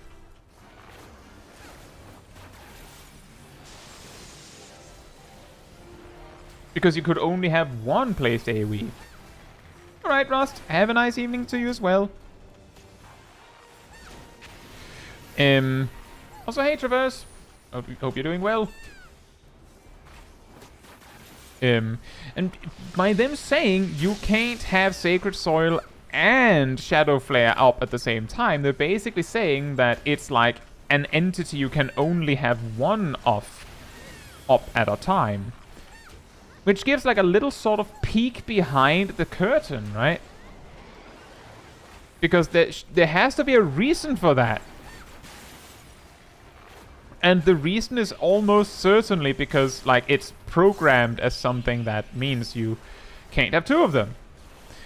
It's possible that it's like a special type of pet, which also explains why some of these kinds of placed AoEs have something akin to almost pet potency or pet style interactions with the game. It's really weird.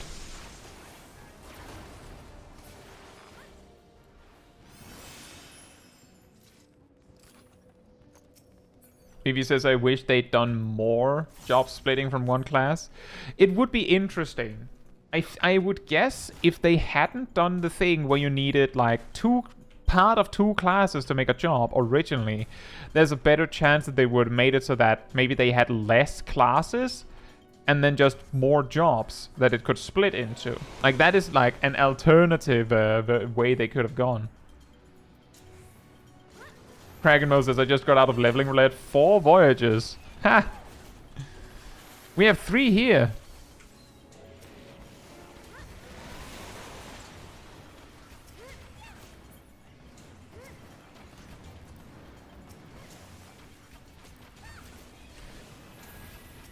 Well, the good news for you then, Catch, is that there's a very, very, very slim chance that they'll ever remove that. Like, as in, that they'll ever remove, like, make a Scholar and Summoner no longer connected through, through Arcanist. I've heard somewhere that, it's, like, it's so deep in the code that they're afraid that it would break something if they, like, detached them. I'm not sure what it would break. My best guess is maybe if they removed it, there would be some players that, like, only unlocked Scholar or only unlocked Scholar or Summoner that the game would kind of just not, like, it would be like, well, if you unlock Summoner in the future, even though you're, like, only level Scholar to 90, it'll, like, still let you have Summoner at level 90, even though it doesn't really make any sense. I'm not entirely sure. There would also probably be people that complained if they detached them, because some players genuinely specifically chose to play Arcanist because it is a 2-in-1 deal. Like, some players specifically wanted it for that.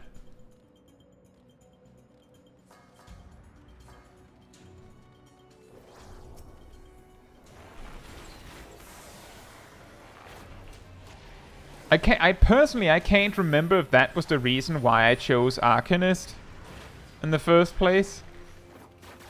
I don't think that was the reason, given that it wasn't like it was like my second go at choosing my first class that I chose Arcanist, not the first.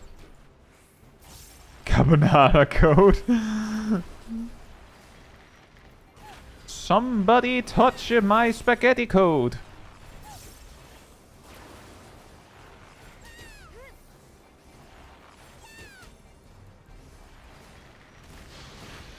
Ow.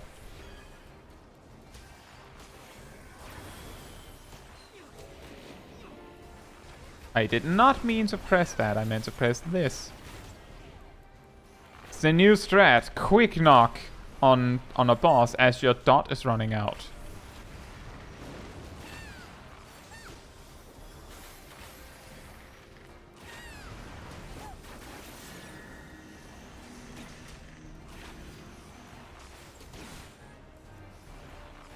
That's also part of the motivation when I made, like when I leveled in Endwalker on my main. I leveled as Summoner first. But that was mainly because I wanted to play new Summoner.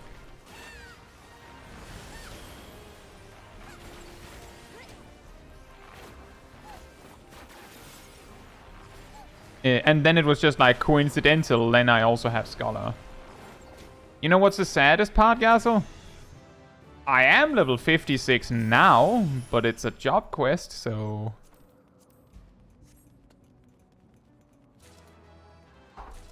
I did very much enjoy New Summoner.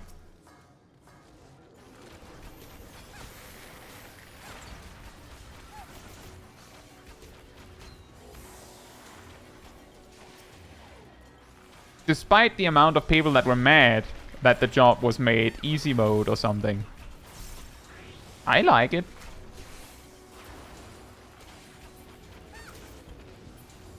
Partly because, as I was talking about earlier when I went over how Old Summoner worked, the difficulty in the job was more in, like, doing the sequence correctly. It wasn't like the job was super complex. When you really get down to the nitty-gritty of it all, it gave you the illusion of choice, which we've talked about before on this channel, that old jobs, like the old version, like Heavensward or Stormblood even, versions of jobs, having more buttons made them more complex, in quotations, because most of the time it was an illusion of choice. Because there was an obviously best choice, and you just did that.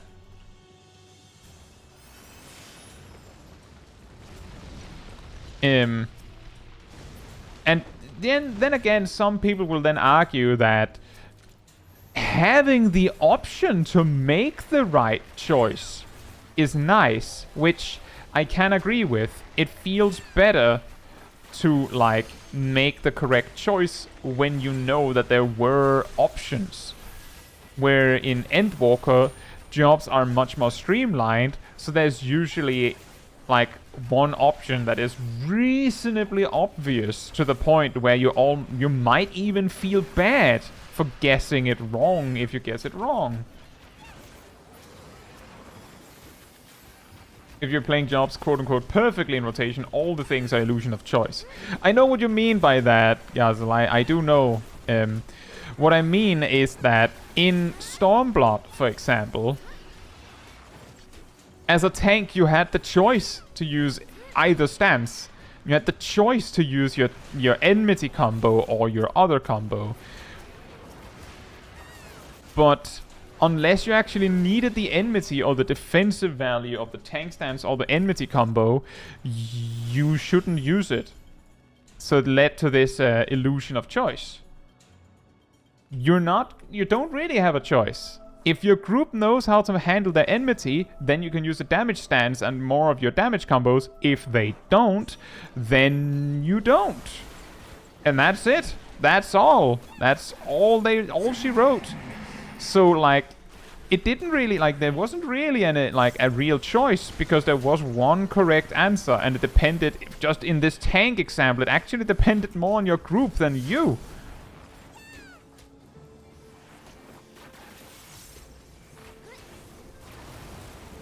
But you're right, if you're playing a job perfectly, then there is no such thing as a choice, because there's only the correct choice to choose.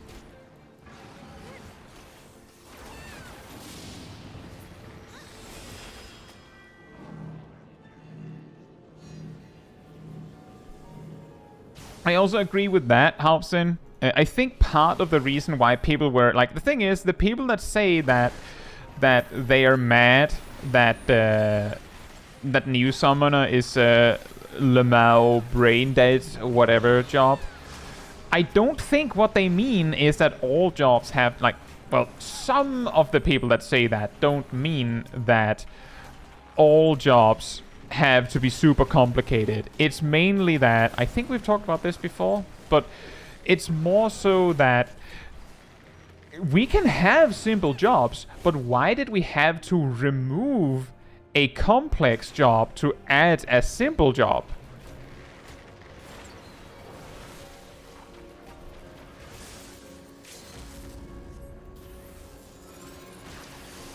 No, I actually got that one. Nice. Like, that's the real problem, is that the people that were playing Summoner at max level probably mostly were people that liked the complexity. So by removing that complexity, you remove a core part of what made them like the job in the first place. And there's nothing wrong with having easy jobs in the selection pool, but there's no reason to specifically delete a complex one to replace it with an easy one, right? But I also do think the amount of times I've talked about the complexity of Summoner, I've come to the understanding that old Summoner wasn't necessarily brutally difficult.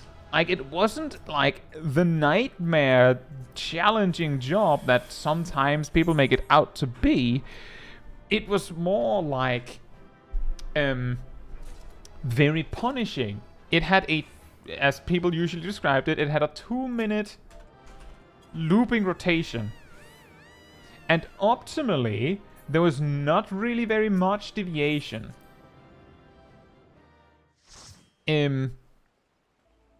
So if you made a mistake, it could cost you dearly because of how it was structured. So making a mistake was painful. But it's always a DPS loss to make a mistake. It's just that for summoners in particular, the DPS loss was particularly massive. So people noticed it more. And then there was the thing with the 2-minute looping rotation that.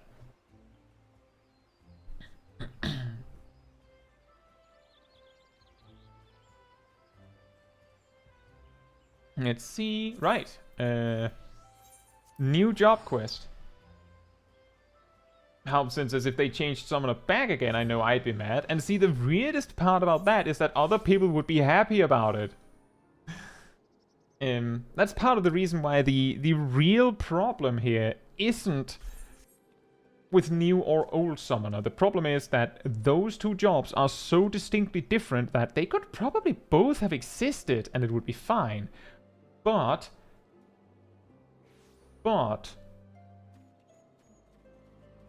as Jake mentions, old Summoner was the Giga Jank, like the ultra hyper jank. Like if we were to define old Summoner by a gimmick, its gimmick was that things didn't work right. Like, it's perfect for that. It had the pet ghosting, pets not reacting properly and sometimes being slow. Dots would, just stop working sometimes when the boss left, because that's how dots work. Bosses often become invulnerable when they're untargetable. Like, it had so much weirdness, and it was covering like 4 or 5 different things it was trying to do, including ether flow. So it wasn't really focused on anything, and when they reworked it, they removed like 3 of them.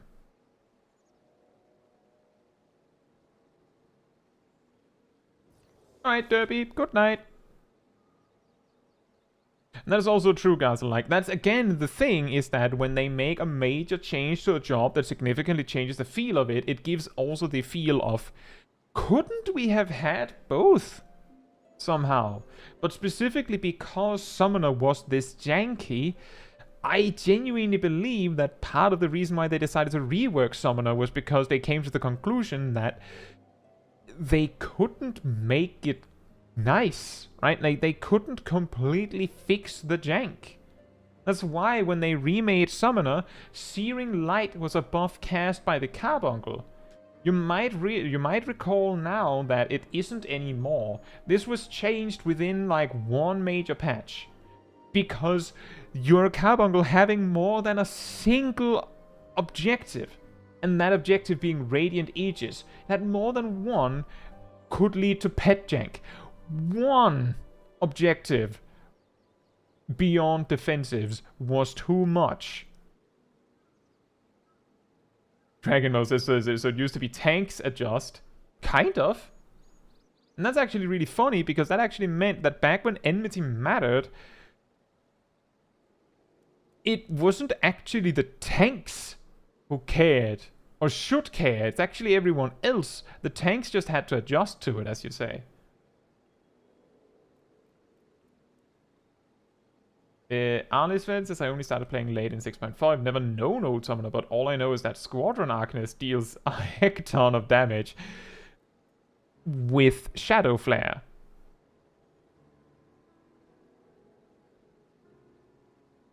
Pretty sure it's Shadow Flare, unless your logs or something are saying that it's miasma, because it's also Shadow Flare. It's just that Shadow Flare doesn't get logged for some reason, usually.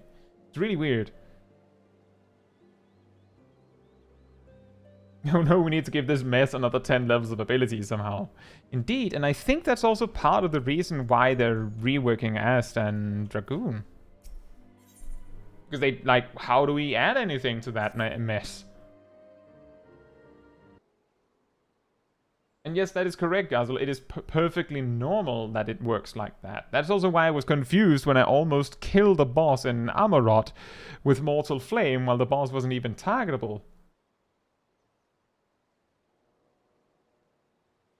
Hey, honestly, when you say the miasma AoE, do you mean the blue circle on the floor? Do you mean the blue circle on the floor?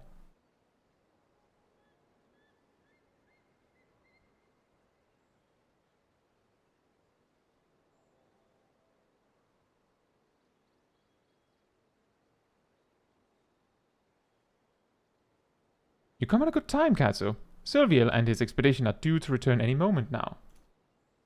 Your miasma is a dot. A single target dot, no less. That you just place on something. And they have that too. But Shadow Flare is a bluish circle AoE. And I can't remember if Arcanists or if it... I think it has to be Summoner that has Bane, right? No, wait. That would have to be Arcanist because Scholar had it too.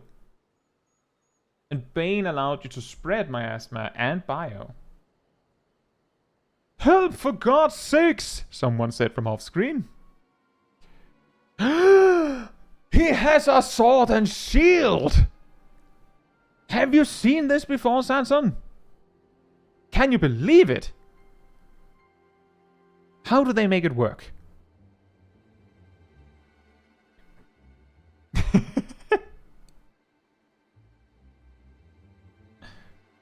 You are right with like your general assessment, Alisman, that Arcanists do a crazy amount of damage. Like that's true. It was just the buttons.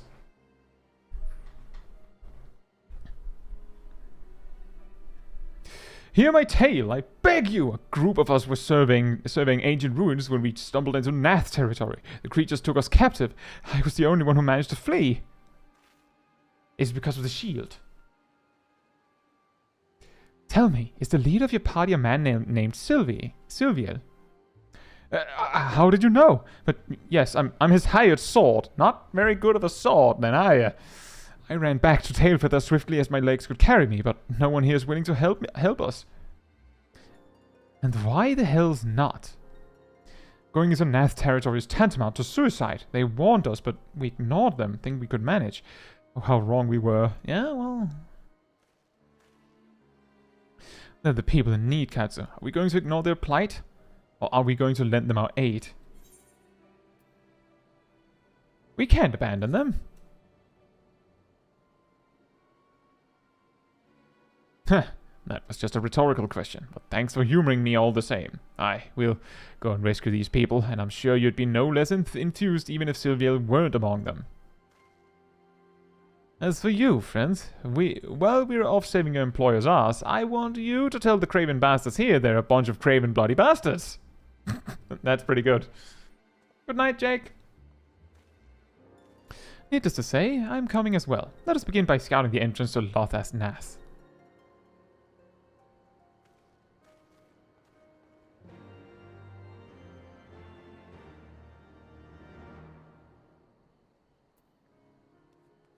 Very likely, Alisven. Very likely. That is something we've talked about before, and it's the same with Paladin in that the jobs that are getting reworked nowadays primarily are those, and I say primarily because we do have Astrologian. They are also there. But primarily the jobs getting reworked are those that are carrying baggage from A Realm Reborn or Heavensward, and Paladin are among them. Like, the reason they feel weird is because they have just been built upon from A Realm Reborn and onwards. Like, they removed things on the way as well, but the core concepts of the job have stayed intact. White Mage is the melee healer. Get those bonks. I think Scholar would be the melee healer. Whoops. Don't need to disband. I can just leave. This man is Sylvia's assistant. He managed to win free, but Sylvia is still being held within. Let's go and extricate him.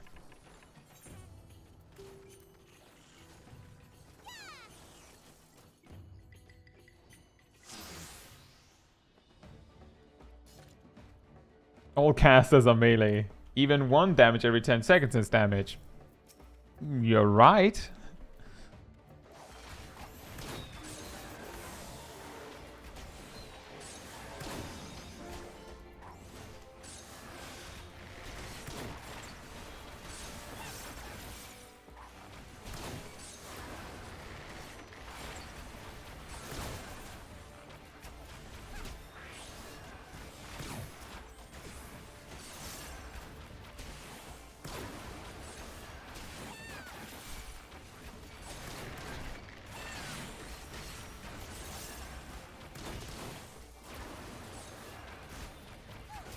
It just occurred to me that I was supposed to just talk with Sylviel, but now I messed it up. I'm like, these mobs are really, really tanky. Am I supposed to be fighting these? And then I look at the enmity list and like, well, I guess I am now.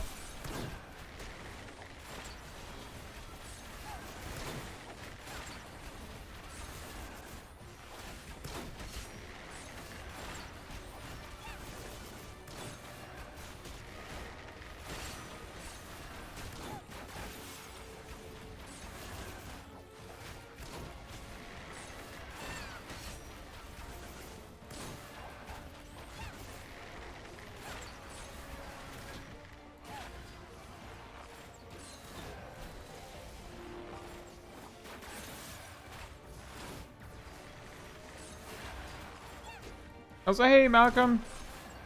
You doing well?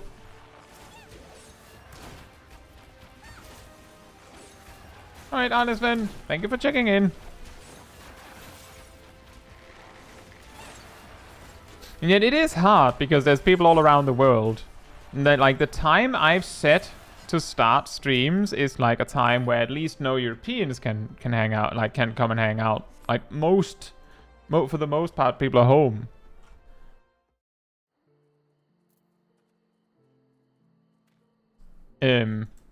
And like Americans are getting up in the morning. Also, welcome back, Emir. Hope you're doing well.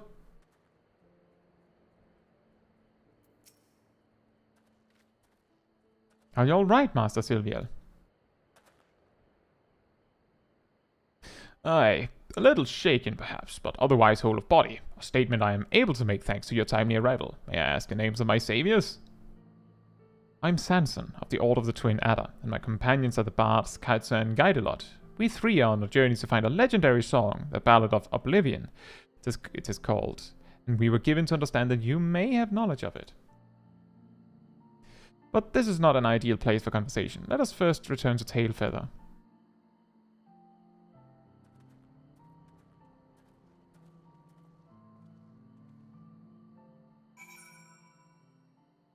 Oh, apparently I landed somewhere in the middle of nowhere.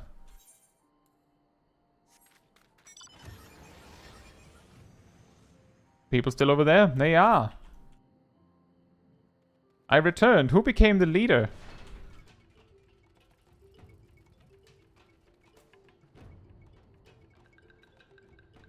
Who ended up becoming the leader? Does anyone know?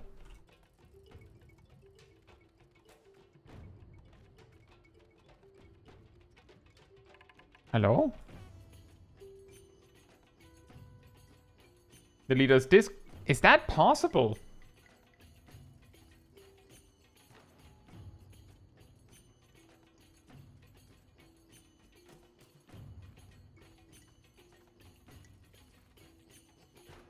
Well, I can just remake the group if you disband it, Axel.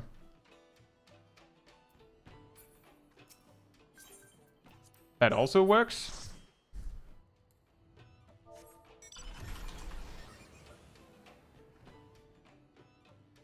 That's my mistake. I should have, like, specifically given lead to someone. Hannibal saying, yeah!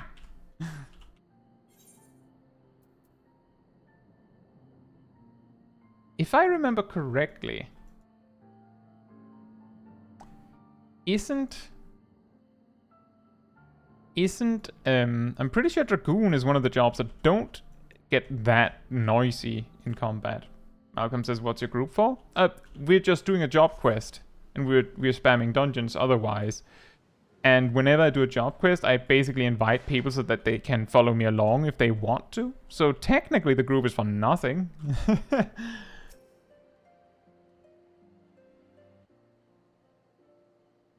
Thank you, Kimsey. You have a nice day as well.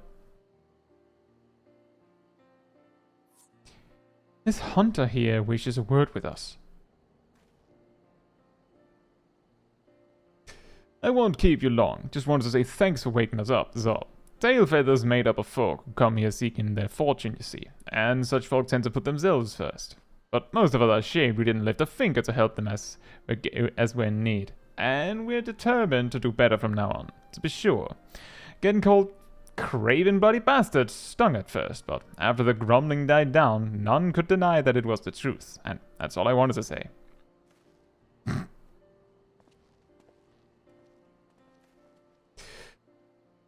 You certainly have a knack for moving people, my friends, though I suppose it is only to be expected of bards. But come, let us speak of the song you seek, the Ballad of Oblivion.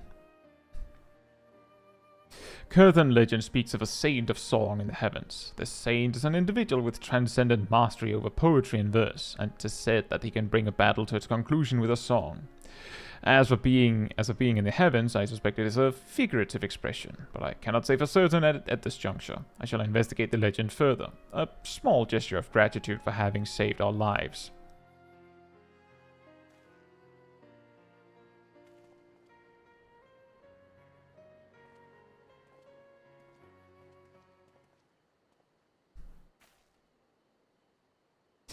While we wait to hear from Master Sylviel, let us conduct our own investigation. Curthan literature may yield us some clues.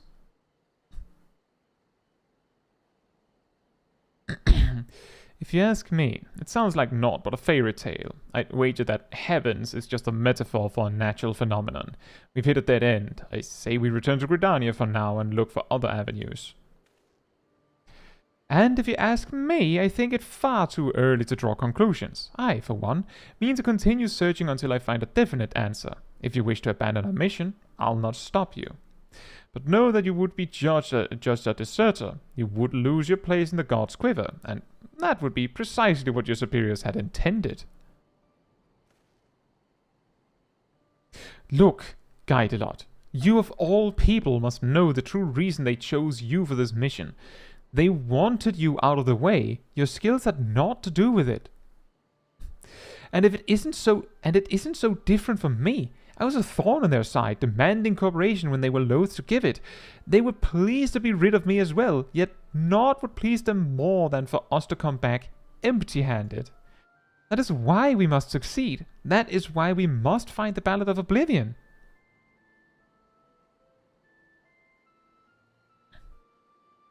If you want to find the song so badly, you can bloody well find it yourself. I've had a gutful. You're no bard. I doubt you even understand what gives the song its power. Yet here you are, gallivanting about searching for one. To you, the Ballad of Oblivion is just a means to curry favor with the brass hats. Well, that's an insult to honest-to-God's bards like me and Caetsu.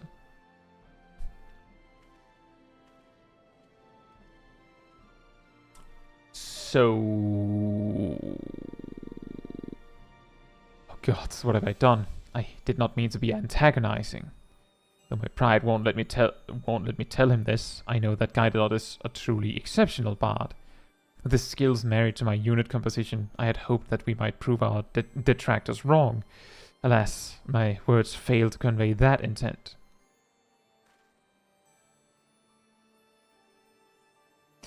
Given time, I believe that Guidelot will come around. I shall wait for him here. Meanwhile, I ask that you have patience with us.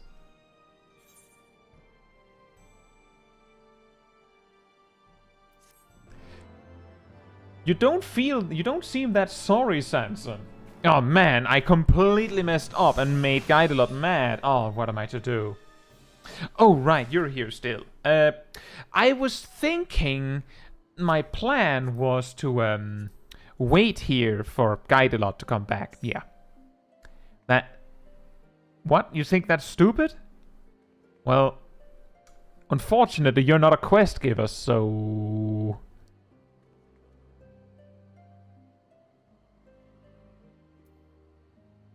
Hey, Iron Jaws. Right. Back to Gridania we go.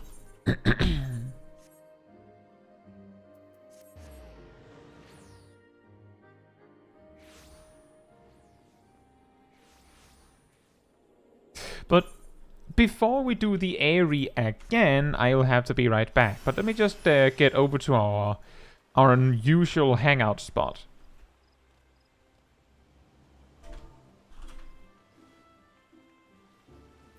Right.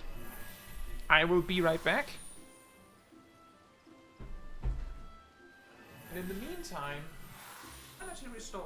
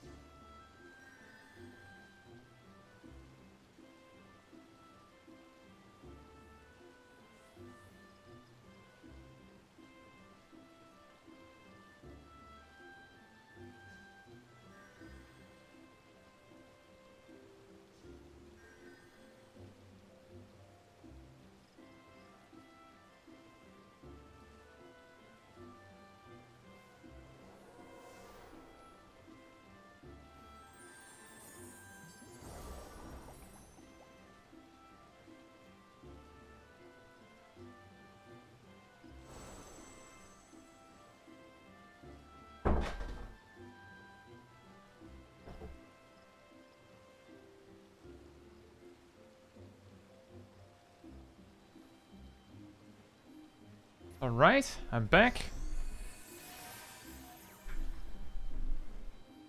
Hey Coco and Gleaming. Hope you're both doing well. Specifically Gleaming, welcome back. And yeah, indeed.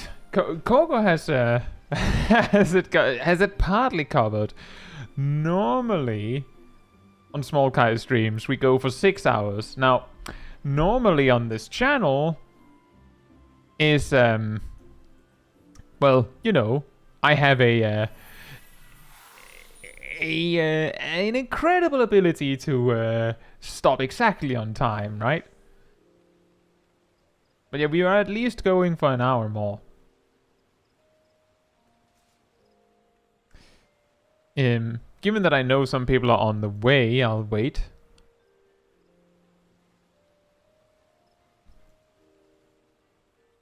And I see Coco's here as well.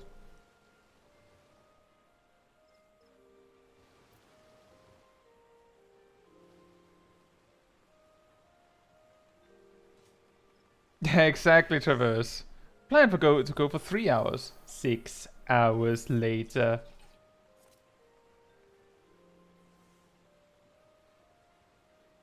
We're about to do the airy gleaming. And yes, you can. I do know that earlier you were a bit sad that you missed out, I believe. But we're doing specifically the airy because we like just spamming dungeons for XP. Are you here yet? I don't believe your character's here yet. Hi Nathan, hope you're doing well.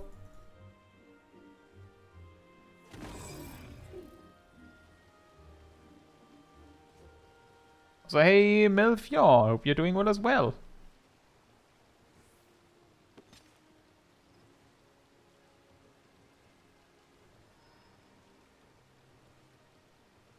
Yeah, we'll probably be doing the airy and then maybe the vault a few times, and that will be that. Simply because we need like that. This is like the big grind, essentially.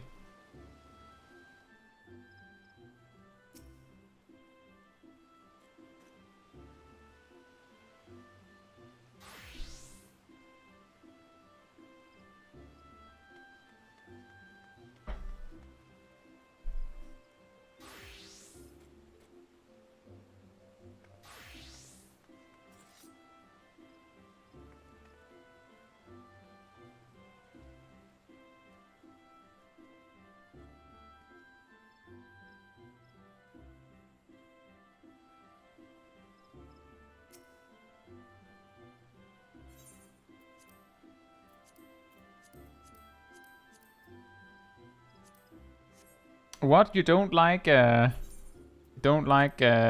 Castle?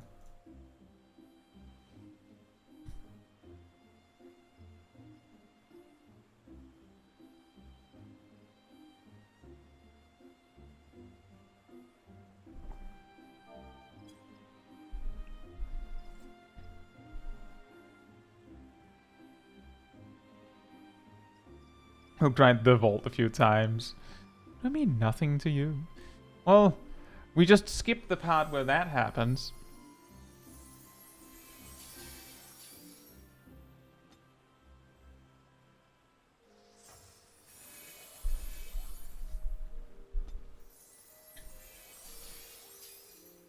Right, I'll disband the group. And then I'll go over here and say if you would like to join me for the airy, come on over. Come on over to me. Believe this is gleaming, right?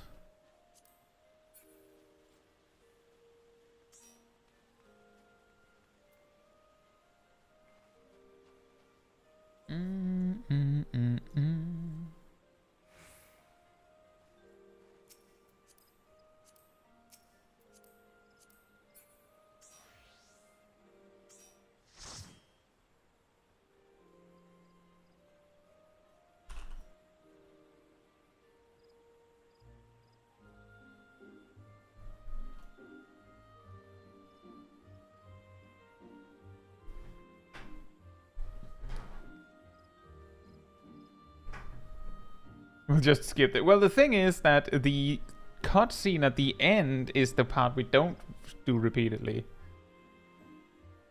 Traverse says, quick question, is there a way to move, place, and heal from my pet hotbar to my main hotbar? You open this menu and you click here, and then you just drag, place, and heal down to your main hotbar. Like this.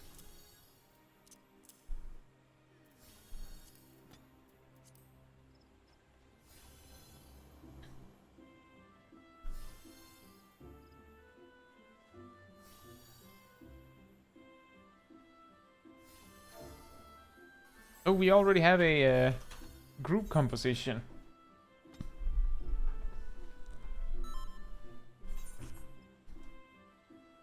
It is quite useful if you're playing, especially if you're playing Scholar, and you want to play around with placing your pet. The next question, can I make room on my Scholar's hotbar? Good question. I managed to just barely to fit everything on 3.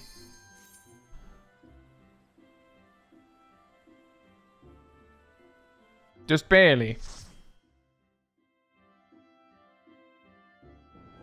And I have to, like, I think I don't have a teleport button on my 3 hotbars, which I normally have.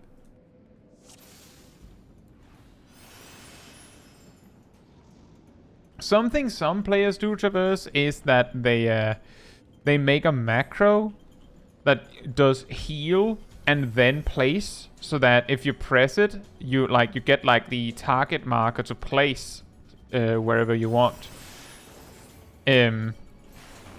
But the pet starts by running towards you immediately. Which means that if you just don't issue a place command, it's essentially just heal. I don't like doing that personally, because if I'm trying to place the pet, I'd rather not it starts walking towards me as its first order of business. But some people do that as it like makes them get more out of the space they have.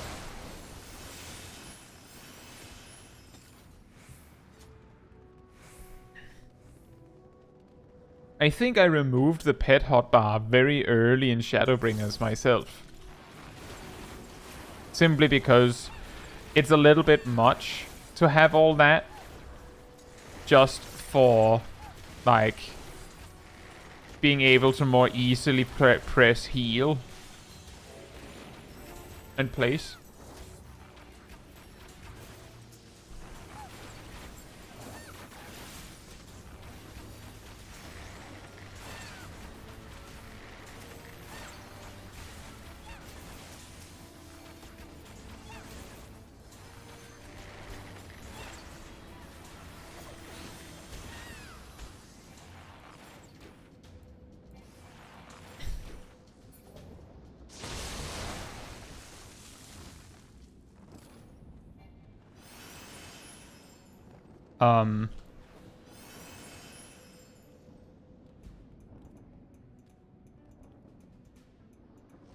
I think I'm lagging a lot.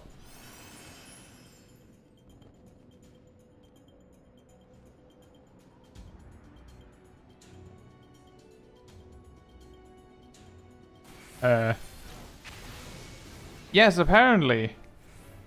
Wow! Are we still live?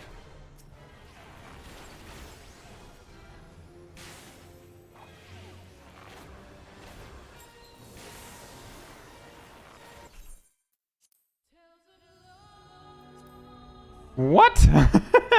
After all that, you kick me. I had just reconnected. I had just caught up, and then you kicked me out. In the middle of my burst, no less, I think. Oh, and it ate my Wanderer's Minuet. It just ate it. I'm very confused. What was that?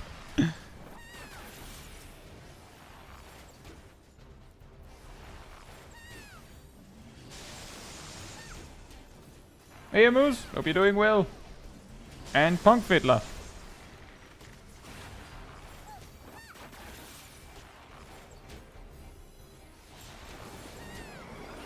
Yeah, that's the saddest part, Kraken Mo. I entered the encounter, immediately got targeted by the boss mechanic, did the boss mechanic correctly, and then the game booted me.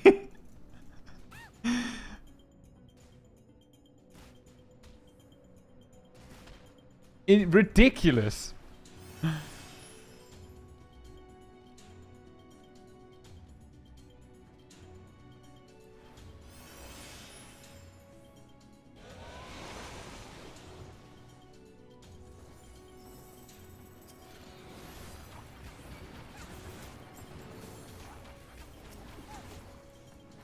You're too powerful, boot them.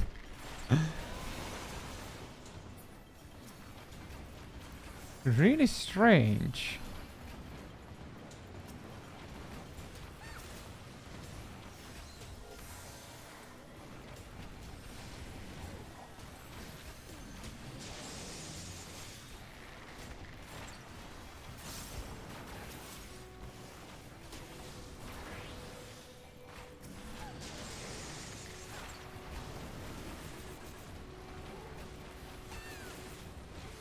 Did you not know that that was what you were supposed to do with the tether, Kraken Mo?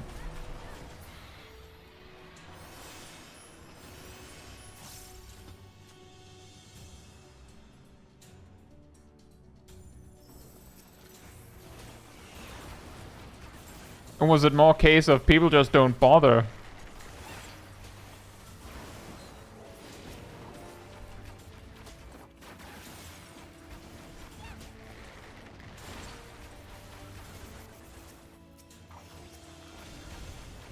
It's a quite weird detail.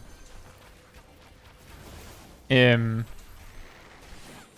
it makes perfect sense that a lot of people don't bother to do it because the punishment is you take damage.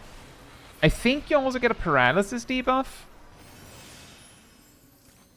But because the primary punishment is you take damage, that's a healer problem, right? I think that's how that works, as so I've been told.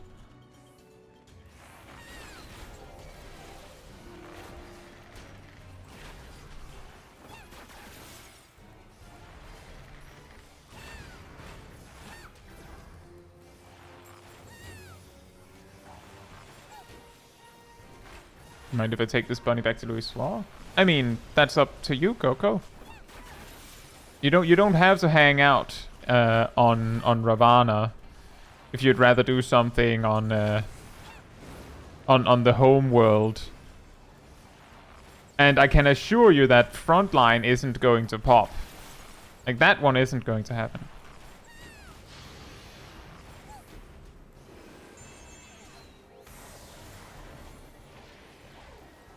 Wait, which bunny?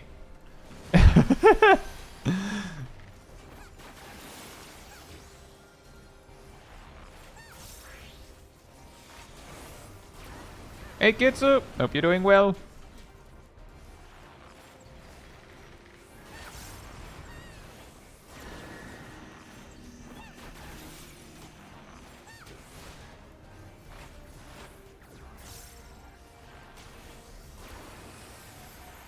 Yeah, I could imagine that. Imagine so, Axel. Then we're never getting it because that's simply not the time that I'm on Ravana.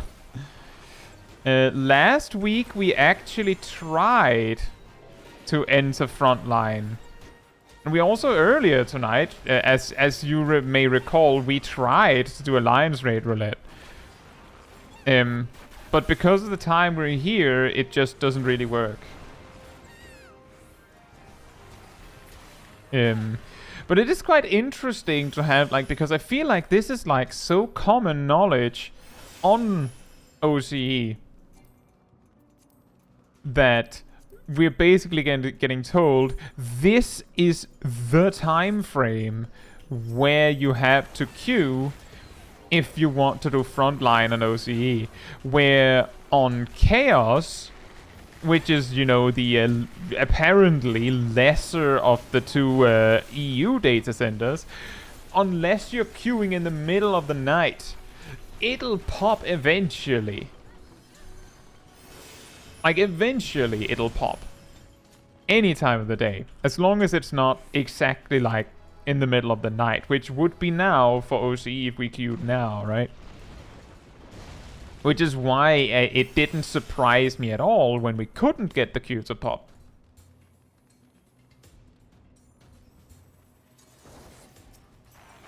Well, Coco, you have to ask the bunny for permission. You know that's how it works. If it's sentient, then you have to ask it for permission. It's only fair.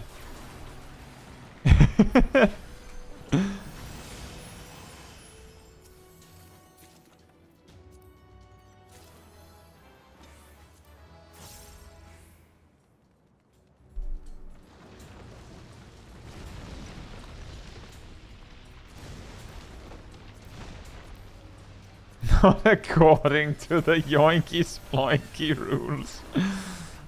Ah, yes, the yoinky sploinky rules. Indeed. Indubitably. Of yoinky sploinky fame. I wrote those actually.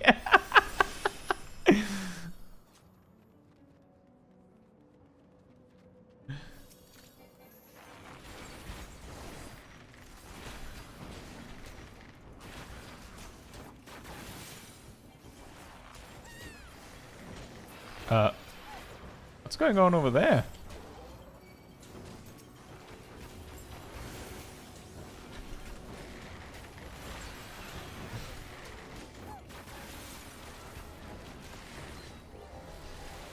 The yoinky sploinky, indeed.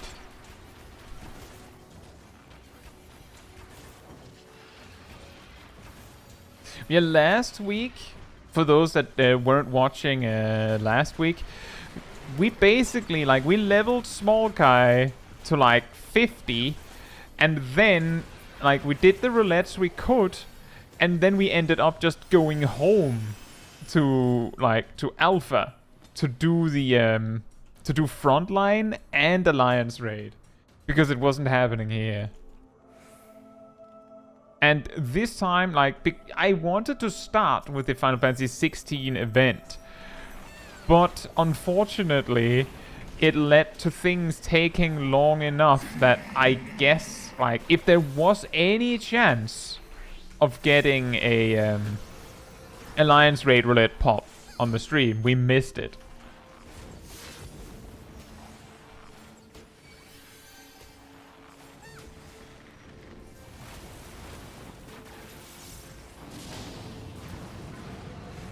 Like, if there was a chance, we at least missed it.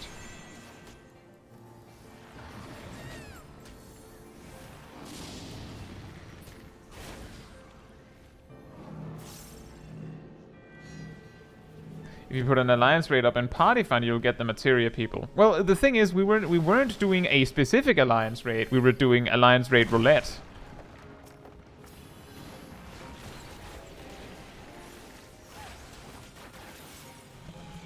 Which was part of the reason why I felt like I couldn't just put up a Party Finder group for that. Because it would cover over people that were looking for actual help.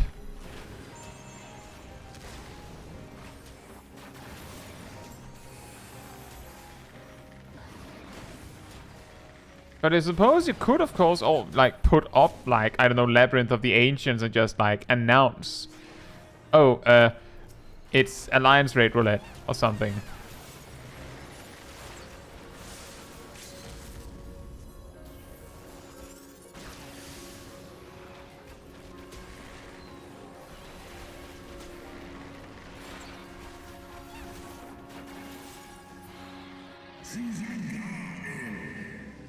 Indeed. Bless you.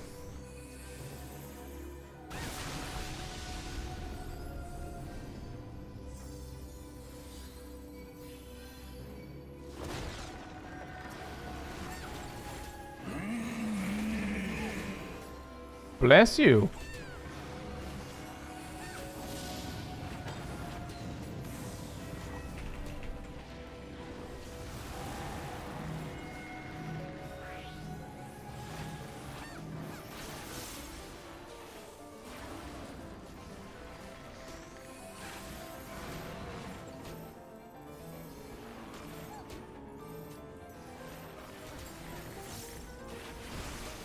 Ow.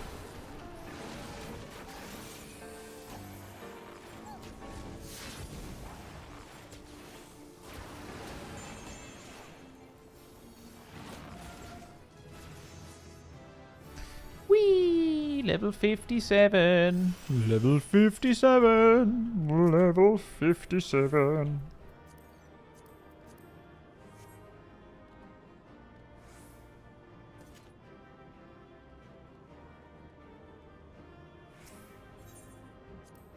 You see, that was the thing we were kind of expecting, Axel. The way we've gone about it, and you may have recalled that was kind of what was happening earlier, is that we make...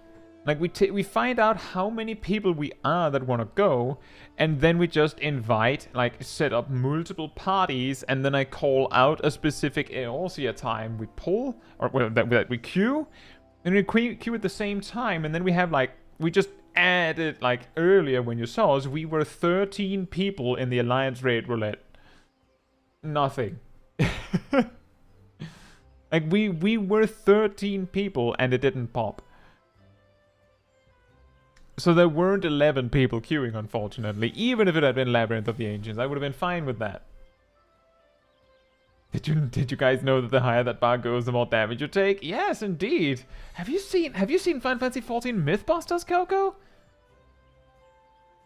It was to make a suggestion and Limbs a shout chat. We could try that next time. Again, I just feel like I don't want to be like the guy just I'm essentially some guy over from EU that just kicks in the door like, hello everybody, and then I just like hang out in basically your space. Like, yes, we're here together, but I don't want to kick in the door and like start making demands like, oh, we're trying to make Alliance Raid Roulette pop. Can we have any takers? Yeah.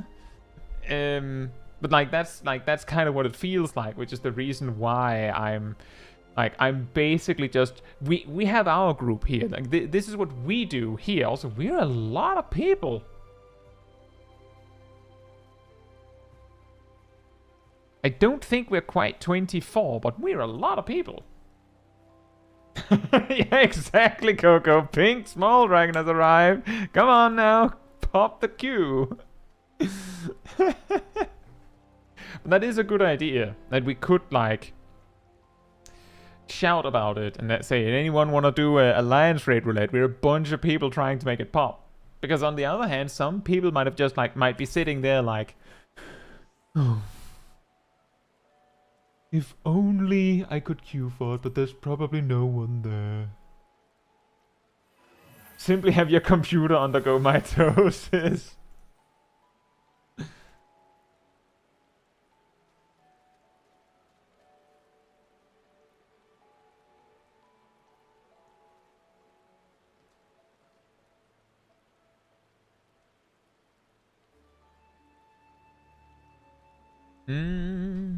Well, let's see, level 57, which means... Oh, new gloves.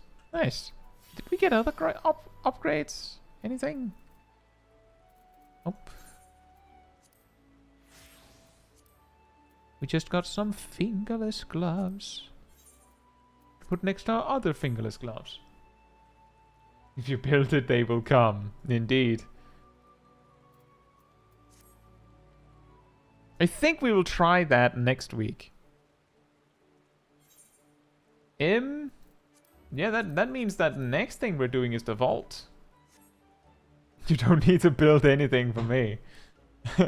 Dun dun dun dun dun.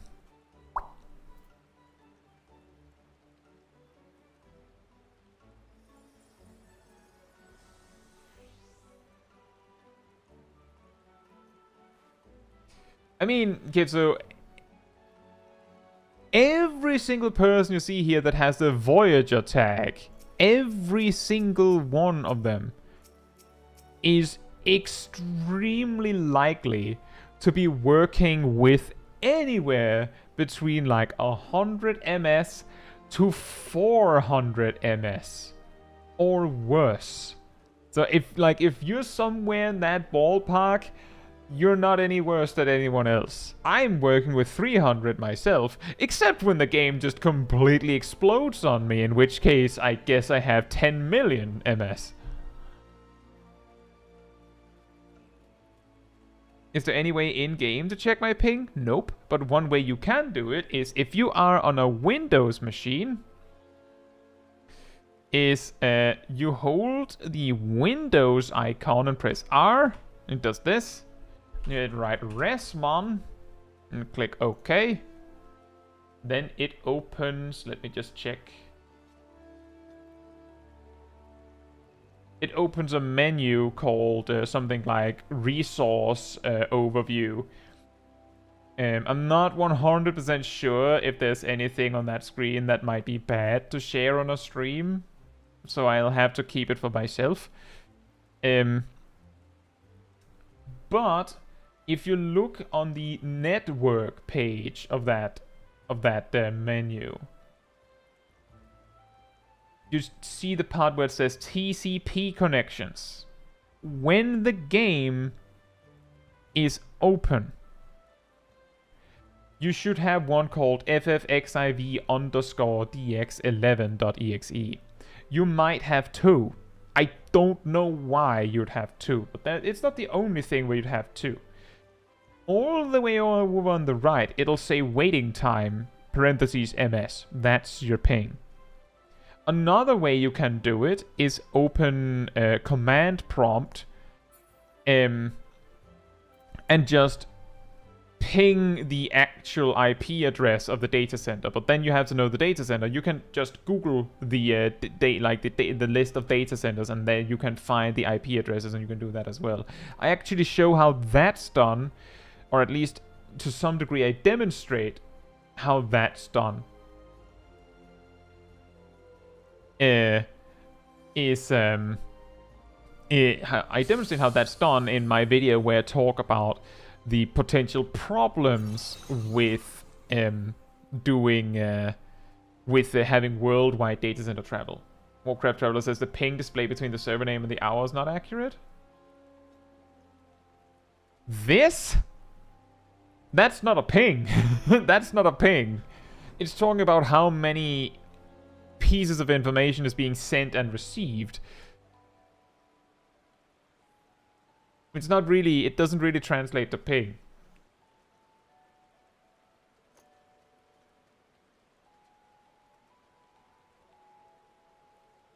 Like, as I said, Warcraft Traveler, my ping is 300 ms right now.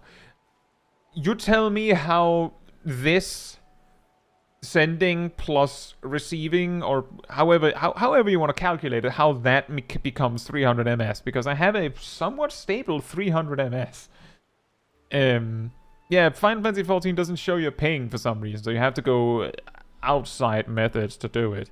The nicest one, in my opinion, is specifically the Resmon one that I showed first, because you can see your ping real time on that, which is really helpful if, like, you're having lag spikes or something, because then you can actually, like, open this resource overview and, like, just, like, if you're so blessed as to have multiple monitors, you can just have it on a secondary monitor play, and then when you get the lag spike, you can go over and look and go, oh, it's not me who's crazy.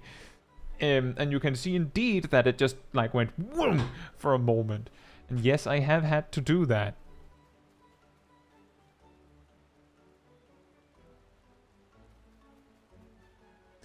Now,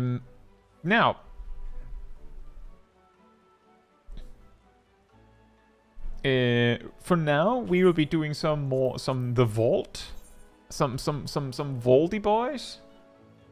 What exactly is it that what is showing with the sending receiving thing? Then I'm pretty sure it's saying like the information that is being sent and received. That is to say, for example, when, like, think about the kind of information that the server's interested in from you. Where are you standing right now? Are you doing any emote? Are you casting something? What does your character look like?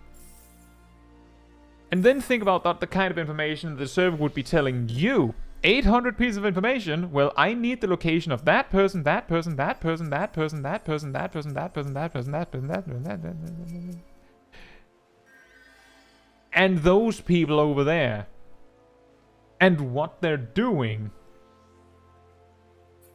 in detail to some degree. Are they jumping? Are they standing? Are they doing an emote?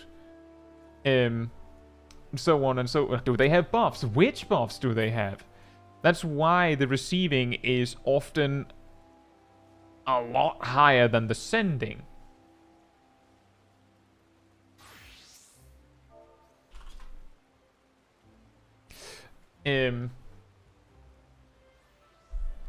But the kind of information you would send is relatively low most of the time, because when you're running, you're not sending a package every single pixel that you move.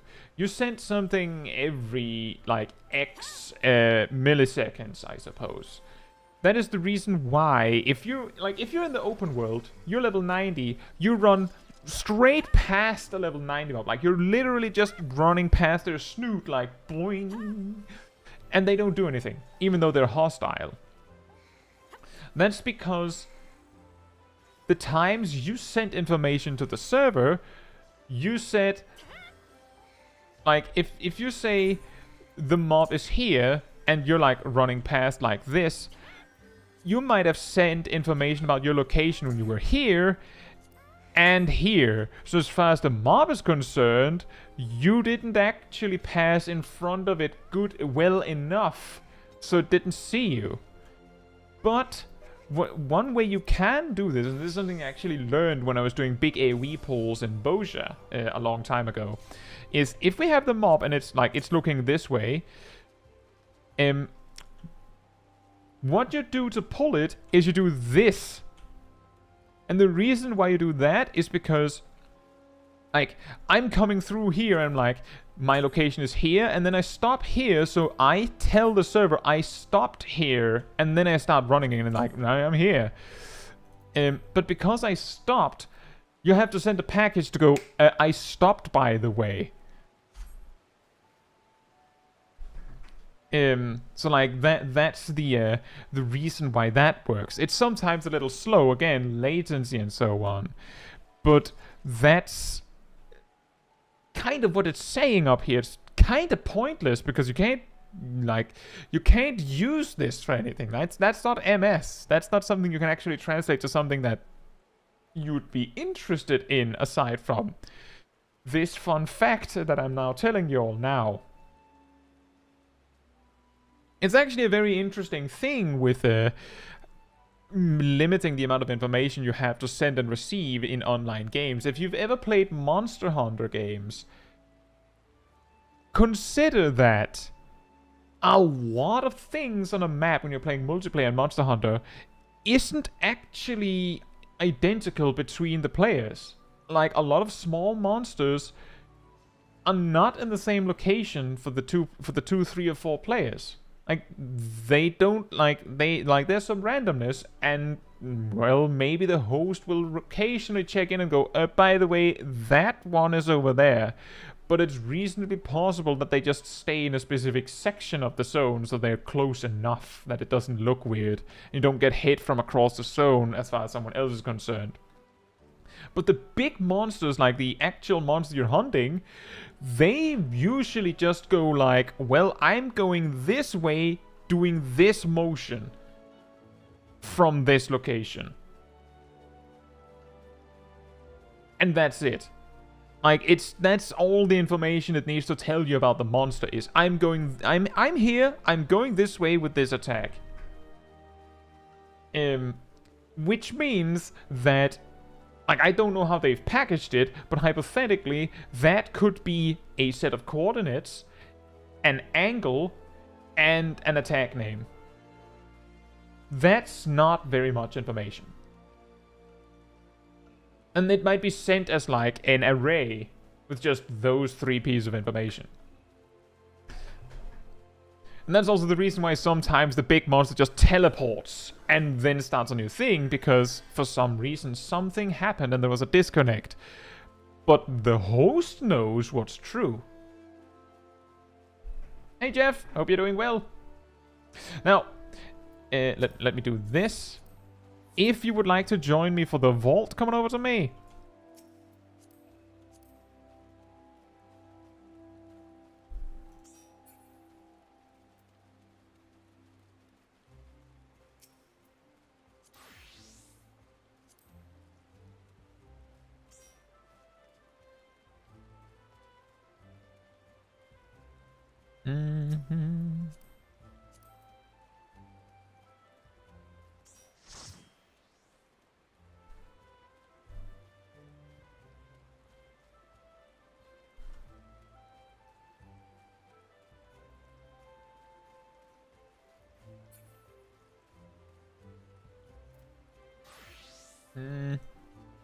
And make sure you get in the next one, Graham.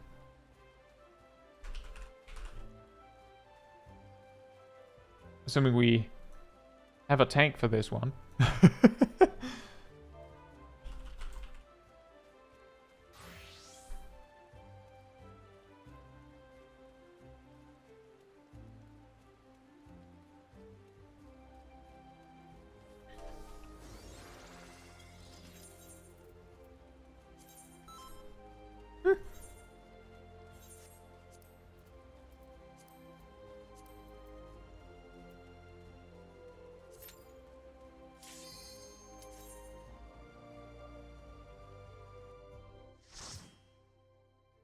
You started using TPN on other players, Traverse. That's good.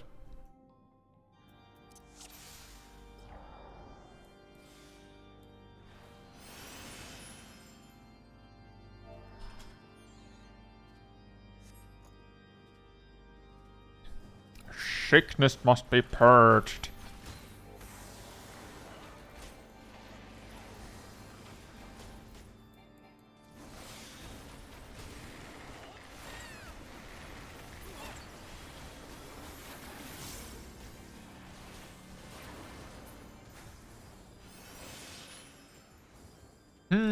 I'm feeling like not that my connection is worse, but rather that my connection is the same, but I'm getting lag spikes now.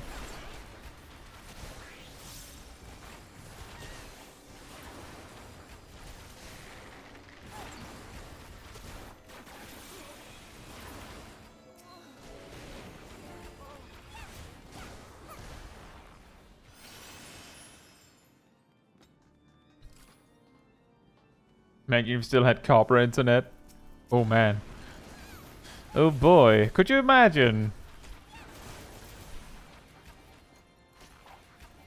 Time for the... But isn't this one casting holy too? Oh wait, they're casting the holiest of holy. Which is really funny.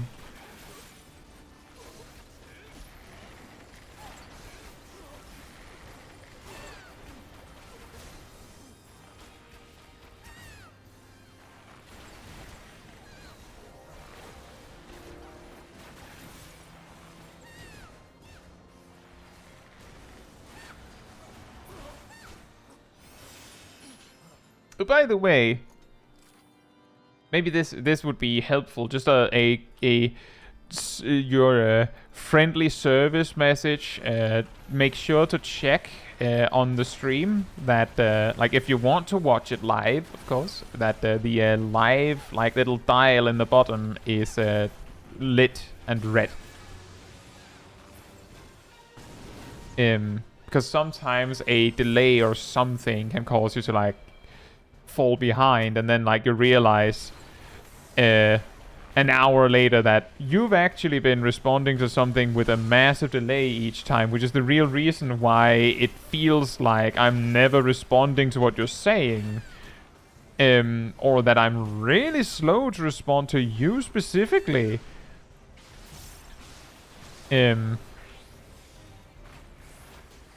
Sometimes it's just a few seconds, but it will glow red if you're watching it live, like that you're actually watching the mostest, livestest Oh, I can remove that.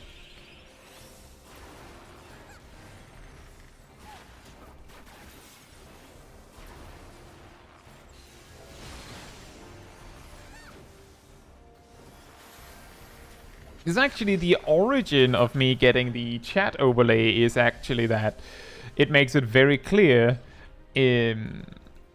that you're not caught up potentially, because the chat overlay doesn't match what's happening in the live chat if you're not watching live. I think. Don't trail holy upgrade holier than thou. Mostestest, holiestest.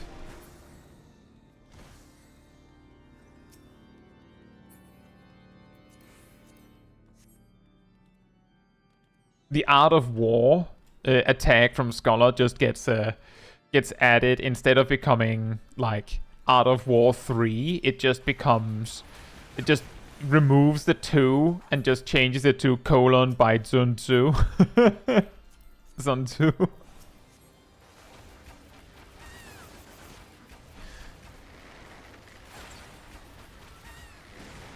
I've seen that too, Gurine. It's really weird when that happens, because that means I think I could have interrupted one of those. Well, let's just quietly move on. No one noticed that we took like 60% of our HP, and no one and no one did anything about it. Just shh, shh. No one will know. Hey, Cat Damon. Hope you're doing well. But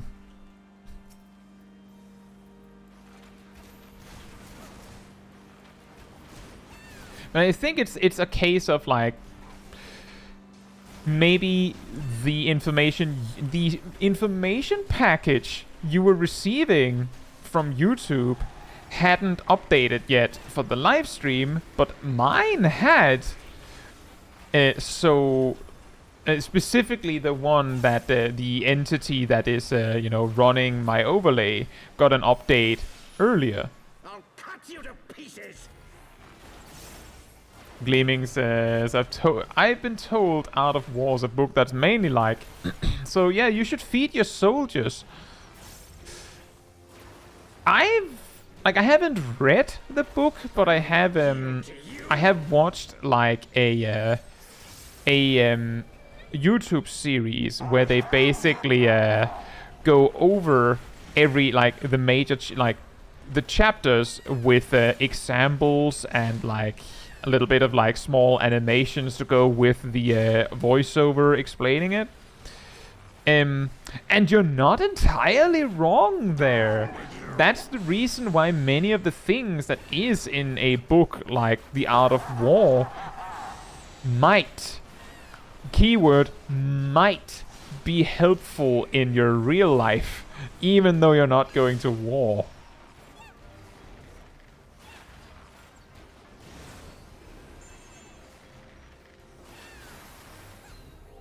Intended audience, nobles never had to think about logistics. Oh, the peasants also eat food? I'd never considered that option. I just thought that I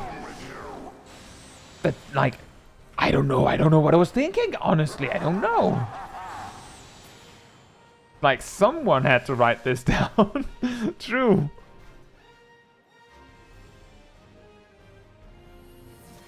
GF says, sorry if you've been over this before, but how come you're leveling an alt? This alt has never been played off stream. So essentially, if you find the playlist of Smol Caetsu journey on the channel, you can watch 100% of Smol Caetsu's journey from start to finish. It serves no purpose for me, like in a practical sense. It is the entire original purpose of this character was an opportunity to re-experience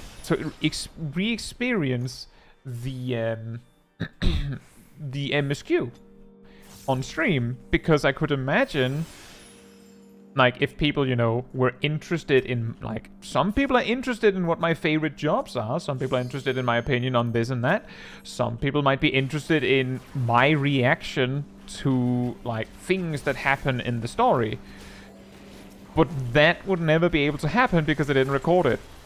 But I could, of course, stream my re-experience of the MSQ.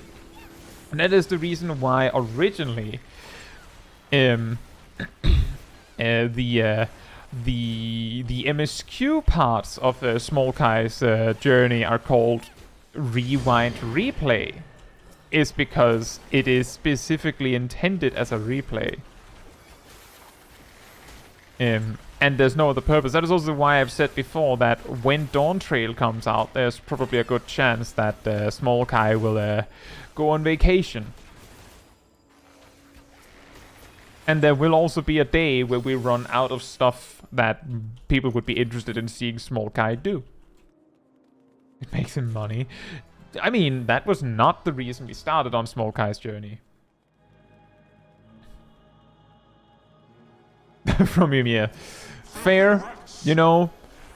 Fair's fair. You win this one, Ymir.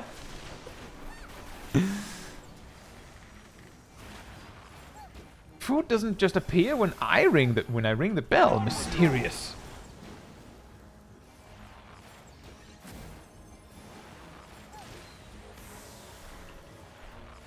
Fair enough, Gleaming. Enjoy.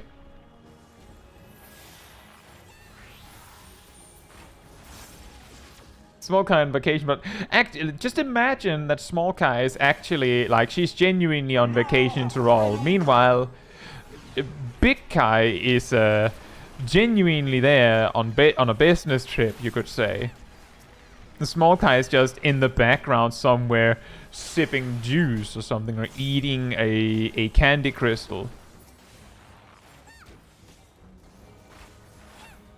With sunglasses on, of course. This should be a mercy. This should be a mercy.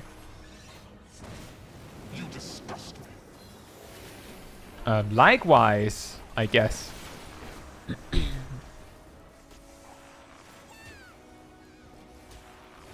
Yeah, I'd say so, Cat Damon. Well, leveling is going well, although I don't feel like we've gotten that many levels when I think about it.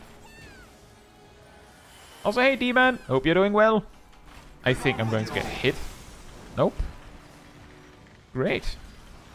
Holy chains? Not on me.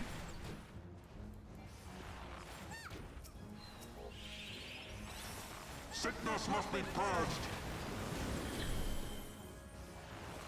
Sickness must be purged.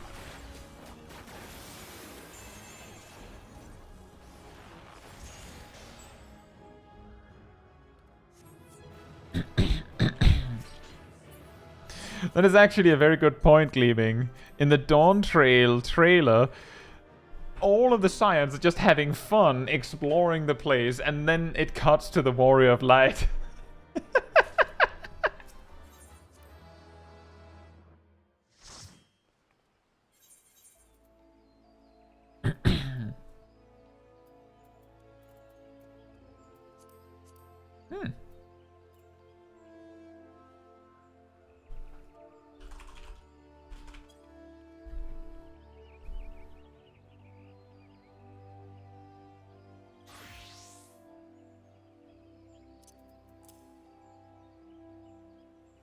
Just call it Dawn Trailer.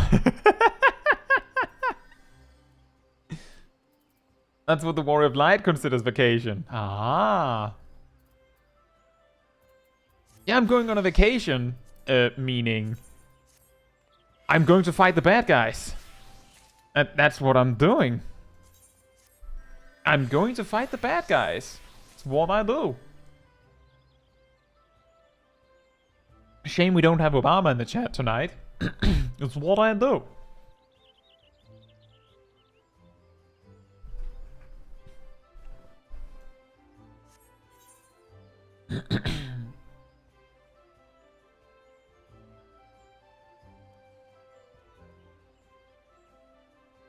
Shadow bring us a vacation. Huh.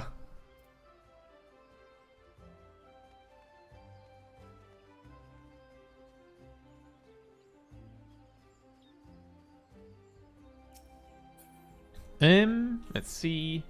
Right, we just have to do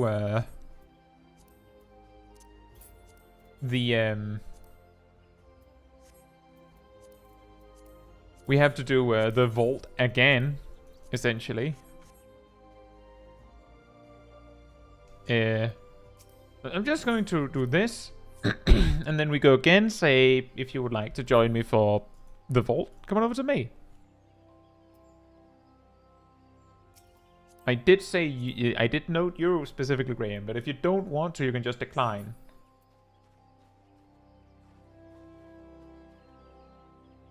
Oh, thank you so much for the 10 gifted memberships, Coco. Fan. Thank you so much. I really appreciate it. And also the swear word. Thank you.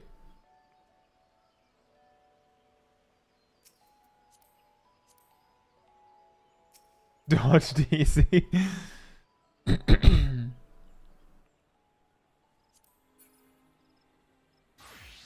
My finger simply just slipped.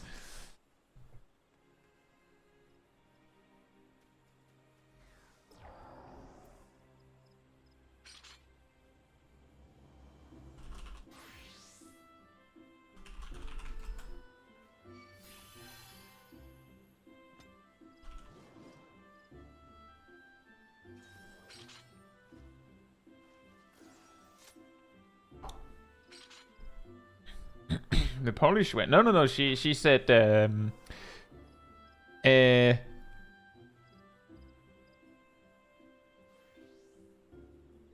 I don't even know if it's easy to translate that. Fanme. I think it the closest is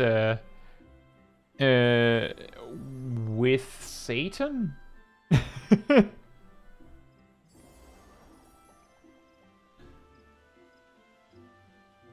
Something like that.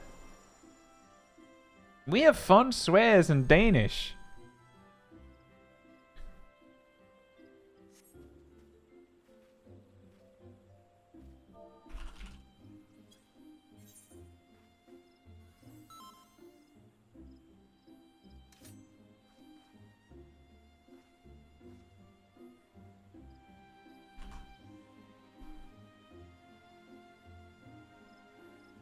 I'm curious, if you enter a dungeon as a pre-made and someone disconnects, can you replenish your ranks? I don't know. I do not know. My guess? If you're a full pre-made?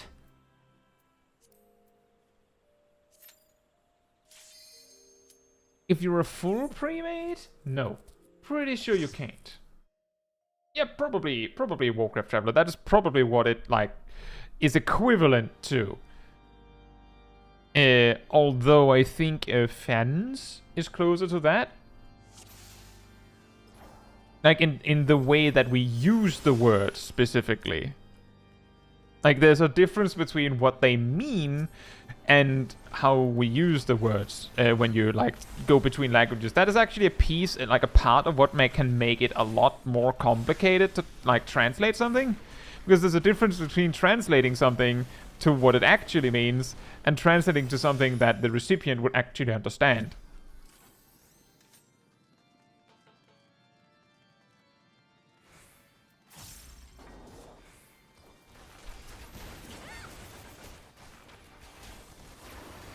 It's like when you see like a translation in an anime, for example. You're watching an anime and you're like, you have English subtitles and Japanese voice. Alright, Axel. Enjoy your evening. Did the thingy crash? Which thing?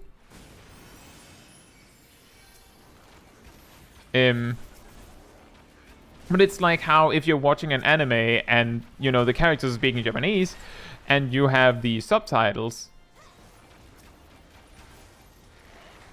that in the subtitles, like, maybe you know exactly what they're saying, And it might be a joke or something that they're making, but they translate what they're talking about. Oh yeah, the chat overlay actually did crash.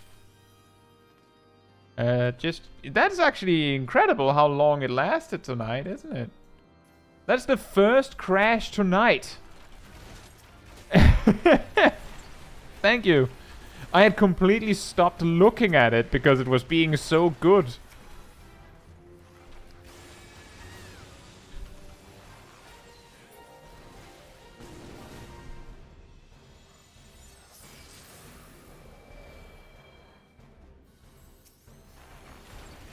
So Ifrit, hope you're doing well. And that is true. When you get a membership gifted to you, you should get a mail, like an email about it. So, which I don't know if it actually includes the giver in it, but I do know that it gives you it sends you a message about it.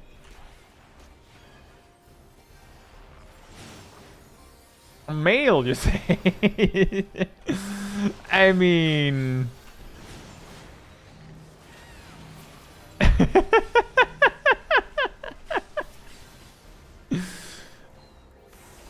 Sends your mail. He has like a message for you. He'll tell you that you got a gifted membership. He holds like a letter in his hands. Ow.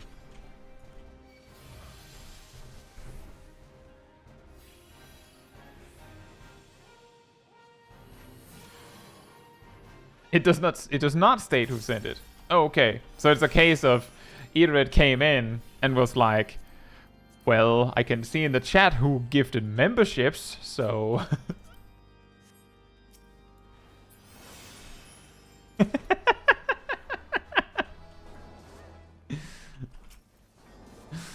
Green says, I just misread raw intuition as law intuition. Which sure would be a warrior ability. Hold it! Objection! Now that's a guy with law intuition, am I right? Eh?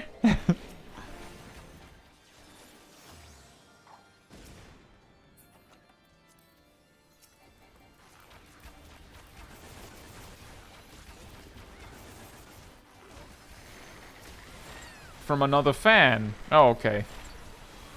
Yeah, there is something. I can't remember where it is now that I'm thinking of it, but I believe up in the top right of the live chat, there should be like a, or maybe, no, wait a minute, it's when you click the become a member button, like on the page, or like while you're watching a stream. In the top right of that, there should be like the three dots. You know, the some people call it like the burger menu or something. Not because of YouTube. It's because it like sometimes it's like 3 lines, so it could look like a extremely simplified burger. If you click that, you can enable receiving memberships. And speaking of which, thank you so much for the 10 gifted memberships to me. I really appreciate it. Thank you so much. The snapping continues. And Ymir takes the challenge. This pink guy's pink edition. I do appreciate it so much, Ymir. I really do.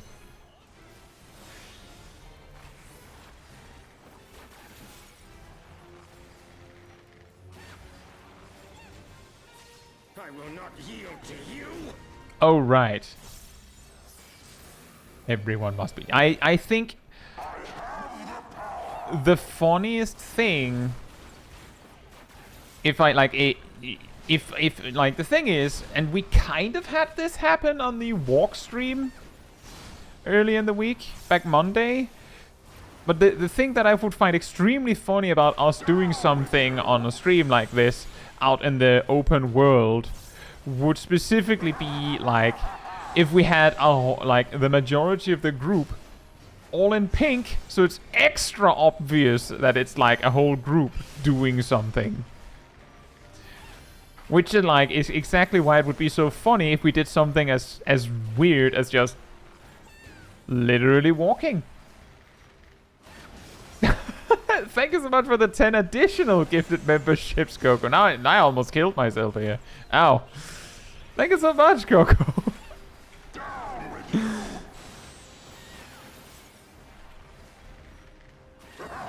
That's so generous of both of you. I really do appreciate it.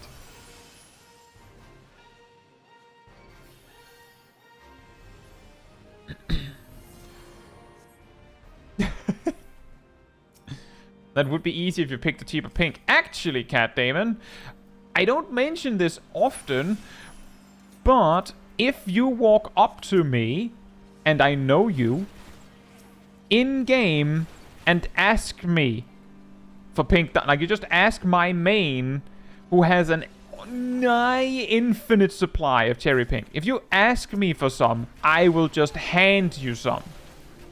Like, I will just give it to you. You just have to ask for it. So the price is irrelevant. You just say, please. And when I say I have a nigh infinite supply, I have 999 cherry pink dye on my main at this very moment, and I have over 750,000 Seafarer's Curries on my island sanctuary, and I believe cherry pink dye costs 500 a pop. So I have thousands of cherry pink dye. You just ask. You just ask. The price is human interaction.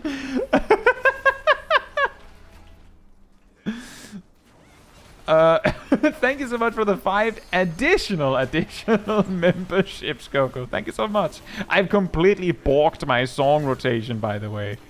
Completely. Thank you so much, Coco.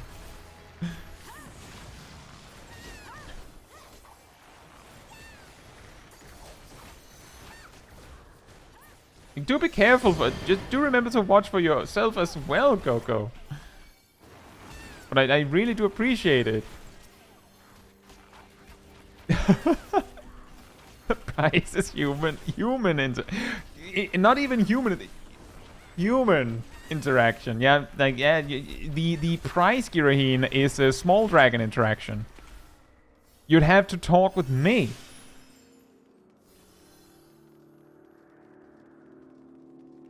Oh, Coco, you didn't have to make it more expensive.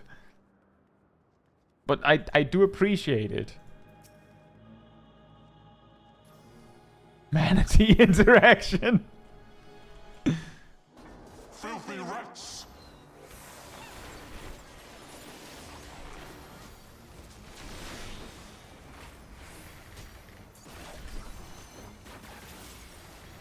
Yeah. I don't know if that counts. I'm lagging. Oh.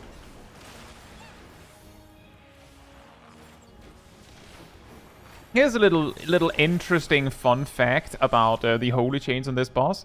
This is something that a lot of players, I don't know if they actually know this or realize this, but the distance that you have to run to break the chains is relative to how close you were to the other person when you started. I don't know the exact distance, but if we say you have to get 10 yalms further away from each other, then it of course stands to reason that if you're already 20 yalms away from each other, you have to get 30 yalms away from each other to break the chain. And the funny thing is that often I see players reactively move further away when they see the cast begin, which ironically makes things worse, because it could mean that you're so far away from each other that there is actually enough space to get far enough away. Oh, here's Holy Chain.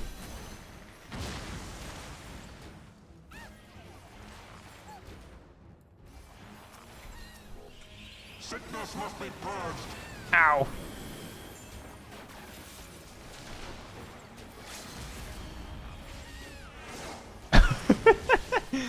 Coco says, I have to pay my chiropractor like 10 subs for twice a week for 3 weeks, so it's fine. That is an interesting way to calculate it.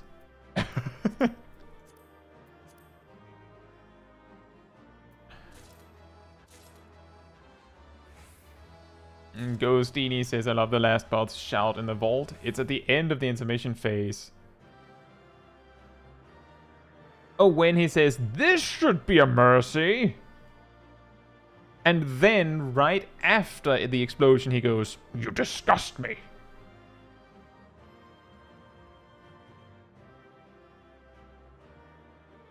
Yeah, the thing is, yes, the game audio is usually a bit low on the streams. I will admit, part of the reason is because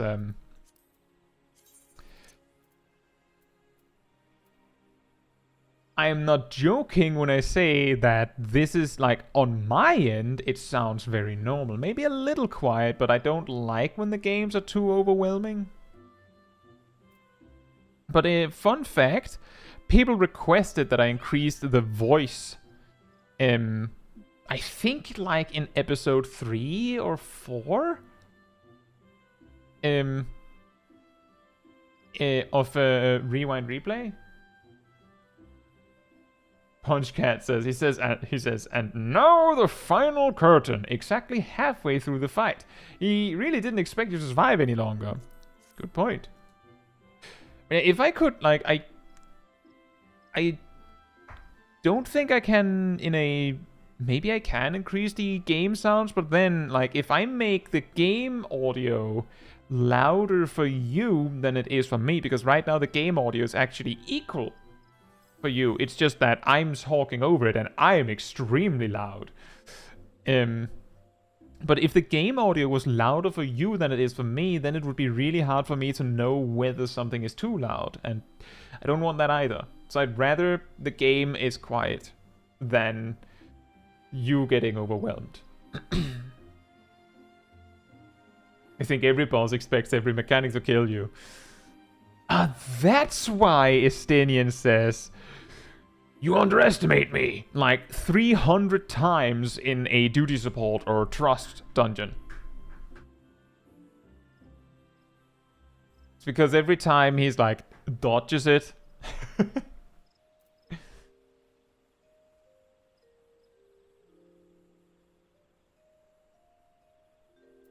No, fair enough, Ghostini. It's just, we've talked a little bit about the game audio before, and it's just, that's my perspective on it.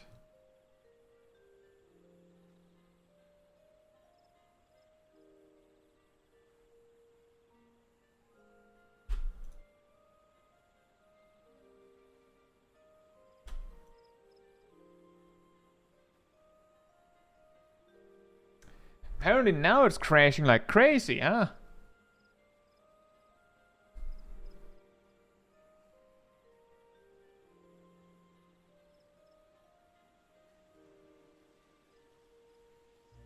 Gaming says that, wait, there's voice lines and stuff in Trust Dungeons?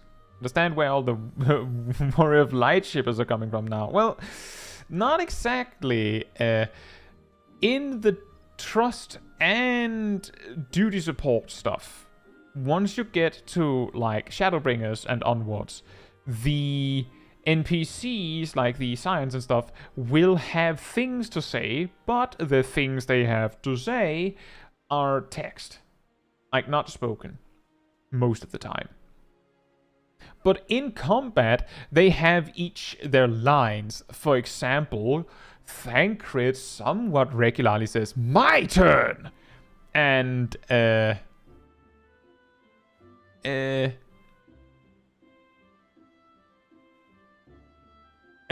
for example, Estinian says, you underestimate me. Gratia says, there! Sometimes. Quite weird.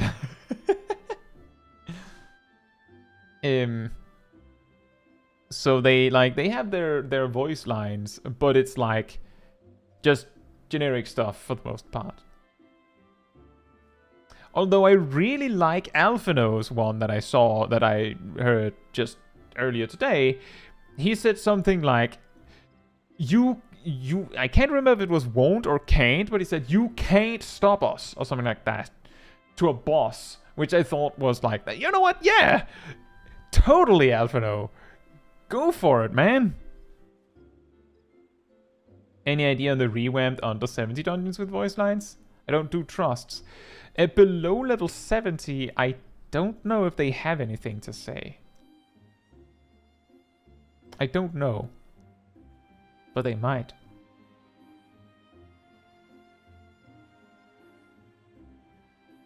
Southern twang for Alphino? Well, I was focused more on saying the line than say, like, sounding like Alphino.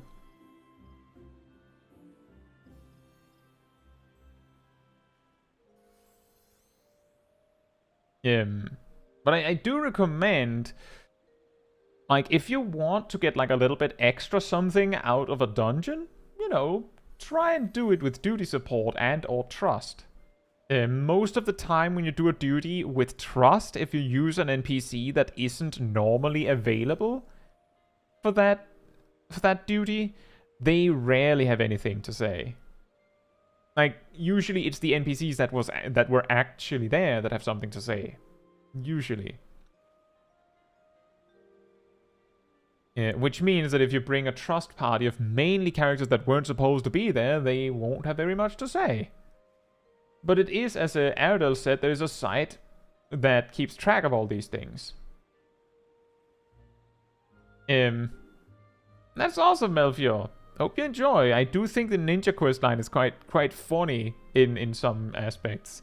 Do remember to, when you get, I don't know how far you are, but there is at least one, if not two, solo duties in the Ninja storyline, or the Ninja job quest line, where you have to save the NPCs. Do that first. Don't be like me, where I attack the mobs, get aggro and go, wait a minute, was I supposed to rescue the NPCs first? And the answer was yes.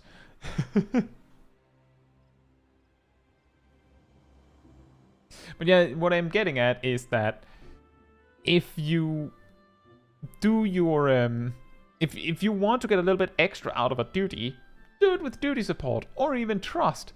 Because not only sometimes the NPCs have something to say that you might never have heard if they hadn't, like, if you hadn't gone in there. Like a little extra background information about the character, like something they, like some opinion they have about something that you couldn't possibly have known without asking them, essentially. And it also gives the opportunity to actually explore the duty, and sometimes there's something on the floor that you might want to interact with, but there's no time, the tank is already run past. And sometimes you'd like to read that. And sometimes it, like, once in the game, there's like a piece of paper on the first side track in the very dungeon that tells you what you're supposed to do later. Like, for example, in Sastasha, and basically no other duties in the game, where you have to click on that piece of paper to know which choral to click.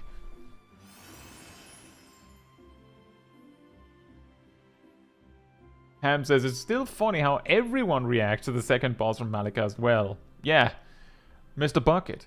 Oh, and that also reminds me that, and that's in regards to the site that Ardell mentioned, where they keep track of how all the NPCs interact. The Trust Insiders, is that sometimes there's, like, for example, you go up to the first boss, and it could be, if you have Urianger in your party, then he says this. But if you have if you also have Alice in the party, she will follow up by saying this. And if you don't have Urianger in the party, then Alice says nothing, or something like that. Like, just to say that the NPCs have banter between each other, and it depends on who you're bringing. Vince says, of course, the one mechanic, Skip, I see most is in the dungeon I got for leveling roulette today. John, which mechanic skip is that? It could be... Well, it could be the part where you run past the 2 extra heads. You don't do the balance? Ah, yes, that's the second one. The third one is sometimes people just ignore all the mechanics on the final boss and just bomb rush it.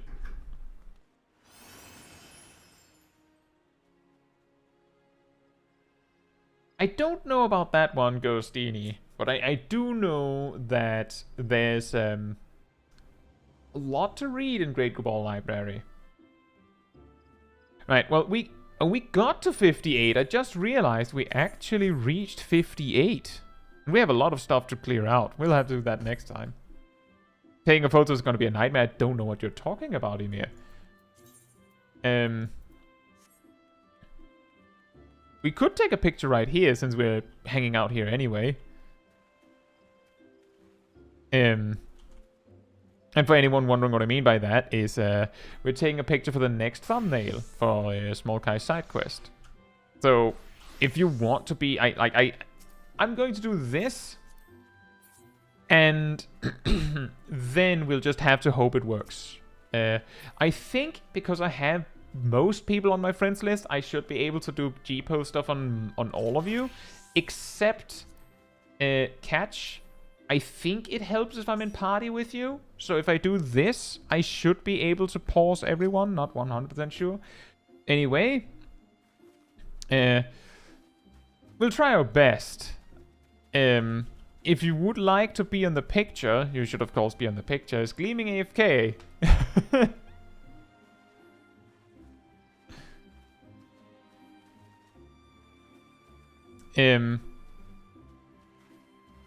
Sorry for what, Catch?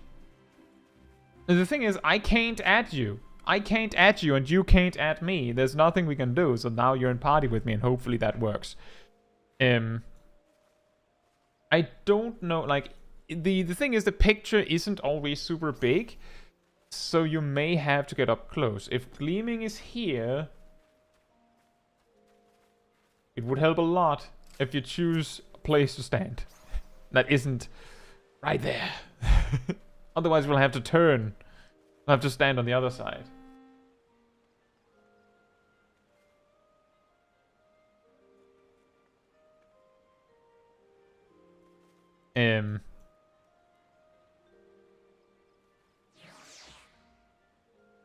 You're out of your house. Okay, then we'll have to figure something out. Let's do it from this side then. We have already taken a picture from that side, so let's do it from this side instead. Sorry for moving right after everyone had found a position.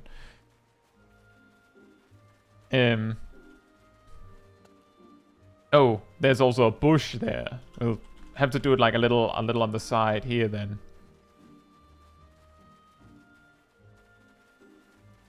And you can also be up on the rock. I just can't guarantee that I'll be able to easily fit everyone. Like, there's already a massive amount of people here. Like, it may help if you're sitting down or, like, you're not all the way up.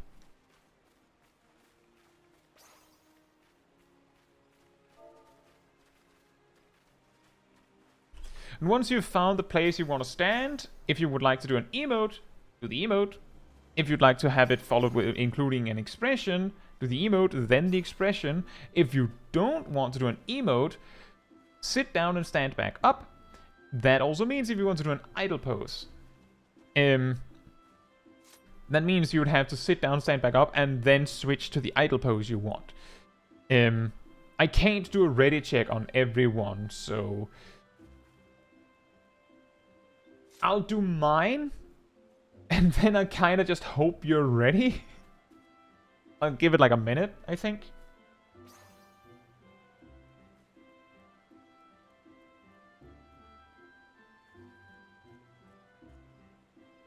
Emi says I think it'll be fine, Emi. I think it would be sad if I demanded people do something specific. It's more fun when people get to do the thing they want to do. I think it looks like people are in position.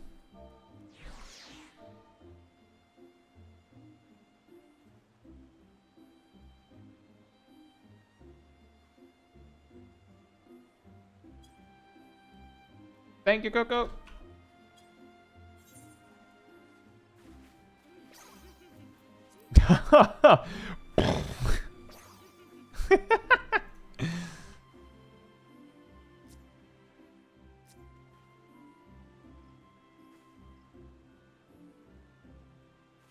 This is possibly the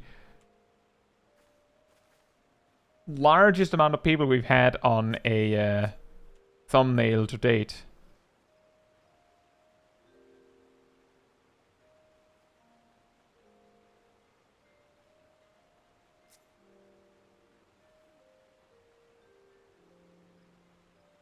It's actually hard to get everyone to actually be able to fit. Oh.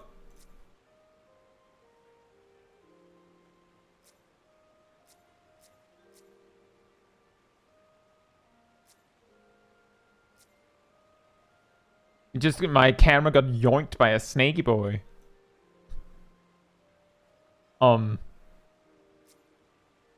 Hello? Snake!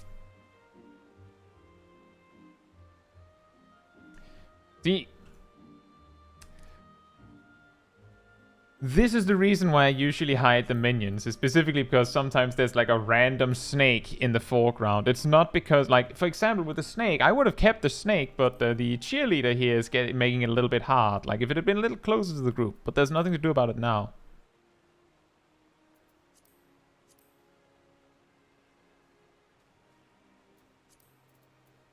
I'm putting the camera in position and I haven't even fixed the lighting yet. Cheerleader sensor.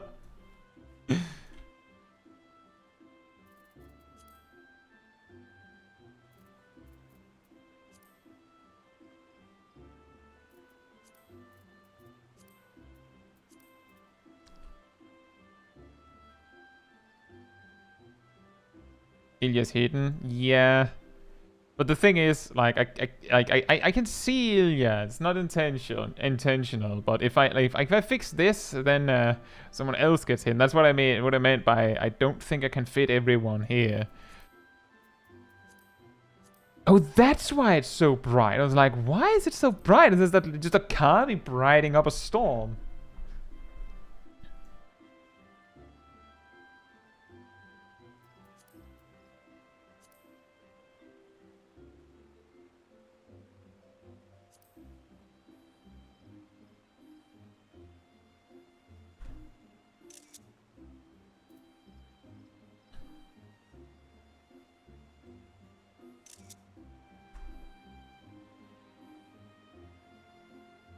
I think that'll work as good as I can.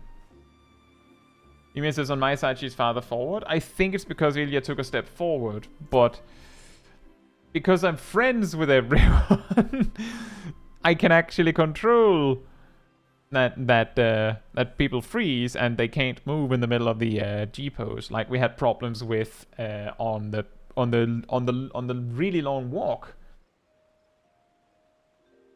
It's so Proto-Cavian wants to reclaim the power. I think that is, well, I don't know if people have done emotes. That's the reason why I'm like, now I'm G-posing and now I'm not changing it. It's because otherwise we can sit here all day. I'm sorry, Ilya. It is kind of cute also with the hiding Lalafell. I'll say that. By the way, now I'm not sure who's the owner of Ilya. Ilya.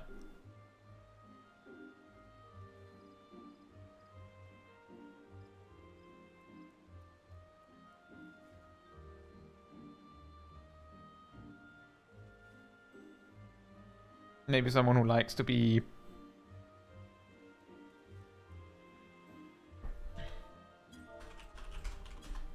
gonna keep them. And actually, yeah, we're wrapping up now. Actually, gonna keep them. Well, again, it's the consent thing, right? I will be going to the inn and like be wrapping up, but you can all take a whole bunch more pictures if you want. Or do more duties. Like, I'm not the boss of you. You could literally just spam duties all night if that's what you want. That's Kaze Dragoon. Right. Right.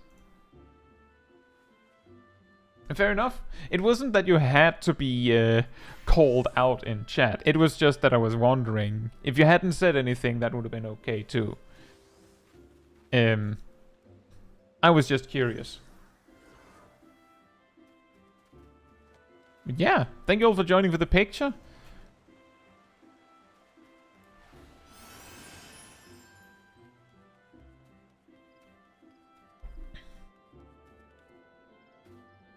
And then we'll go to the inn, get a picture for the schedule, and well, then we'll be wrapping up.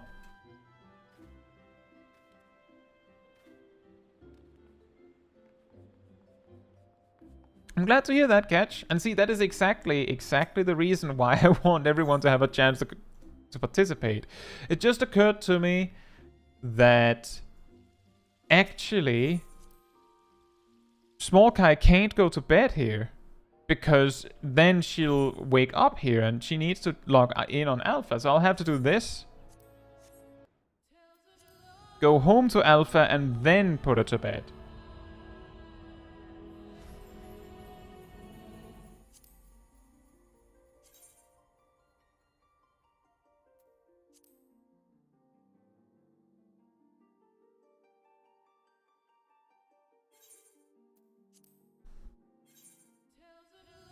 Me neither, Ymir. I'll say as much that I don't think I would enjoy this game very much if 300 MS was the standard.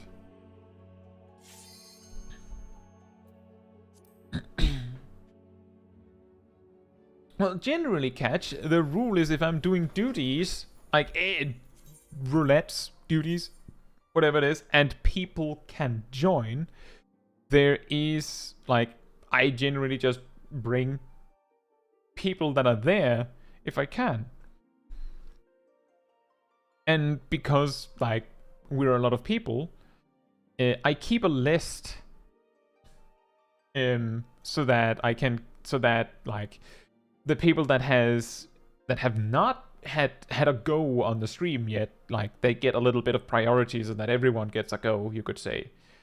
On the attraction called Doing a Duty with Kai, which is an extremely magical experience or something. What? I got a letter again? What? That can't be right. I know, Catch. The way that I've done it is that oh look, there's Agni.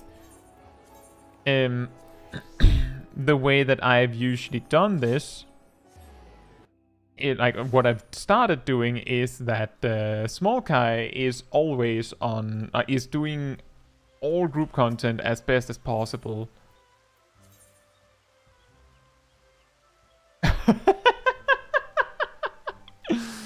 Thank you so much, Ymir.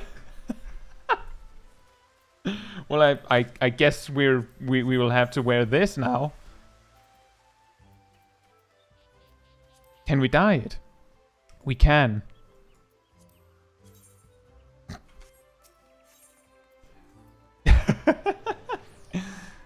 I'll need to grab some extra cherry pink.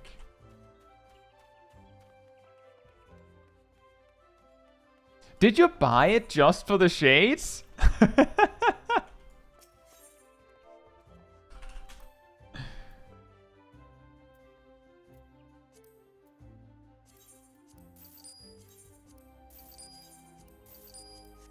Oh, so you'd rather I just put on the shades? Or do we do the...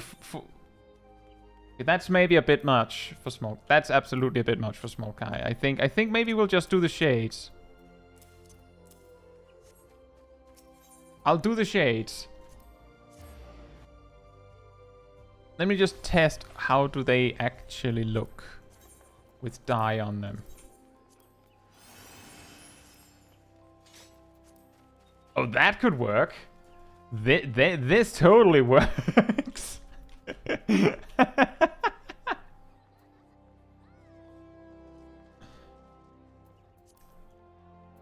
Kind, like, it's like yes and no catch. The way that we're doing it now is that if we're doing Daily's Hangout stream, then I'm usually on Louisoire. If we're doing tea time or a walk where there's no fighting, I could be anywhere. So I will be on Ravana so that everyone can join. You can use the Vice, so that's true. Let me do this actually.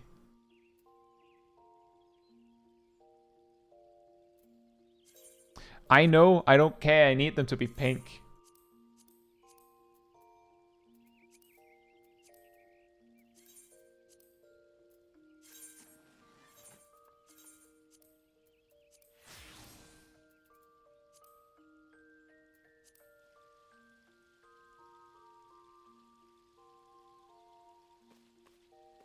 But yeah, if we're doing something that isn't combat related on my main, then we're usually on Ravana.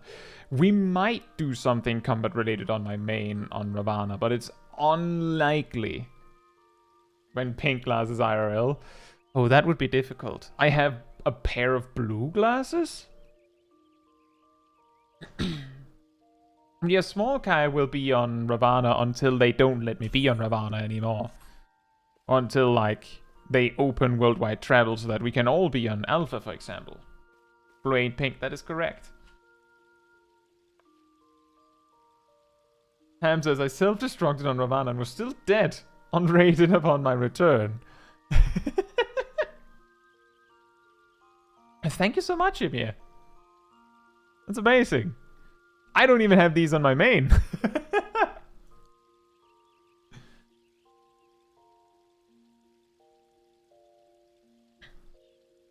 Now we have sunglasses. We like this and this. This is serious mode.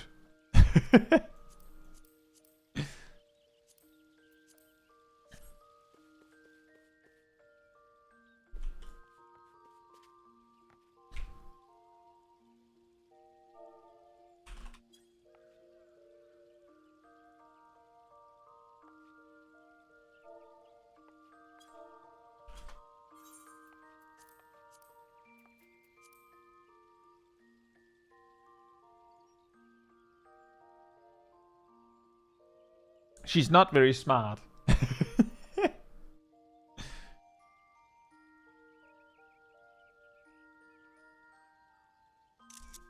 Now, Smol Kai, this is what you use your sunglasses for. I what? I thought it was for holding up my hair. I mean, that is exactly it, Catch. The reason why we do Daily's Hangout stream on Louisoire is both because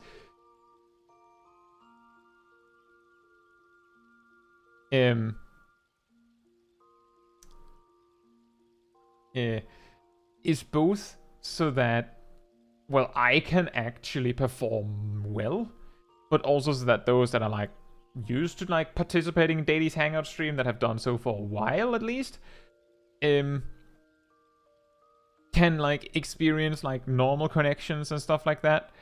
But it's also like we can get away with like really learning, because like that's also the reason why I'm like, when I'm on Sage, I'm like, well, you can play a tank you're bad at, because I can catch you if you fall. Like, go as a tank, and I'm like, well, it's a great time to be a bad healer because I can take it and things like that.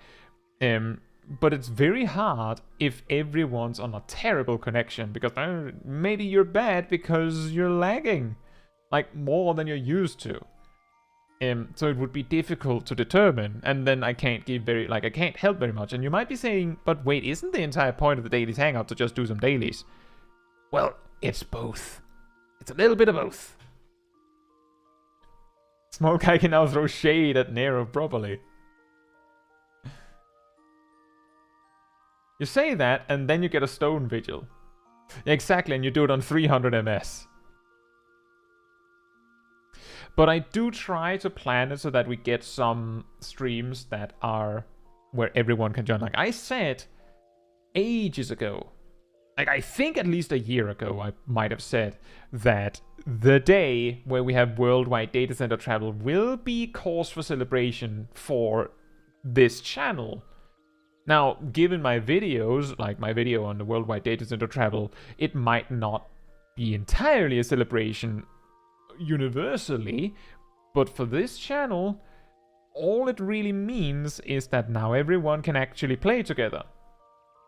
Like, it's like almost like one enormous friend group, but we're split by regions.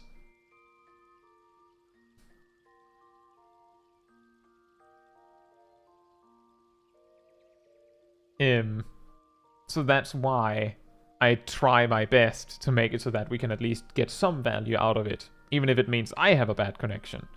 Then I can at least appreciate when other people complain about their bad connection. Being a good tank ain't gonna help in Stone Vigil. Well, being a good tank is more about knowing that, like, it's also about knowing the limits of the group. That is to say, if you're a really good tank, you might feel compelled to pull extremely big in Stone Vigil, but also a good tank will also recognize, if they know the healer, oh, that healer can't take it if I pull more than this. And then you just don't pull more than that.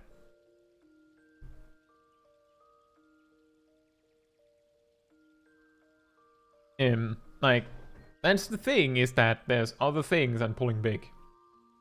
Just pulls everything into the first boss room. I'll tell you, Traverse, if I was doing like daily roulette streams and I was tanking or healing even, and we got Stone Vigil, and my tank or my healer, conversely, were solid, like really solid, like I know they can take this, I would probably be like, just go for it, man. Just go long. Because it would be really funny.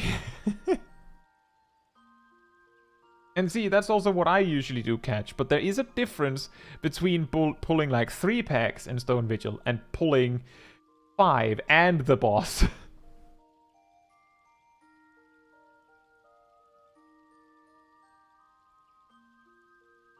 Yeah, that sounds about right, Emir. Actually, when I recorded my my demonstration of pulling literally everything that you're allowed to pull in Stone Vigil for one of those 10 hardest pulls or 10 insane pulls videos, I specifically brought Gazel healing. 3 packs is a pretty good, like, default catch. That's the reason why I mentioned 3. Like, in Stone Vigil, the first section before the boss, there are 5 packs.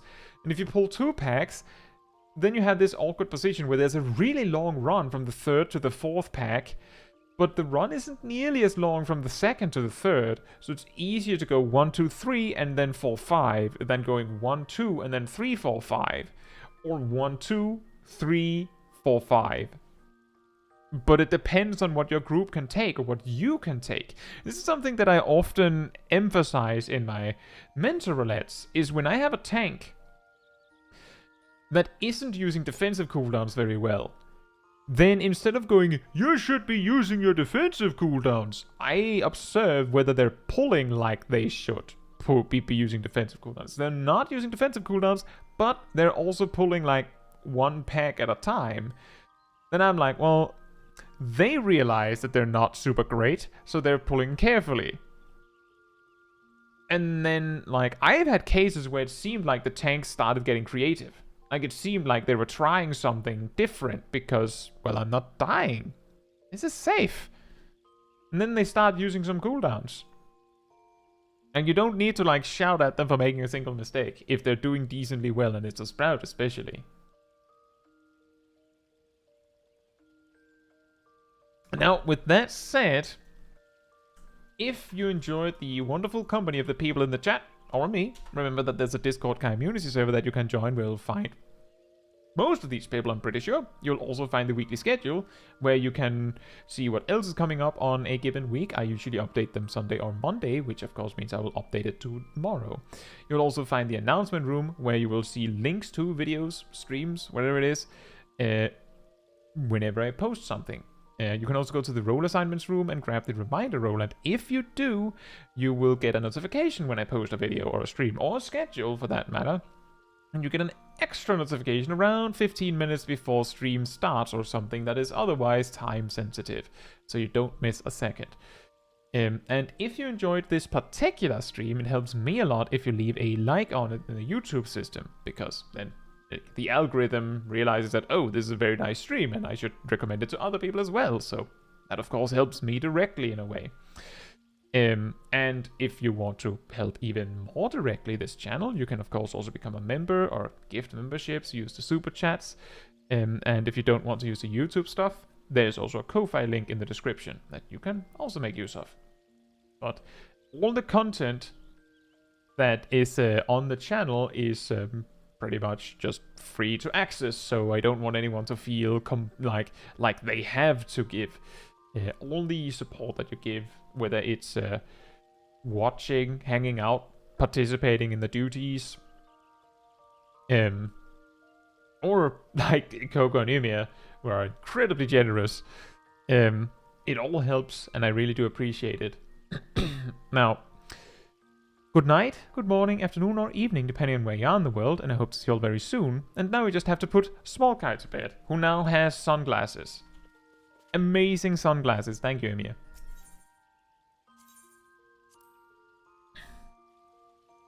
Good night. Oh, she goes to bed with the sunglasses on. Good night. Good night. I forgot to fix her pants.